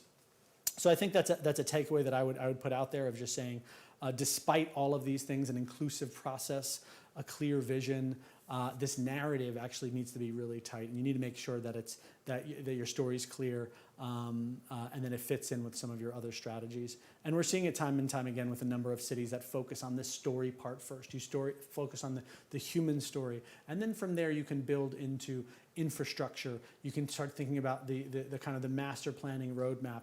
But by getting people to understand how their lives will benefit, and that you can protect the information that they're essentially giving up, you might see quite a bit of resistance, and we're seeing more and more resistance than in years past.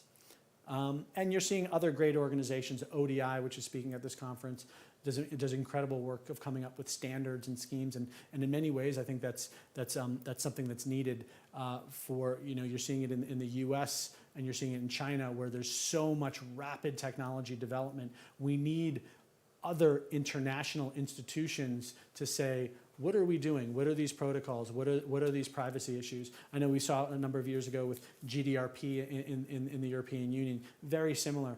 How are we structuring it? Who's benefiting it? And who's managing the afterlife of it? Because it seems that this data is gathered and it floats off, and often not to the benefit of people, and it's actually causing quite a bit of risk. Another great initiative is Decode, which comes out of the European Union, and essentially has a number of citizen love projects, but it's taking smart city assignments, but organizing information in a very clear way to address people's concerns, to essentially use some protocols to make sure that information is being gathered in an ethical way, and they're seeing quite a bit of early success. So as I close out, one of the things I want to say is I am very optimistic about the potential of technology in cities. I see that there needs to be this combination of top-down vision but bottom-up inclusion, because that actually seems to lead to a lot of these success stories. Without it, if it's one way or the other, they seem to stall. So how do you have people get involved? So a couple of the themes that I just want to recap that I covered today to leave on would be, one, again, focusing on these human outcomes before you jump to it. Is don't jump to technology for technology's sake. Think about how it benefits citizens' lives today, how they're living on them, how they're living. Also being able to design for flexibility, much like the successful tech companies or communities. You don't want to be too rigid, because our world is changing at such a quick speed that if you are too rigid, you actually become a little obsolete. So you need to kind of think about flexible ways where these systems can adapt. Having a very clear story, so that's kind of table stakes these days. We can't just kind of unfurl a sheet of a master plan or blind people with specifications documents. They have the means and the power to shut these down through their own social media networks, to kind of communicate directly to elected officials. And I think by a simple storytelling, and this could be using different mediums from video to journeys to prototyping, we're going to need to do these things for people to get it, and then also to maybe even go through those feedback loops.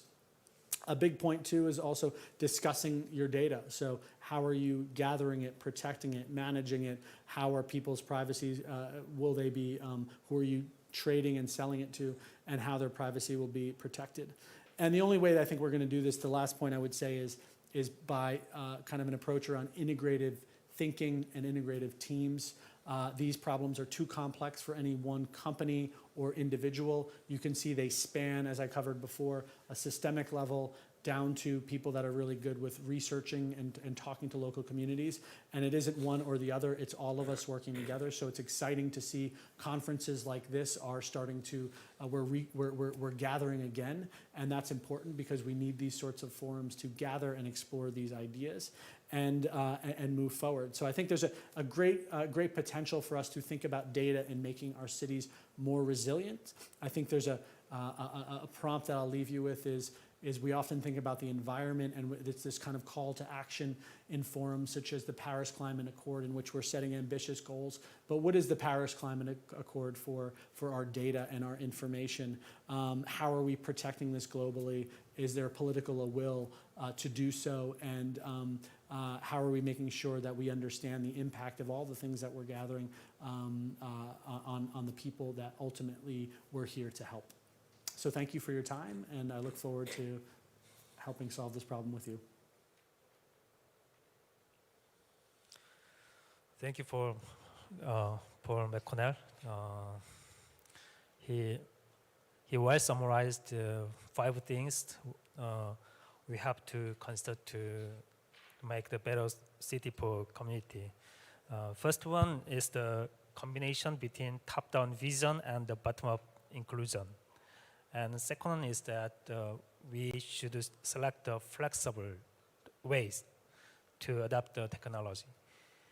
And the third one is we need a clear story to build a smart city. And next about data management and privacy. And finally, he emphasized integrated him because the smart city is too complex. Okay, thank you very much. And next, third one, we'll invite Kyung-Jun Lee, project manager of the SK Telecom. Kyung-Jun Lee works at Massive IoT division of Smart City and IoT business. Let's watch the presentation on the subject of data hub for smart city by Kyung-Jun Lee. Please. Good morning. Nice to meet you. I'm Kyung-Jun Lee, working for SK Telecom. SK Telecom is leading mobile operator in Korea. In terms of smart city, SK Telecom believes that smart city is composed of smart solutions and the data hub. SK Telecom provide many smart solutions, the energy solutions like BEMS, FEMS, LEMS, and social welfare solutions for the elderly, and the smart healthcare solutions, etc. And currently, SK Telecom is building a large-scale data hub in Daegu metropolitan city. I'm in charge of building a data hub, and data hub development will be completed at next month, and is scheduled to be operated in next year. I'm happy to give a presentation what we have done.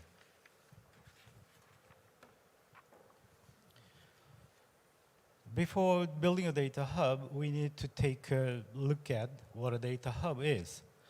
The figure below is defined by Smart Cambridge, which is highly cited among the many data hub definitions. According to this, a data hub provides 2 main functions. The first is collecting data from all smart city solutions.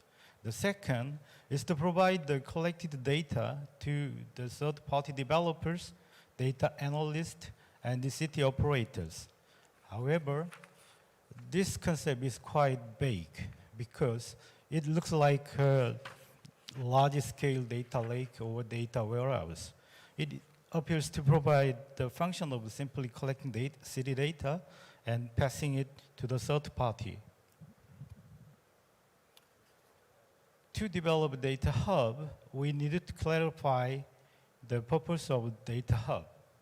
First, in terms of data collection, storage, and management, what kind of data will be collected? And the second is, in terms of who will use the result of data hub for what purpose? After discussion and consultation, we established our basic assumption. That is, data hub collect and analyze the city data needed to solve urban problems and then suggest the solutions. In other words, we believe that analyzing the city data is the most important purpose, not just collecting and providing data. Then we need to think about what kind of data to collect. To do this, we should consider the difference between the service platform and the data hub.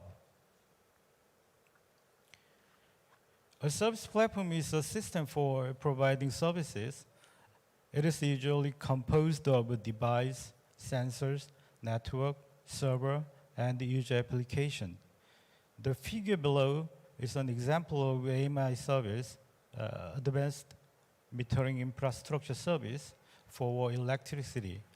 The AMI service installs AMI devices, sensors in homes, buildings, factories, etc.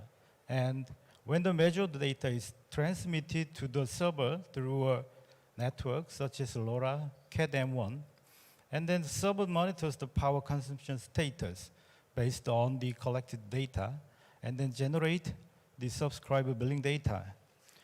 This allows subscriber to check power consumption and charges at any time through the user application. The most important thing here is that the AMI device sensors are directly connected to the service platform. And the platform provides a health check function to monitor the status of the device or sensors. In addition, the service platform is providing user applications directly. Currently, in the case of SK Telecom, more than 1.5 million lines are connected to the AMI service platform. There we have some questions whether all of these 1.5 million lines should be connected to a data hub, or whether there should be a device health check functions in data hub, or whether user application should be provided by data hub. Even in the case of the AMI service, more than 1 million lines are connected, but if all smart city service devices need to be connected, there are doubts about how large a data hub is needed. So we decided that the service platform and the data hub should be separated, and the data hub collects the data necessary for data analysis from the service platform. Based on the previous review, we have defined the data hub as follows. The data hub offers urban data-driven solutions to solve complex urban problems. First one, built independently from the service platform. By separating in this way, even if a problem occurs in the data hub, the service platform can stably provide services. And second, collect the data selectively from the service platform. The data items depend on the purpose of data analysis. Third one is provide cross-domain analysis based on variously selected data. And the last one is share the selected data and the result of cross-domain analysis with third parties, including citizens. Based on this definition, SK Telecom is building a large data hub at Daegu Metropolitan City.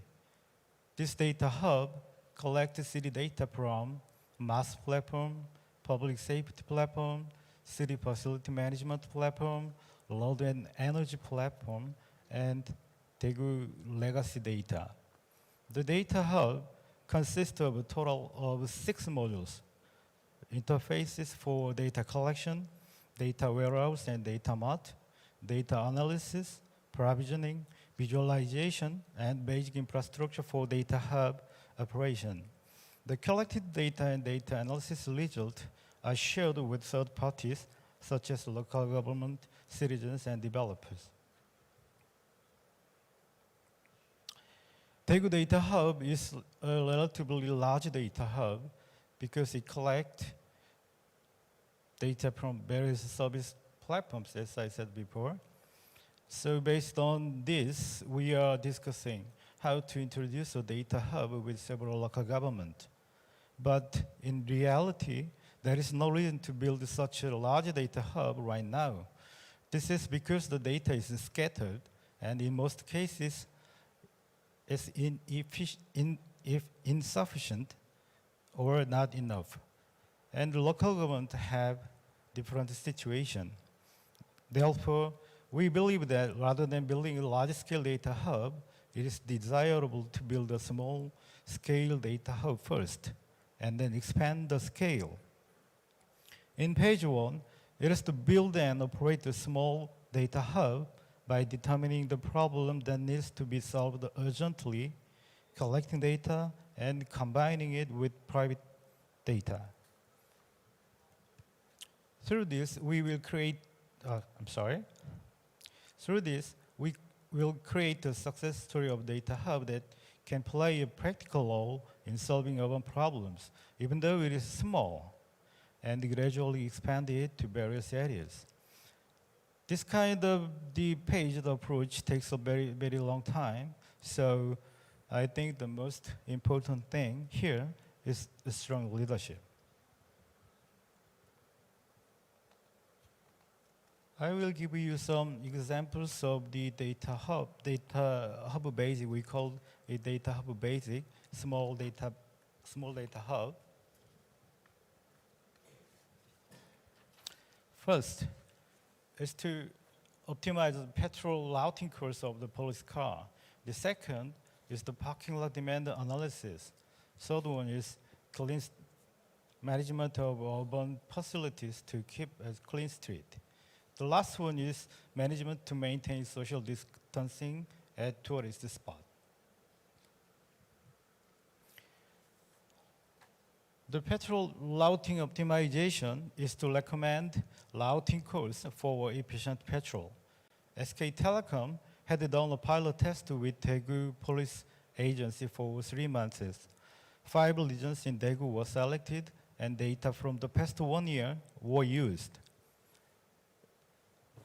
As a result, the emergency request call rate decreased by 16.3%, crime rate 18.6%, and the theft rate 22%.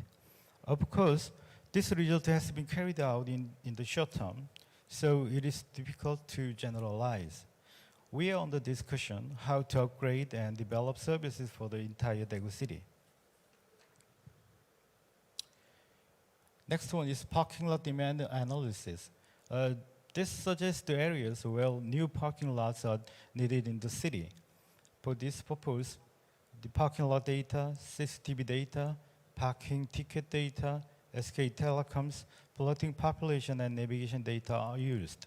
In addition, we are trying to identify the root cause of parking lot activation through correlation analysis between data.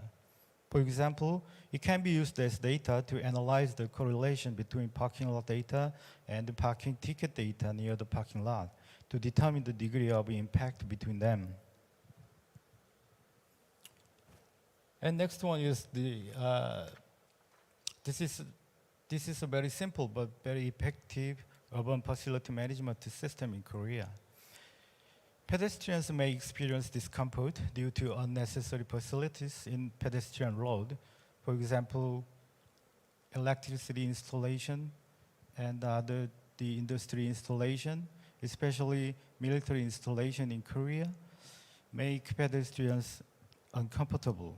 So we intend to improve the inconvenience of citizens by this kind of small-scale data hub. And the last one is social distancing at tourist spot. It's a proposal to implement efficient measures using predictions based on the past and quasi real-time data. Near real-time data means the 5 minutes ago. For this, we use Corona-19 data, tourist spot data, weather data, public safety data, SKT's floating population and navigation data. Through this, we intend to minimize the impact of COVID-19 by predicting the density of travelers, distributing them through appropriate measures in advance, informing the current situation to travelers, and recommending other travel destinations. Closing my presentation, I want to rethink about what smart city really is. The picture below is an example of a smart city, Dubai and Saint-Sulpice-la-Forêt, a small town in France. Everyone knows Dubai, so I don't need to explain anymore. Thanks Artificial Opera shows a practical success story. Although there is no specific master plan for smart city and no huge investment. One day, due to the sudden increase in water bill, the mayor and citizens recognized the problems and identified the problem. As a result, they found water leaking from the complex and old water pipes caused by an old building. So, 27 IoT sensors were installed and managed. As a result, they were able to monitor real-time water consumption and whether there was a problem, and showed how they could reduce water consumption. This can be evaluated as a successful case of solving the city problems with strong leadership and citizen engagement. Building a truly data-driven smart city is very long-term and complex task. This requires strong leadership, continuous and consistent effort, and most importantly, the active participation of citizens.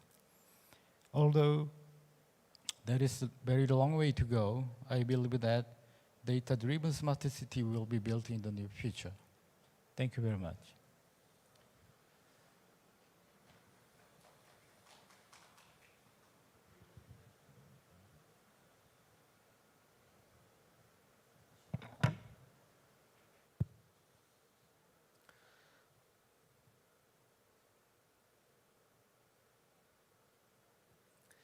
Thank you, Kyungjun Lee.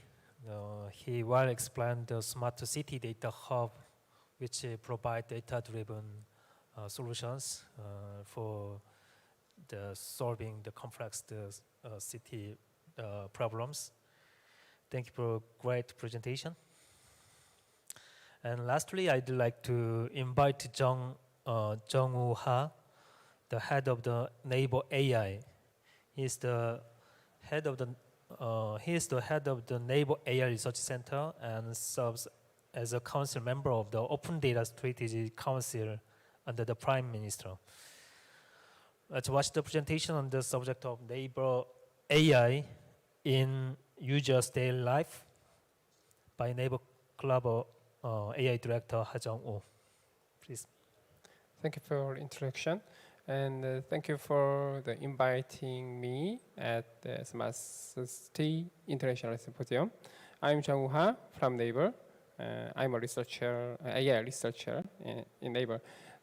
It is my honor to present our technology and services here.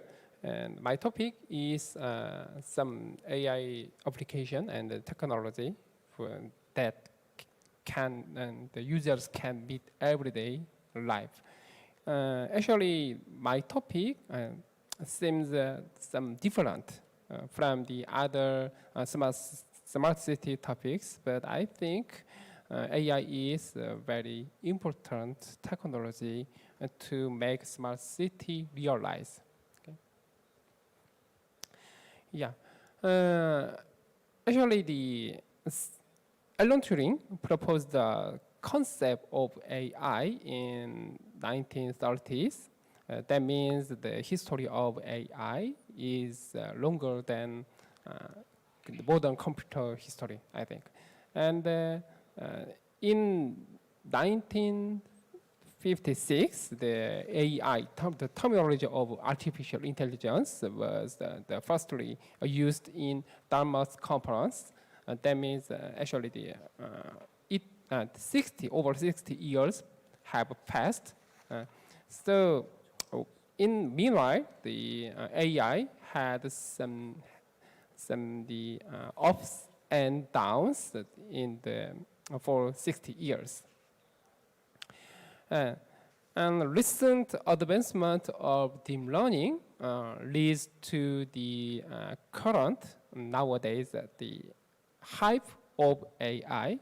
So since the AlphaGo issue in 2016, and there are many wow AI technologies. So in this slide, you can see some very amazing demonstration. So actually, this is some generative adversarial network. So the name is Gaugen, from the NVIDIA.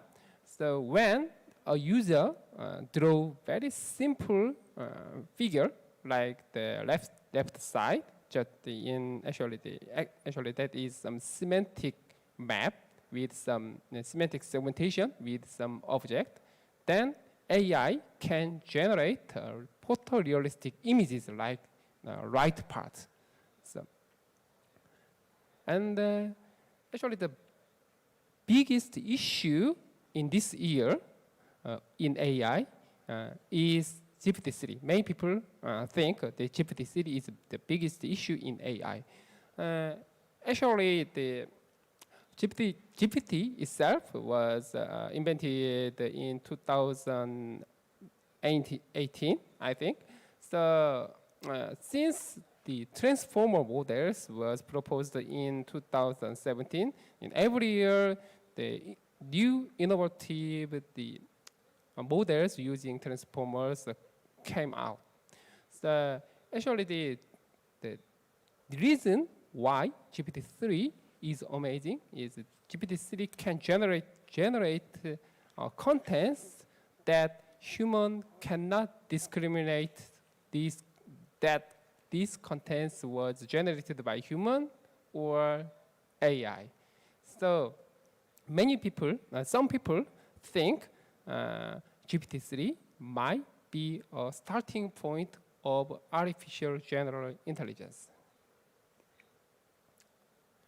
Yeah. So also, many people think that AI is beyond technology. AI is a new paradigm to change the human lives, like some internet or smartphone. Okay. Actually, I also wish this AI it will become some new paradigm, because I am an AI research scientist, and my son is very only 5 years old. So AI is a hype. It is important to AI is a hype. Keep going, I think. Yeah, I think the UK audiences might be unfamiliar with my company, Naver. So I want to introduce my company, Naver, very briefly. Naver is the Korea #1 search and AI technology platform company. Actually, simply, Naver is on Korean Google. Actually, the Naver covers very diverse internet services, including the searching, the video, the payment, the finance, the music, then some SNS, the webtoon contents, the e-commerce, messenger, the reservation, and something.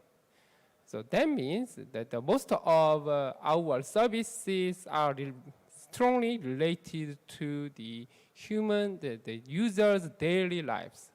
So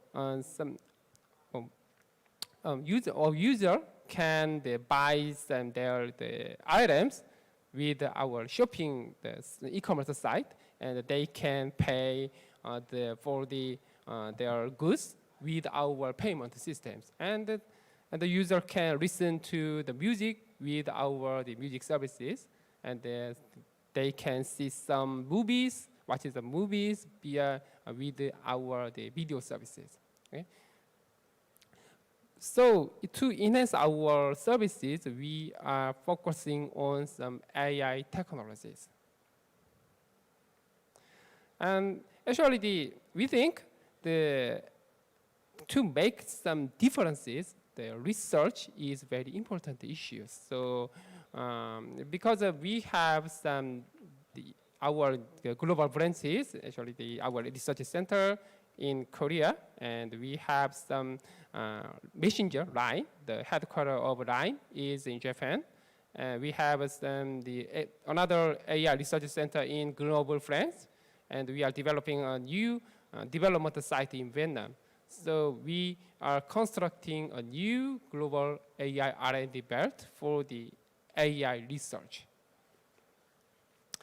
And for Clover, so what is Clover? The Clover is an AI assistant platform, like the Google Assistant and Amazon Alexa. Actually, the Clover covers beyond the assistant platforms, the more general AI platforms. Since 2017, we have launched some very diverse speakers lineup, and also we are providing some the AI APIs such as OCR, or chatbot, and speech recognition and synthesis, and some the face recognition, and etc. Many people have some concerns on some issues about the some job.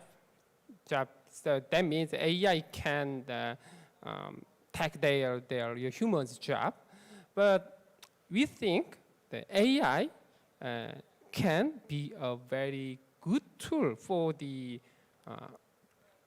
humans. The AI can repeat the tasks for humans using our AI APIs.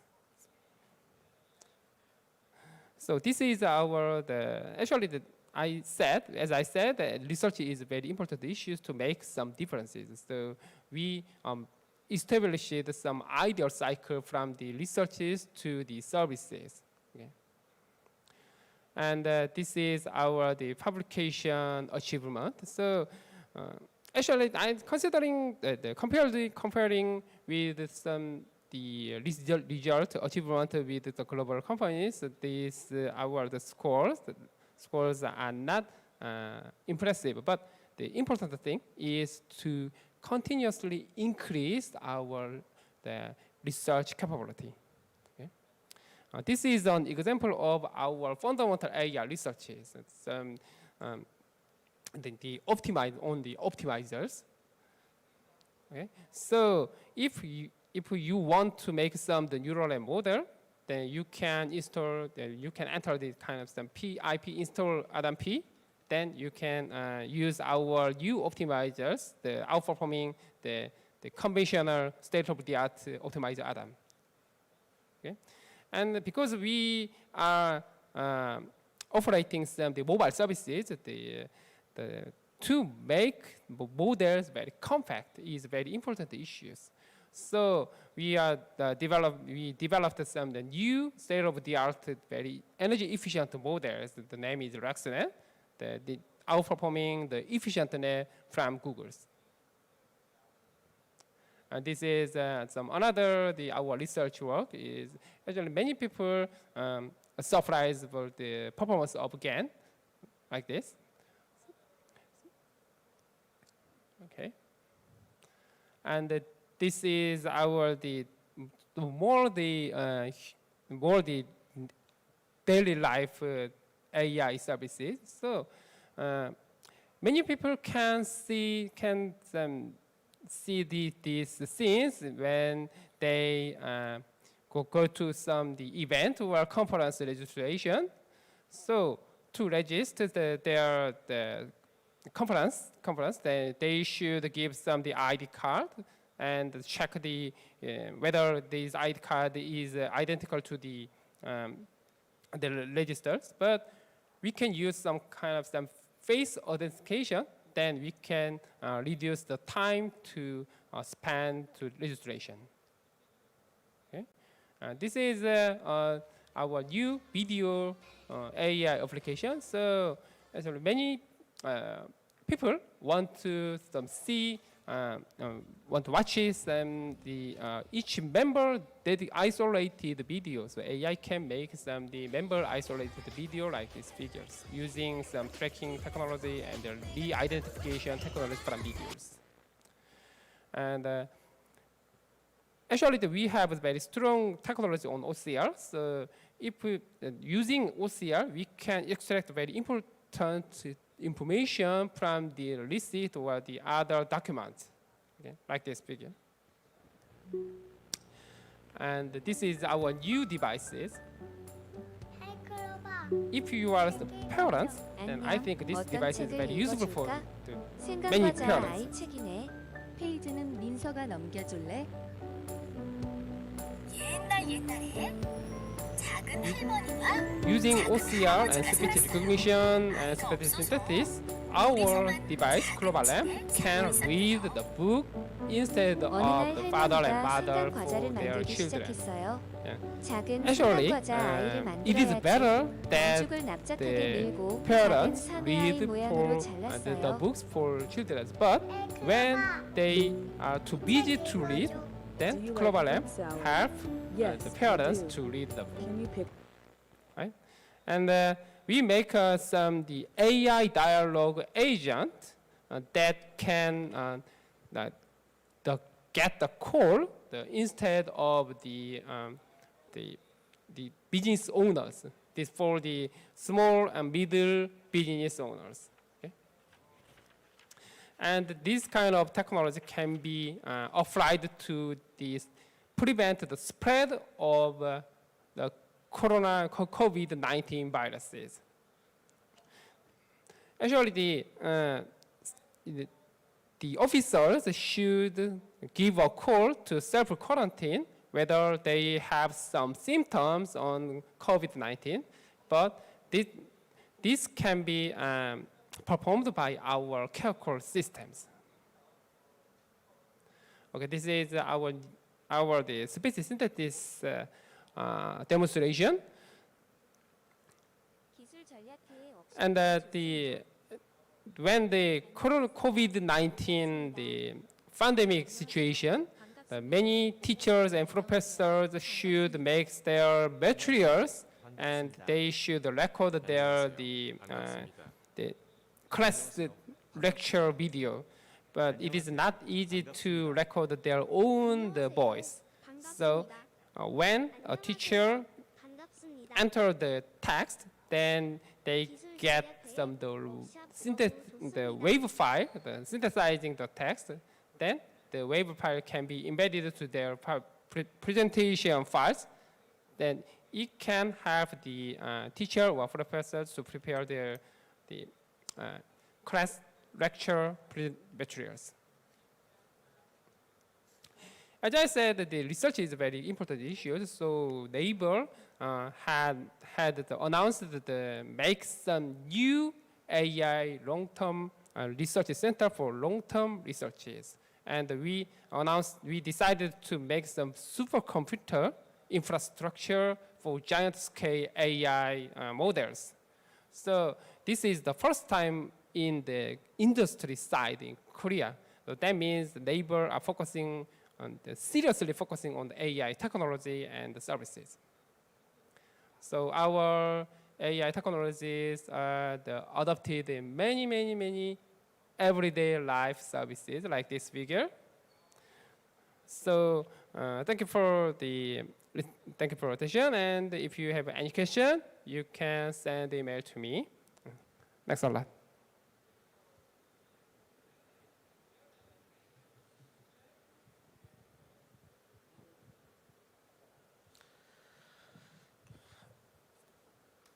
Thank you, Dr.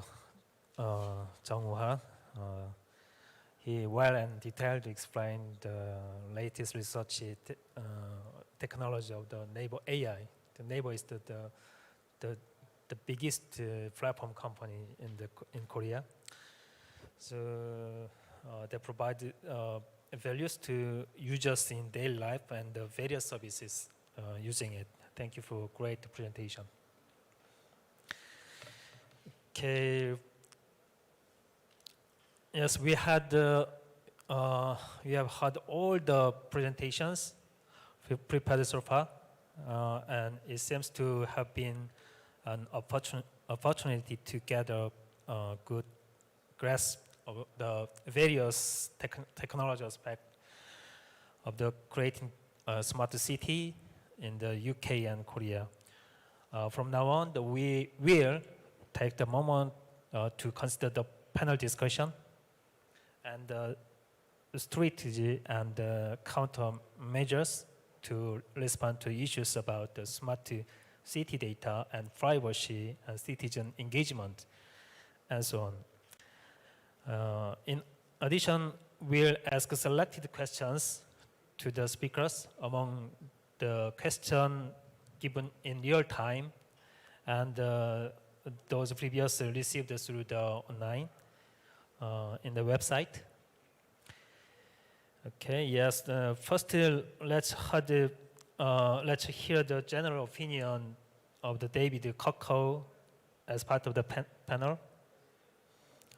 He is the head of the digital sector at the UK's national standard body, and previously served as a director and leadership position at SAS, CA, Notel, Alcatel, and Lacquer. Please give us your opinion about our topic or the speaker's presentation.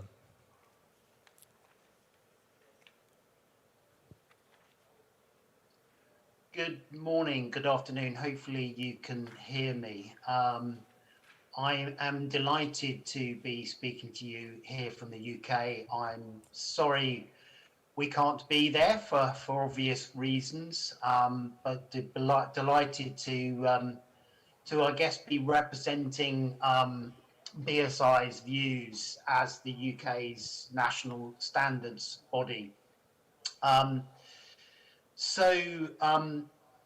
Some very interesting presentations, and delighted to be hearing some quite consistent views around citizen centricity, using data effectively to develop the right approach and the right focus for citizens being at the absolute heart of data and smart cities.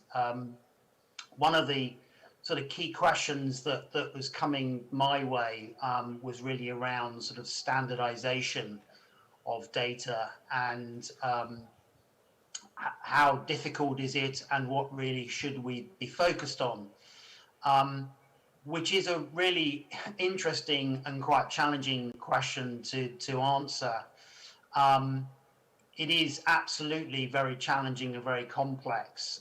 Just the sheer diversity of data and the themes that a city needs to grapple with in terms of managing and monitoring its key performance indicators, which have been discussed here via the various different presenters. If you look at the sheer diversity of information that needs to be gathered around transport, housing, infrastructure, digital infrastructure as we transform using new technology, social care, economic development, population growth and demographics, it's very, very complicated. And also if you start to then overlay the indications, the measures, the key performance indicators, looking at things like air quality, resilience, population growth, housing, crime, productivity, they are all very, very challenging topics. I think from our perspective as the national standards body, we need to prioritize the data that we're gathering, using and sharing, and need to consider the skills that we need. Theo mentioned this in terms of how do we develop the right skills within a city infrastructure to be able to manipulate the data in the right way. But the key thing is it needs to be aligned with citizens, people, the citizens' policy and the operational needs. So we need to prioritize the data that we are gathering and the standards that we require that are needed to inform those policies which support efficient citizen-centric services, whether they be mobility, journey planning or payment or protection of those citizens. And we need to prioritize those use cases. You know, what are we really focused on from a data interoperability standpoint, and what are the best practices we need to develop and we need to deploy. And Paul mentioned a great phrase, which is human outcome focused. I think is a really important area and a great phrase to use when looking at the type of data we should be focused on. From a BSI perspective, we have been working in this space for a number of years around smart cities, and we've published a whole range of guides and best practices to support cities to simplify the complexity of data and the transformation to becoming smart. And these standards have been internationally adopted, ISO IEC standards, and they cover areas and topics such as leadership and strategy and decision making. Through 37006, there is a developed smart city framework and a guide on indicators for cities. We've also developed a series of standards around guides for data sharing and information services for cities.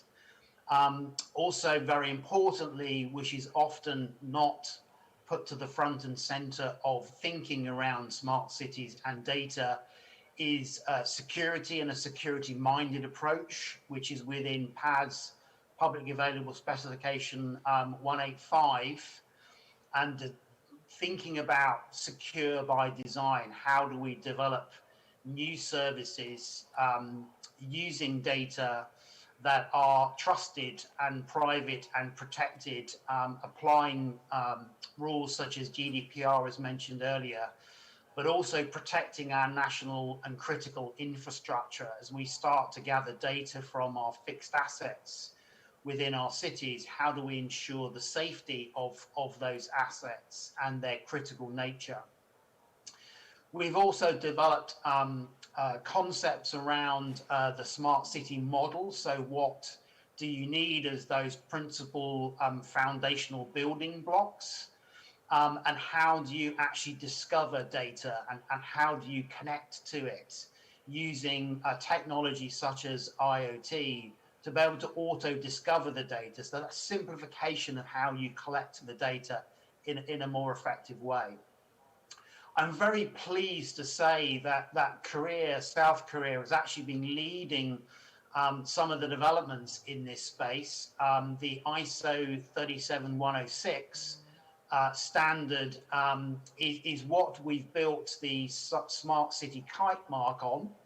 So how cities become certified against these key principles. And Shenzhen was the first city in the world to receive certification.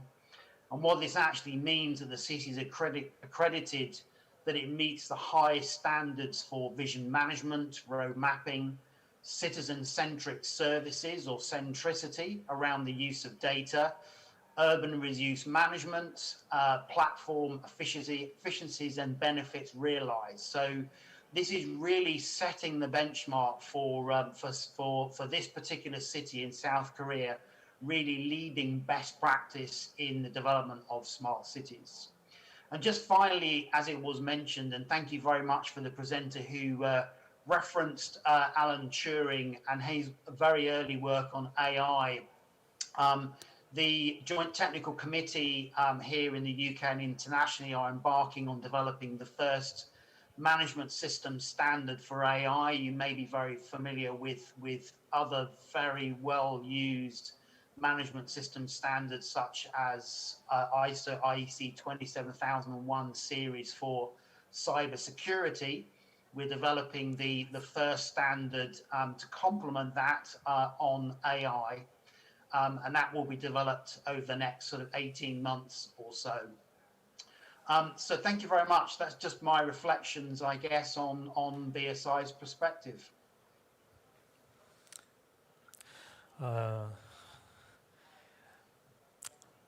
Thank you, David Coco, for the good opinion aspect, the standard aspect in the smart city. The standardization is very difficult issues in the smart city, and also it is very important, very important in the city area because we need the interoperability between the platforms and the data and services. So that we need the standardization and globally. Okay, thank you very much. And now, shall we hear from the presenters about some questions? First, I'd like to ask Mr. Theo Blackwell. The question is, in terms of data of the city, you mentioned about metadata registry. I totally agree with you about that approach, and also you mentioned about that you needed to be deploy digital technology to support London's recovery from this crisis. To this, you have pointed out that we need more capacity to deal with real-time data. Please explain the more detail for these issues for the real-time data. Okay. Yeah, I mean, I think what the recovery, the response to the current crisis really highlighted was that the city decision makers needed to ingest large amounts of data just to see whether London was okay on a daily basis. And that provided probably a bit of a challenge to the way that City Hall is the strategic authority for London, which looks more in terms of the long-term growth of the city, was operating. So we need to know on a daily basis how London was doing on a range of factors. So that really put a pressure on building the right skills base of data analysts and creating processes whereby we could see that data. And I think that the city's still on a journey around that. However, we were able to exemplify through the repurposing of existing projects how live data could give us those insights, both to provide that daily insight, plus over time give her a much deeper view of what was happening. And so really highlighting again the work that we're doing with the Turing Institute together with Lloyds Bank and Microsoft UK of that camera network, so 900 cameras plus MasterCard spending data plus data from mobile phone companies has enabled us to see three things. One is economic recovery. So are some areas of London more hit than others? For example, the west of London is highly dependent on the economy arising from Heathrow Airport. What's that going to look like over time? And so the insights we get from live data and a lot more data there will grow our picture there. Two, the impact of some of our environmental measures. So we've introduced low traffic zones and pavement build-outs to make it social distancing easier as people walk around narrow pavements. So we built out into the streets and increased cycling opportunities. These aren't without any contest, because obviously you're eating space from the motorist, but our data will be able to show us the relative impacts and successes or failures of a lot of these schemes across London. So, and I think there's also a general use around looking at the relative, having knowledge about the relative impacts on varying levels of restrictions. And you may or may not know that the Prime Minister of the United Kingdom has just introduced a new system over the last few days, a 3-tier system of restrictions, which is a slightly different one than those implemented during the summer, and certainly different from lockdown. So we need to know what the association between varying levels of restrictions are and the impact on movement. And so that live data just totally gives us an insight into that, as opposed to what we were using before, which is effectively monthly data only on economics coming from the government. Thank you very much. The good opinion and the detail to explain. And okay, next time I'd like to ask the Mr. Paul McConnell. Okay, it's not about data. You told out that you should select the flexible ways to adapt the technology and the system. And my question is how we can achieve this flexibility in the city. Yeah, great question. And thank you again for having me. So one of the comments I made was around this idea of flexibility, and one, we see it with the great technology companies. The iPhone didn't stop with the first version; it listened, it learned, it adapted. And then with great communities, we're seeing it with a lot in London of this concept of tactical urbanism of cafe owners saying, you know what, I need to stay in business, so I'm going to put tables out in front of my store. So these are all examples of technology companies historically being flexible and our cities being flexible. But again, how do we pull that together in the smart city moment is really this opportunity. So one of the ways that I've seen it change probably in my career is just even the way everyone was really going after these RFPs that were decade-long initiatives with really very few checkpoints along the way to check in on progress. And I think that shifted quite a bit, where probably even Theo puts out RFPs with his colleagues where where measurable impact must be demonstrated along the way through pilots and prototypes, and in order to give decision makers confidence to scale that up. So I think moments like that to test the success of a project are kind of that give you flexibility, because I think that gives a flexibility to a decision maker to either put more funding or divert funding involved. And so I think even thinking of that is probably an example that I would use. When it comes to data flexibility, I think it becomes the rules in which how and what we're sharing and with whom. And I think that becomes, I think there's a comment that keeps coming up over time from previous speakers around kind of building trust. And so, making sure that the vendors or the partners you're going into business with or projects with, you have a trusted relationship with, you have milestones in which you can kind of make sure that they're proving their trust, and then you can essentially adjust over time. Thank you. Okay, thank you very much. Okay, next time I'd like to ask the Kyungjun Lee. I think that you had many challenges during the development of data hub platform in Daegu City, and I'd like to ask you what was the most difficult challenge, and how did you overcome that problem? As I said earlier, that it's very early stage to build a data hub for us. So there are so many questions or so many issues should be considered. But the first is related to the digitization. There are two kinds of data types. One is digital data, this data from the sensors directly. And second one is analog data. It's from the spreadsheet, like Excel or something like that.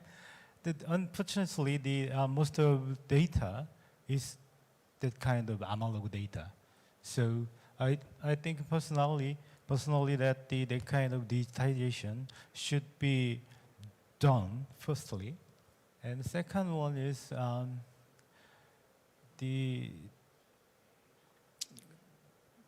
can I say that the data qualifying guideline. There is no specific data qualification guideline in our company or in the country. So I think that all the stakeholders of the smart city should work together to establish the data qualification guideline. And last one is the most important thing is as I said before, the purpose of Data Hub is to analyze the data, city data. So at this point, I'd like to say that everyone want to get some result from the Data Hub. They should establish a clear purpose of data analysis, I think. Because without any kind of the purpose of data analysis, we will not be able to get the data because we don't know what kind of data should be collected. Yeah. Yes, thank you. Okay, thank you very much. Lastly, I would like to ask Dr. Jung Woo Ha. You mentioned about the care core, the system for active monitoring of the self-quarantining people in your the presentation. I think the AI technology, like the care core, can help many the vulnerable people in our city, such as the aged people and disabled people. My question is that about after COVID-19 crisis, what will be changed in the city via the AI technology, like the care core in the near future? So perspective of city issues, right? In the city area, the AI technology. Actually, the one of the biggest emerging issue is for the making some good environment for elderly people, I think, because Korea is also suffer from the many people's becoming the elder people are continuously increasing in Korea, right? And so after the COVID pandemic situation, our care core style AI can help some elderly people to make some their life more convenient or more happier, because elderly people want to some people or some things to talk with each other, I think. So as I know, some AI speakers can have that kind of issues, but the elderly people is not familiar with using some smartphone devices, some application issues. So AI core, basically AI core or care core is based on just call-based systems. That means the AI can give a call to the elderly people or the people familiar not with the new devices, and I think the COVID situation cannot perfectly resolve by the vaccine or the medicine. So AI, the care core style AI technology can help that kind of some for these elderly people or users to have some make some them more convenient, I think.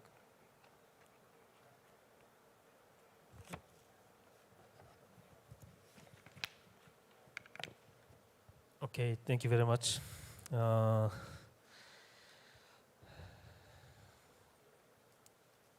Okay, it's been 30 minutes.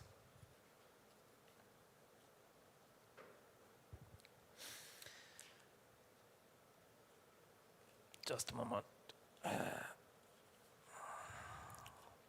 So finally, we'll deal with the questions received in real time.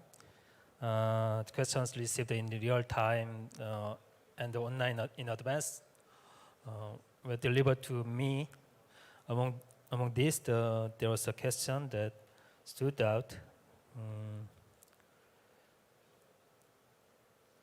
The question is, in order to promote the data marketplace using smart city data, it is considered necessary to collect and manage not only public data but also private data.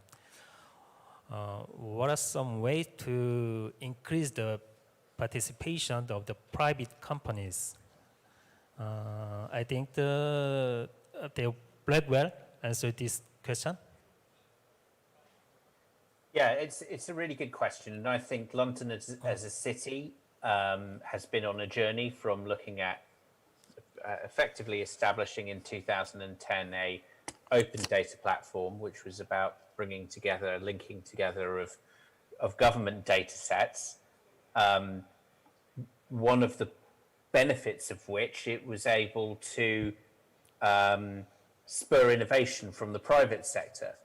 And I think for quite a long time, we were either thinking about publishing things so innovation could happen from the private sector, or in other aspects, thinking about the opportunities of commercialization.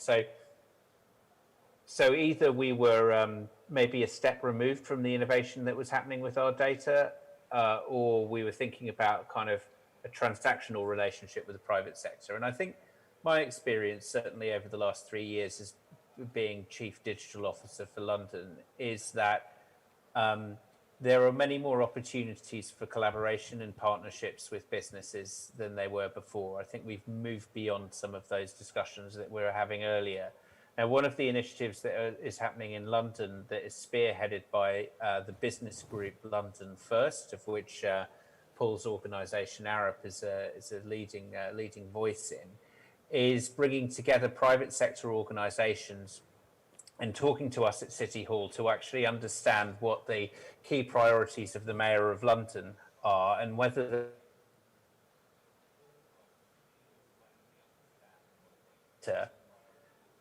in sort of non-traditional ways, if you like. So if we have so what we did is we sat down and we did some work over about 4 or 5 months and have identified areas in which common data sharing would be a benefit to both. So to understand the dynamics of electric vehicle charging infrastructure and future demand was something that City Hall saw as an objective, but so did businesses. To understand the extent of digital exclusion in the city, private sector data from the telecoms firms and the other infrastructure firms, and indeed the banks, because of course we'll know who does online banking and who doesn't, can give us deeper insights into digital exclusion in a way that we wouldn't have before. And there was also a great deal of collaboration, and maybe it will be more collaboration in the future about that, the use of private sector data to understand busyness, which is the project that I set out. So this really builds on some of the work that we tried before on a case-by-case basis, which mainly revolved around private data sharing on understanding construction impacts on the city and the effect on congestion, to, through the London Data Commission, a more strategic conversation. And so the challenge for us as a city is really to develop the key data questions that we need to answer. So if we have a challenge around improving air quality, what are the key data questions that arise from that? And to be able to talk to the private sector. And I think the first steps to create a kind of strategic proximity between the private sector and the public sector on making the city better have played themselves out. And this program started before the current crisis, but I think that collaboration has been amplified by it. So that really helps our work when we develop a new data store, because we know the kinds of conversations that we can have with the private sector. And the most fruitful of those are actually around climate change and mobility. So we've made some interesting progress, certainly. Okay, thank you. I think it's very the key issue in the data-driven smart city. And the next question is, in order to manage government, business, and personal data in an integrated manner, there is a conflict of the interest between the aspect of the privacy protection and the openness of the information. So how do you coordinate this as the best practice for each country and a city? For this question, I'd like to Paul McConnell. Great. Yeah, thank you. Maybe just to add on to what Theo just mentioned before I answer the question, because he had a line earlier that I took down I really liked, is that might help with participation to common purpose. And I think right now we're in this moment of if you're a private company, you're trying to get people back into cities again, getting them back to offices, getting back to spending money, getting them back on transit.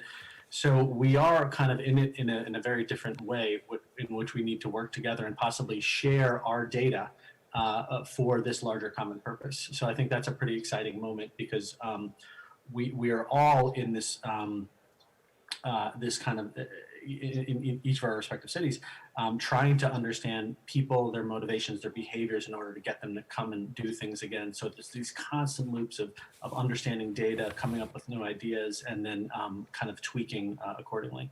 So that was kind of just a reaction to some of the stuff that Theo was mentioning.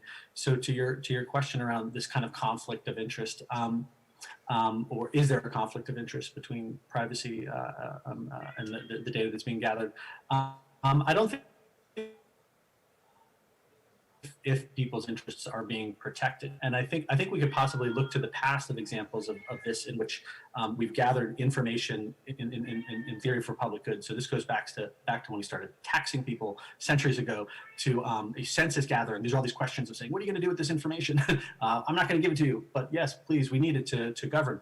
And I think this goes back to things I was saying before about storytelling, demonstrating clear benefits, and so people can kind of understand how this information is being used. So I don't think this is a new problem. I think this goes back again and again, that if we can kind of demonstrate that we are protecting, we can accurately protect people's privacy, but then use that information anonymously to see patterns, to see themes, to then help make other decisions. That's how I believe we work through this potential conflict. And then essentially ways that we can understand are similar things of kind of making sure we understand the track record of the people that we're providing this information to. Are they good actors? They demonstrated trust with this sort of information over time. And then I think you do need gatekeepers. This is it. Like this is kind of this is the market. There will be people in the market that will try to leverage information to their financial benefit, and that's where I think organizations and government organizations and policymakers come in to kind of create these boundaries over time, and that becomes the kind of the balance that we need.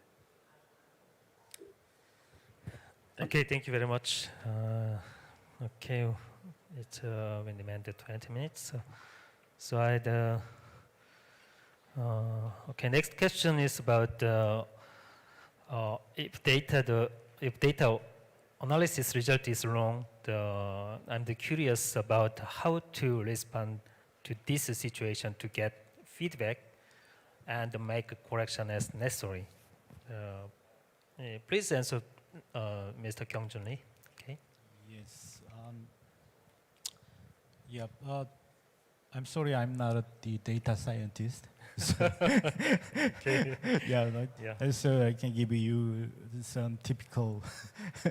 You're developing the data platform.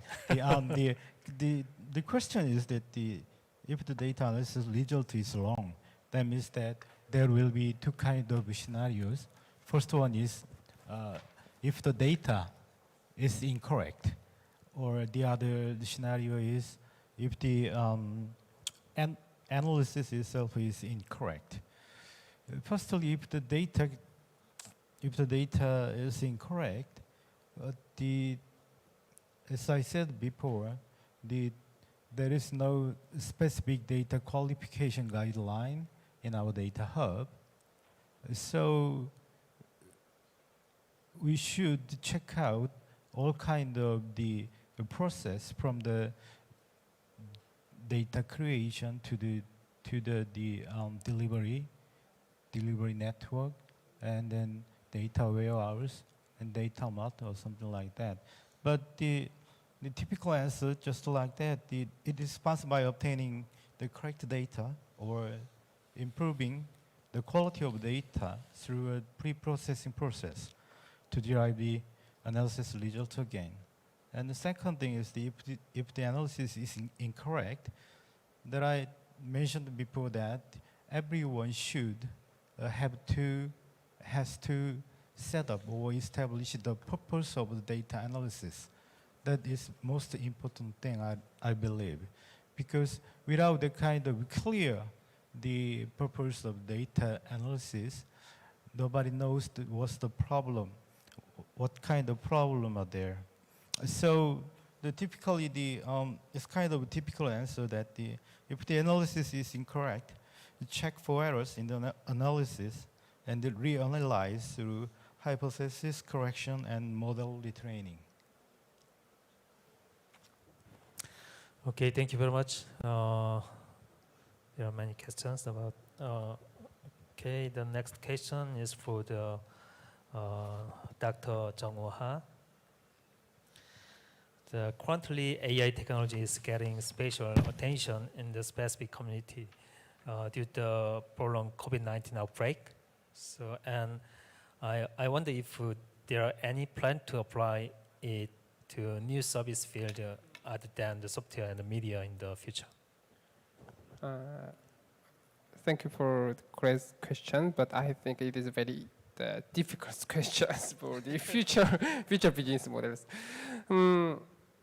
Actually, many people believe in the online will still be important after the COVID issues. So, in perspective, considering that online importance, then we can think two kind of services. One is for some B2C services. So, due to because it is not easy to the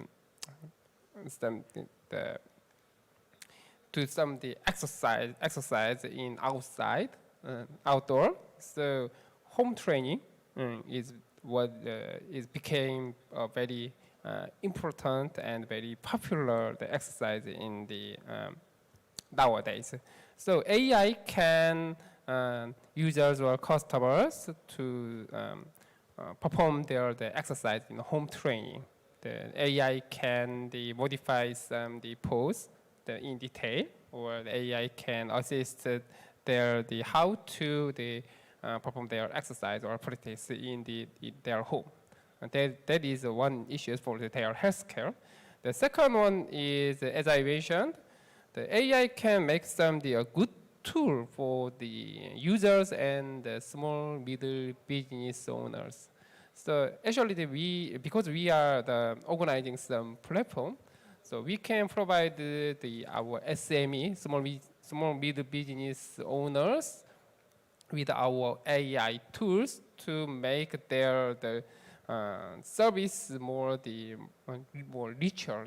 That means we can provide some program or tool to make their promotion video more easier, or we can give some software to the modifying or enhancing the item images or the information kind of some description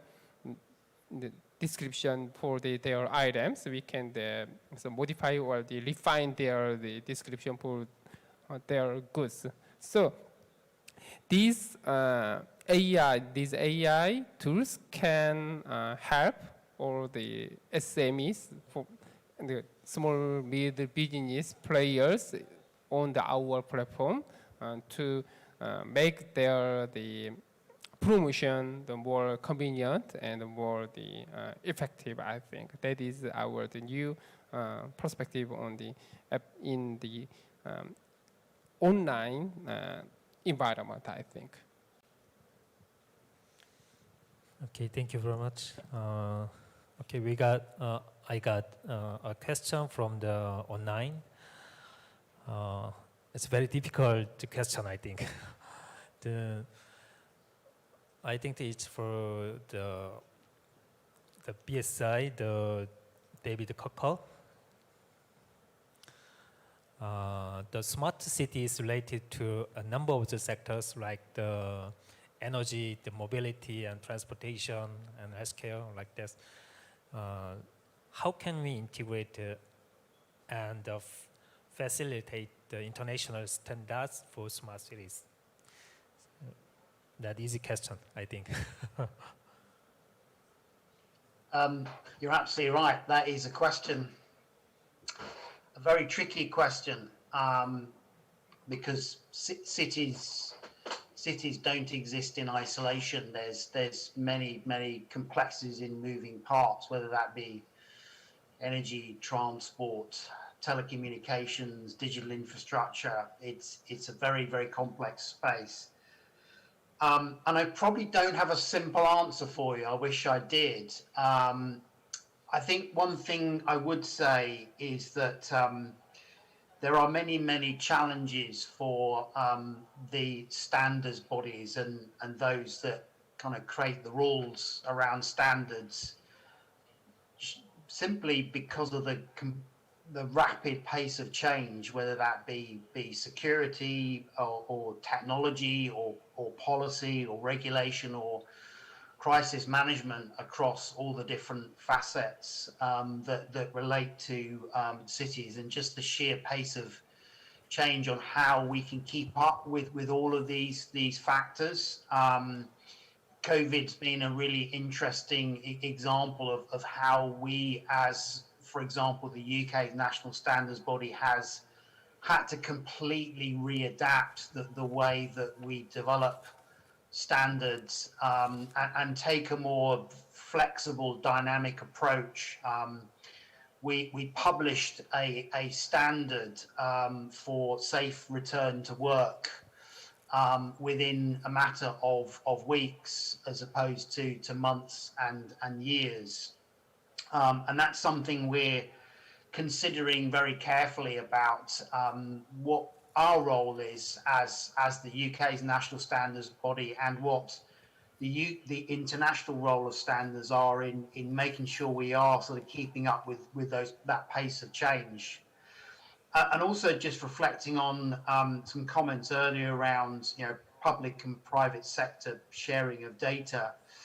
It is complex, and I think part of the challenges for any organization sharing data, whether that be a public or private sector, is the sheer complexity of the rules and the policy and the regulation. And I think we need to help simplify that, again, applied across those different sectors, those intersections across energy, transport, whatever that is, and look at how we support standards that are outcome based, which drive policy and regulation that are driven by outcomes for citizens. So I think that probably doesn't necessarily answer the question, because it is a very complex one. But I think what we're trying to do from a standard setting perspective is really understand how we become more dynamic and more flexible in terms of being able to reach consensus around those very important standards across all those different intersections at the pace of change that's needed by industry and by governments and by local authorities. Okay, thank you very much. We just 9 minutes, so we are deal with the two questions. Okay, it's also the live question. to the McConnell. Okay, so what opportunities are there for international collaboration on common challenges? Can I repeat? Was it around what are some common challenges around collaboration? So international collaboration on common challenges. Ooh, that's a good one. I think if we go down to our core of possibly as people, I think everyone wants to feel heard and feel valued. So I think that becomes something with a good process in which, you know, if you think about the kind of the typical design process, there are moments of learning, of understanding the problem, and then there are moments of kind of exploring solutions. And I think more and more, you know, we're seeing this in the way that we work, you know, in the tools that we're using even today online, is that it isn't just one group goes away, comes up with an idea, then brings it back to the other group. That's just not the way the world works anymore in any country. Everyone wants to feel a part of it, they're contributing ideas, that they're kind of along for the ride, if you will. And if they're not, they're kind of gonna probably just not get excited about helping to solve that problem.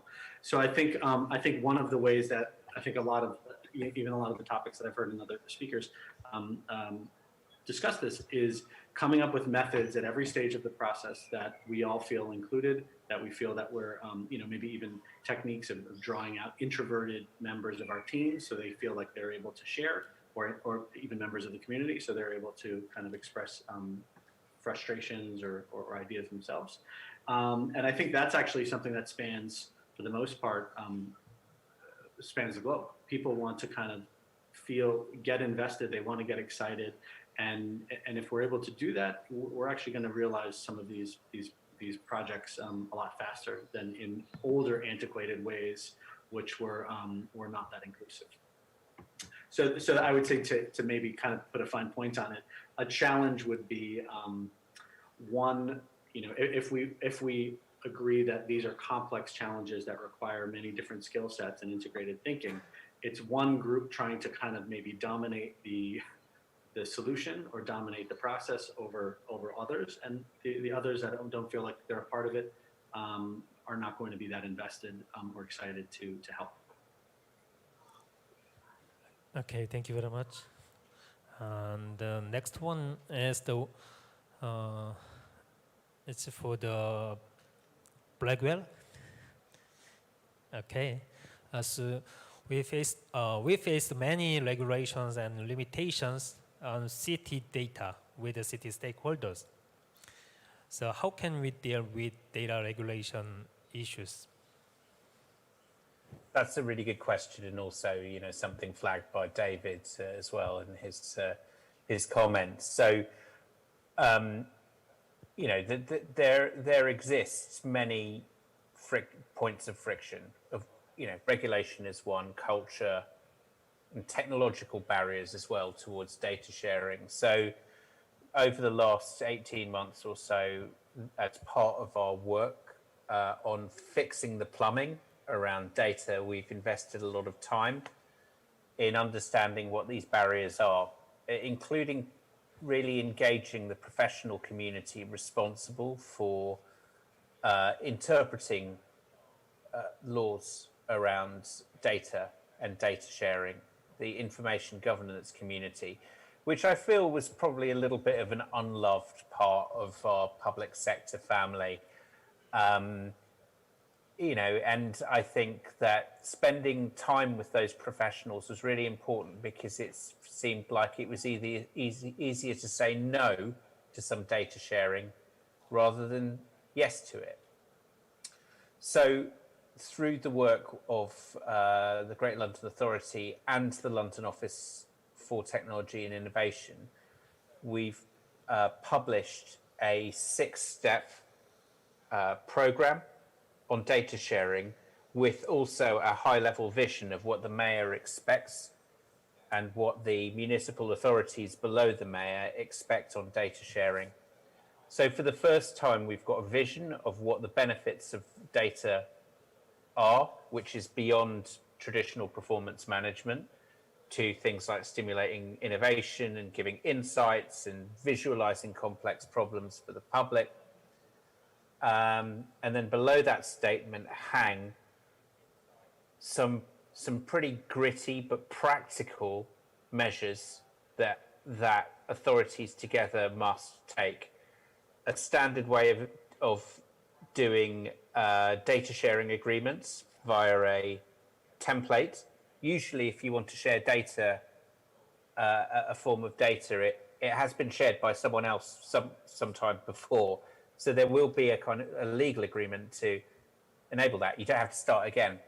And we've also looked at things like we've created a system to automate the data protection impact assessments that we're required to do by GDPR. So again, this just removes cost and removes the sort of resource that previously made data sharing difficult. So in conclusion, I would say that, you know, similar to my colleagues here, is that you need that top level leadership of saying why data is important, but you also need that bottom level identification of the points of friction and set out practical measures to do that. And today we've published on the London Office of Technology and Innovation Twitter, so that's Lottie_LDN, an article on the steps that we've taken to make data sharing responsible and safe, but frictionless. Okay, thank you very much. The last question is to the Kyungjun Lee, the SK Telecom. What is the ultimate function of data hub, and when will this be available to be realized technology? Yes, very tricky question. Yes. The purpose of the ultimate function or the function of data hub to be AI platform. And then, for example, SK Telecom currently has one AI platform for monitoring our mobile network. So the kind of AI platform named Tango is monitoring all kinds of things related to the mobile communication, for example, including the base station status and then communication status, data connection status, all kinds of things should be monitored by our Tango. We have spent more than 7 years to develop and build that kind of the network platform, and they spent a lot of money. So I'm not sure when the kind of the data hub will be available in technically. I'm sorry. Okay, thank you very much. Time is almost over. So lastly, we listen to each speakers and panel member for about just 2 minutes. Okay, so the order is from Dale Blackwell, and then Paul McConnell, and Kyungjun Lee, and Jung Woo Ha, and lastly the David Cocker. Just 2 minutes, please. Okay, last comment. Dale Blackwell. So, I mean, I think in conclusion, what we can say is that the conception of the smarts from our various speakers, by and large, is that there's been the concept of a smart city has been on a journey. It's incorporated in the last few years the elements of user centricity that have come from the digital transformation movement. I think we are in a situation where we're looking for much more alignment with city objectives. There's still quite a lot of work to do about how we bring data together, not just in terms of the technical challenge, but the human challenge. because I don't really like, people use the word data driven. I don't really like that. It's data enabled, because data is only useful, I think, when put in front of human beings, and that's domain experts and data analysts, etc. So I think that how we look at the human side of data is really, really important in this, because we will get the maximum benefits for that for our citizens, which has got to be the number one priority. Okay, the next, okay, the Paul McConnell. Sure. Yeah, again, thank you for having me, and great to learn from my fellow speakers and panelists. I think in summary, I feel the challenges that we're facing, especially coming out of kind of global lockdowns or rolling lockdowns, will require new methods and new solutions.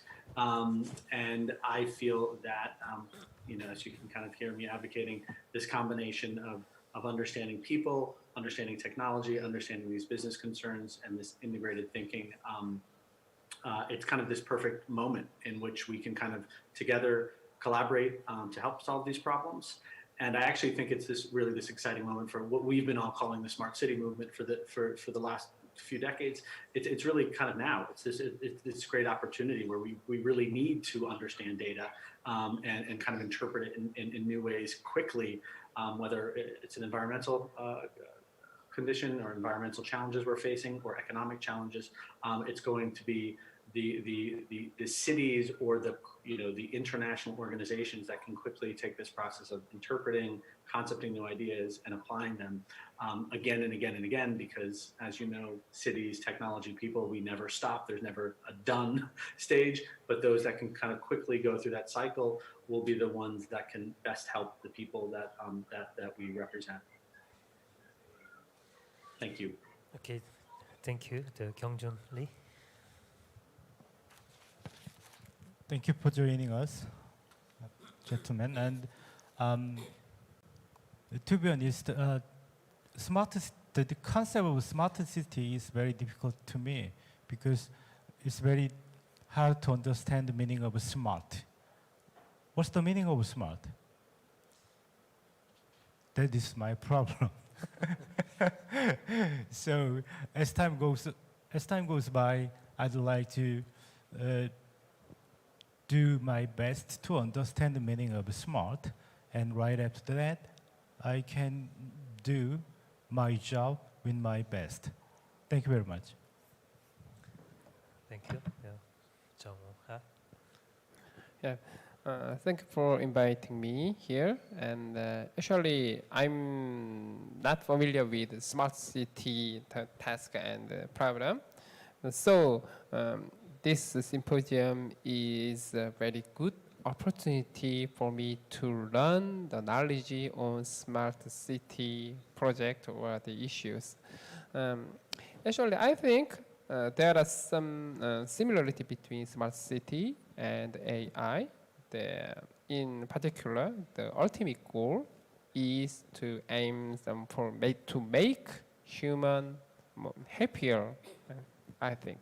So I think AI can contribute to the smart city, the success of smart city. So I wish we have the opportunity to collaborate or contribute to the successful smart city project in your future.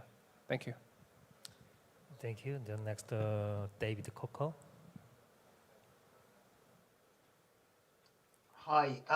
Firstly, thank you very much for having me. It's been very insightful, and I've thoroughly enjoyed all of the presentations that have been done. It's been very interesting to be involved in. I guess final reflections from me.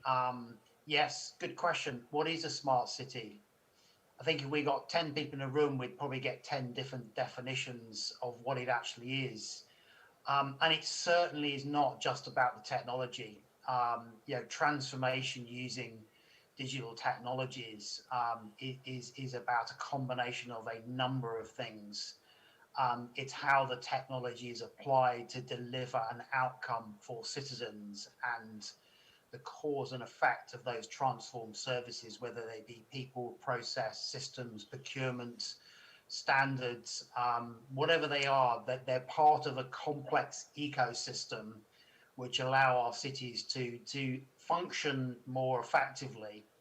And as we try and accelerate the adoption of this new technology, clearly there's going to be an increased focus on building consensus-based best practice that may or may not lead to formal standardization, but clearly best practice in how we interoperate, how we interconnect our city platforms using data technology and digital technology, and how we integrate that data is going to be quite fundamental to supporting those new ways of working and that kind of rapid growth. I guess the final comment for me, and this is often how people look at organizations like BSI, standardization is a lot more than just writing standards. It is about building and creating common, repeatable approaches, best-in-class approaches. And it's also about leveraging that knowledge to how we can work more effectively, more efficiently in a secure and trusted way. And for us, as the national standards bodies, we need to get involved earlier in those innovation cycles, not at the point where organizations feel a standard needs to be written. We need to be there when things are happening in terms of developing innovation, very much early in that innovation cycle, which is often where we're not engaged. Thank you. Okay, thank you very much. It's time to finish this session. So, unfortunately, we had this the valuable symposium online, but I think it was very informative and meaningful time. I think that we should extend this to the big team, the worldwide, I think. So, as Paul McConnell said, the integrated team is very important. So I hope that we'll create a more concrete relationship between the UK and Korea to create a smarter city for our citizens. Thank you very much. We stop here. Okay, the third Smart City International the Symposium will be concluded with this Smart City data session. Thank you to those who are interested in this event and have watched it until now. Thank you very much. Thank you. Have a good day. Small City Data Session. All of the sessions for the third Small City International Symposium are not finished. We've been through some difficulties in organizing this event due to the COVID-19 outbreak, but on the other hand, it brings us an opportunity to think about next steps needed to move forward after this pandemic situation. Again, we appreciate all of our guests of honor and speakers who are with us today, and also would like to express our sincere gratitude to all speakers who participated live from the UK and the British Embassy to South Korea, who gave us big support. Thank you everyone for your participation, and we hope to see you next year. Thank you.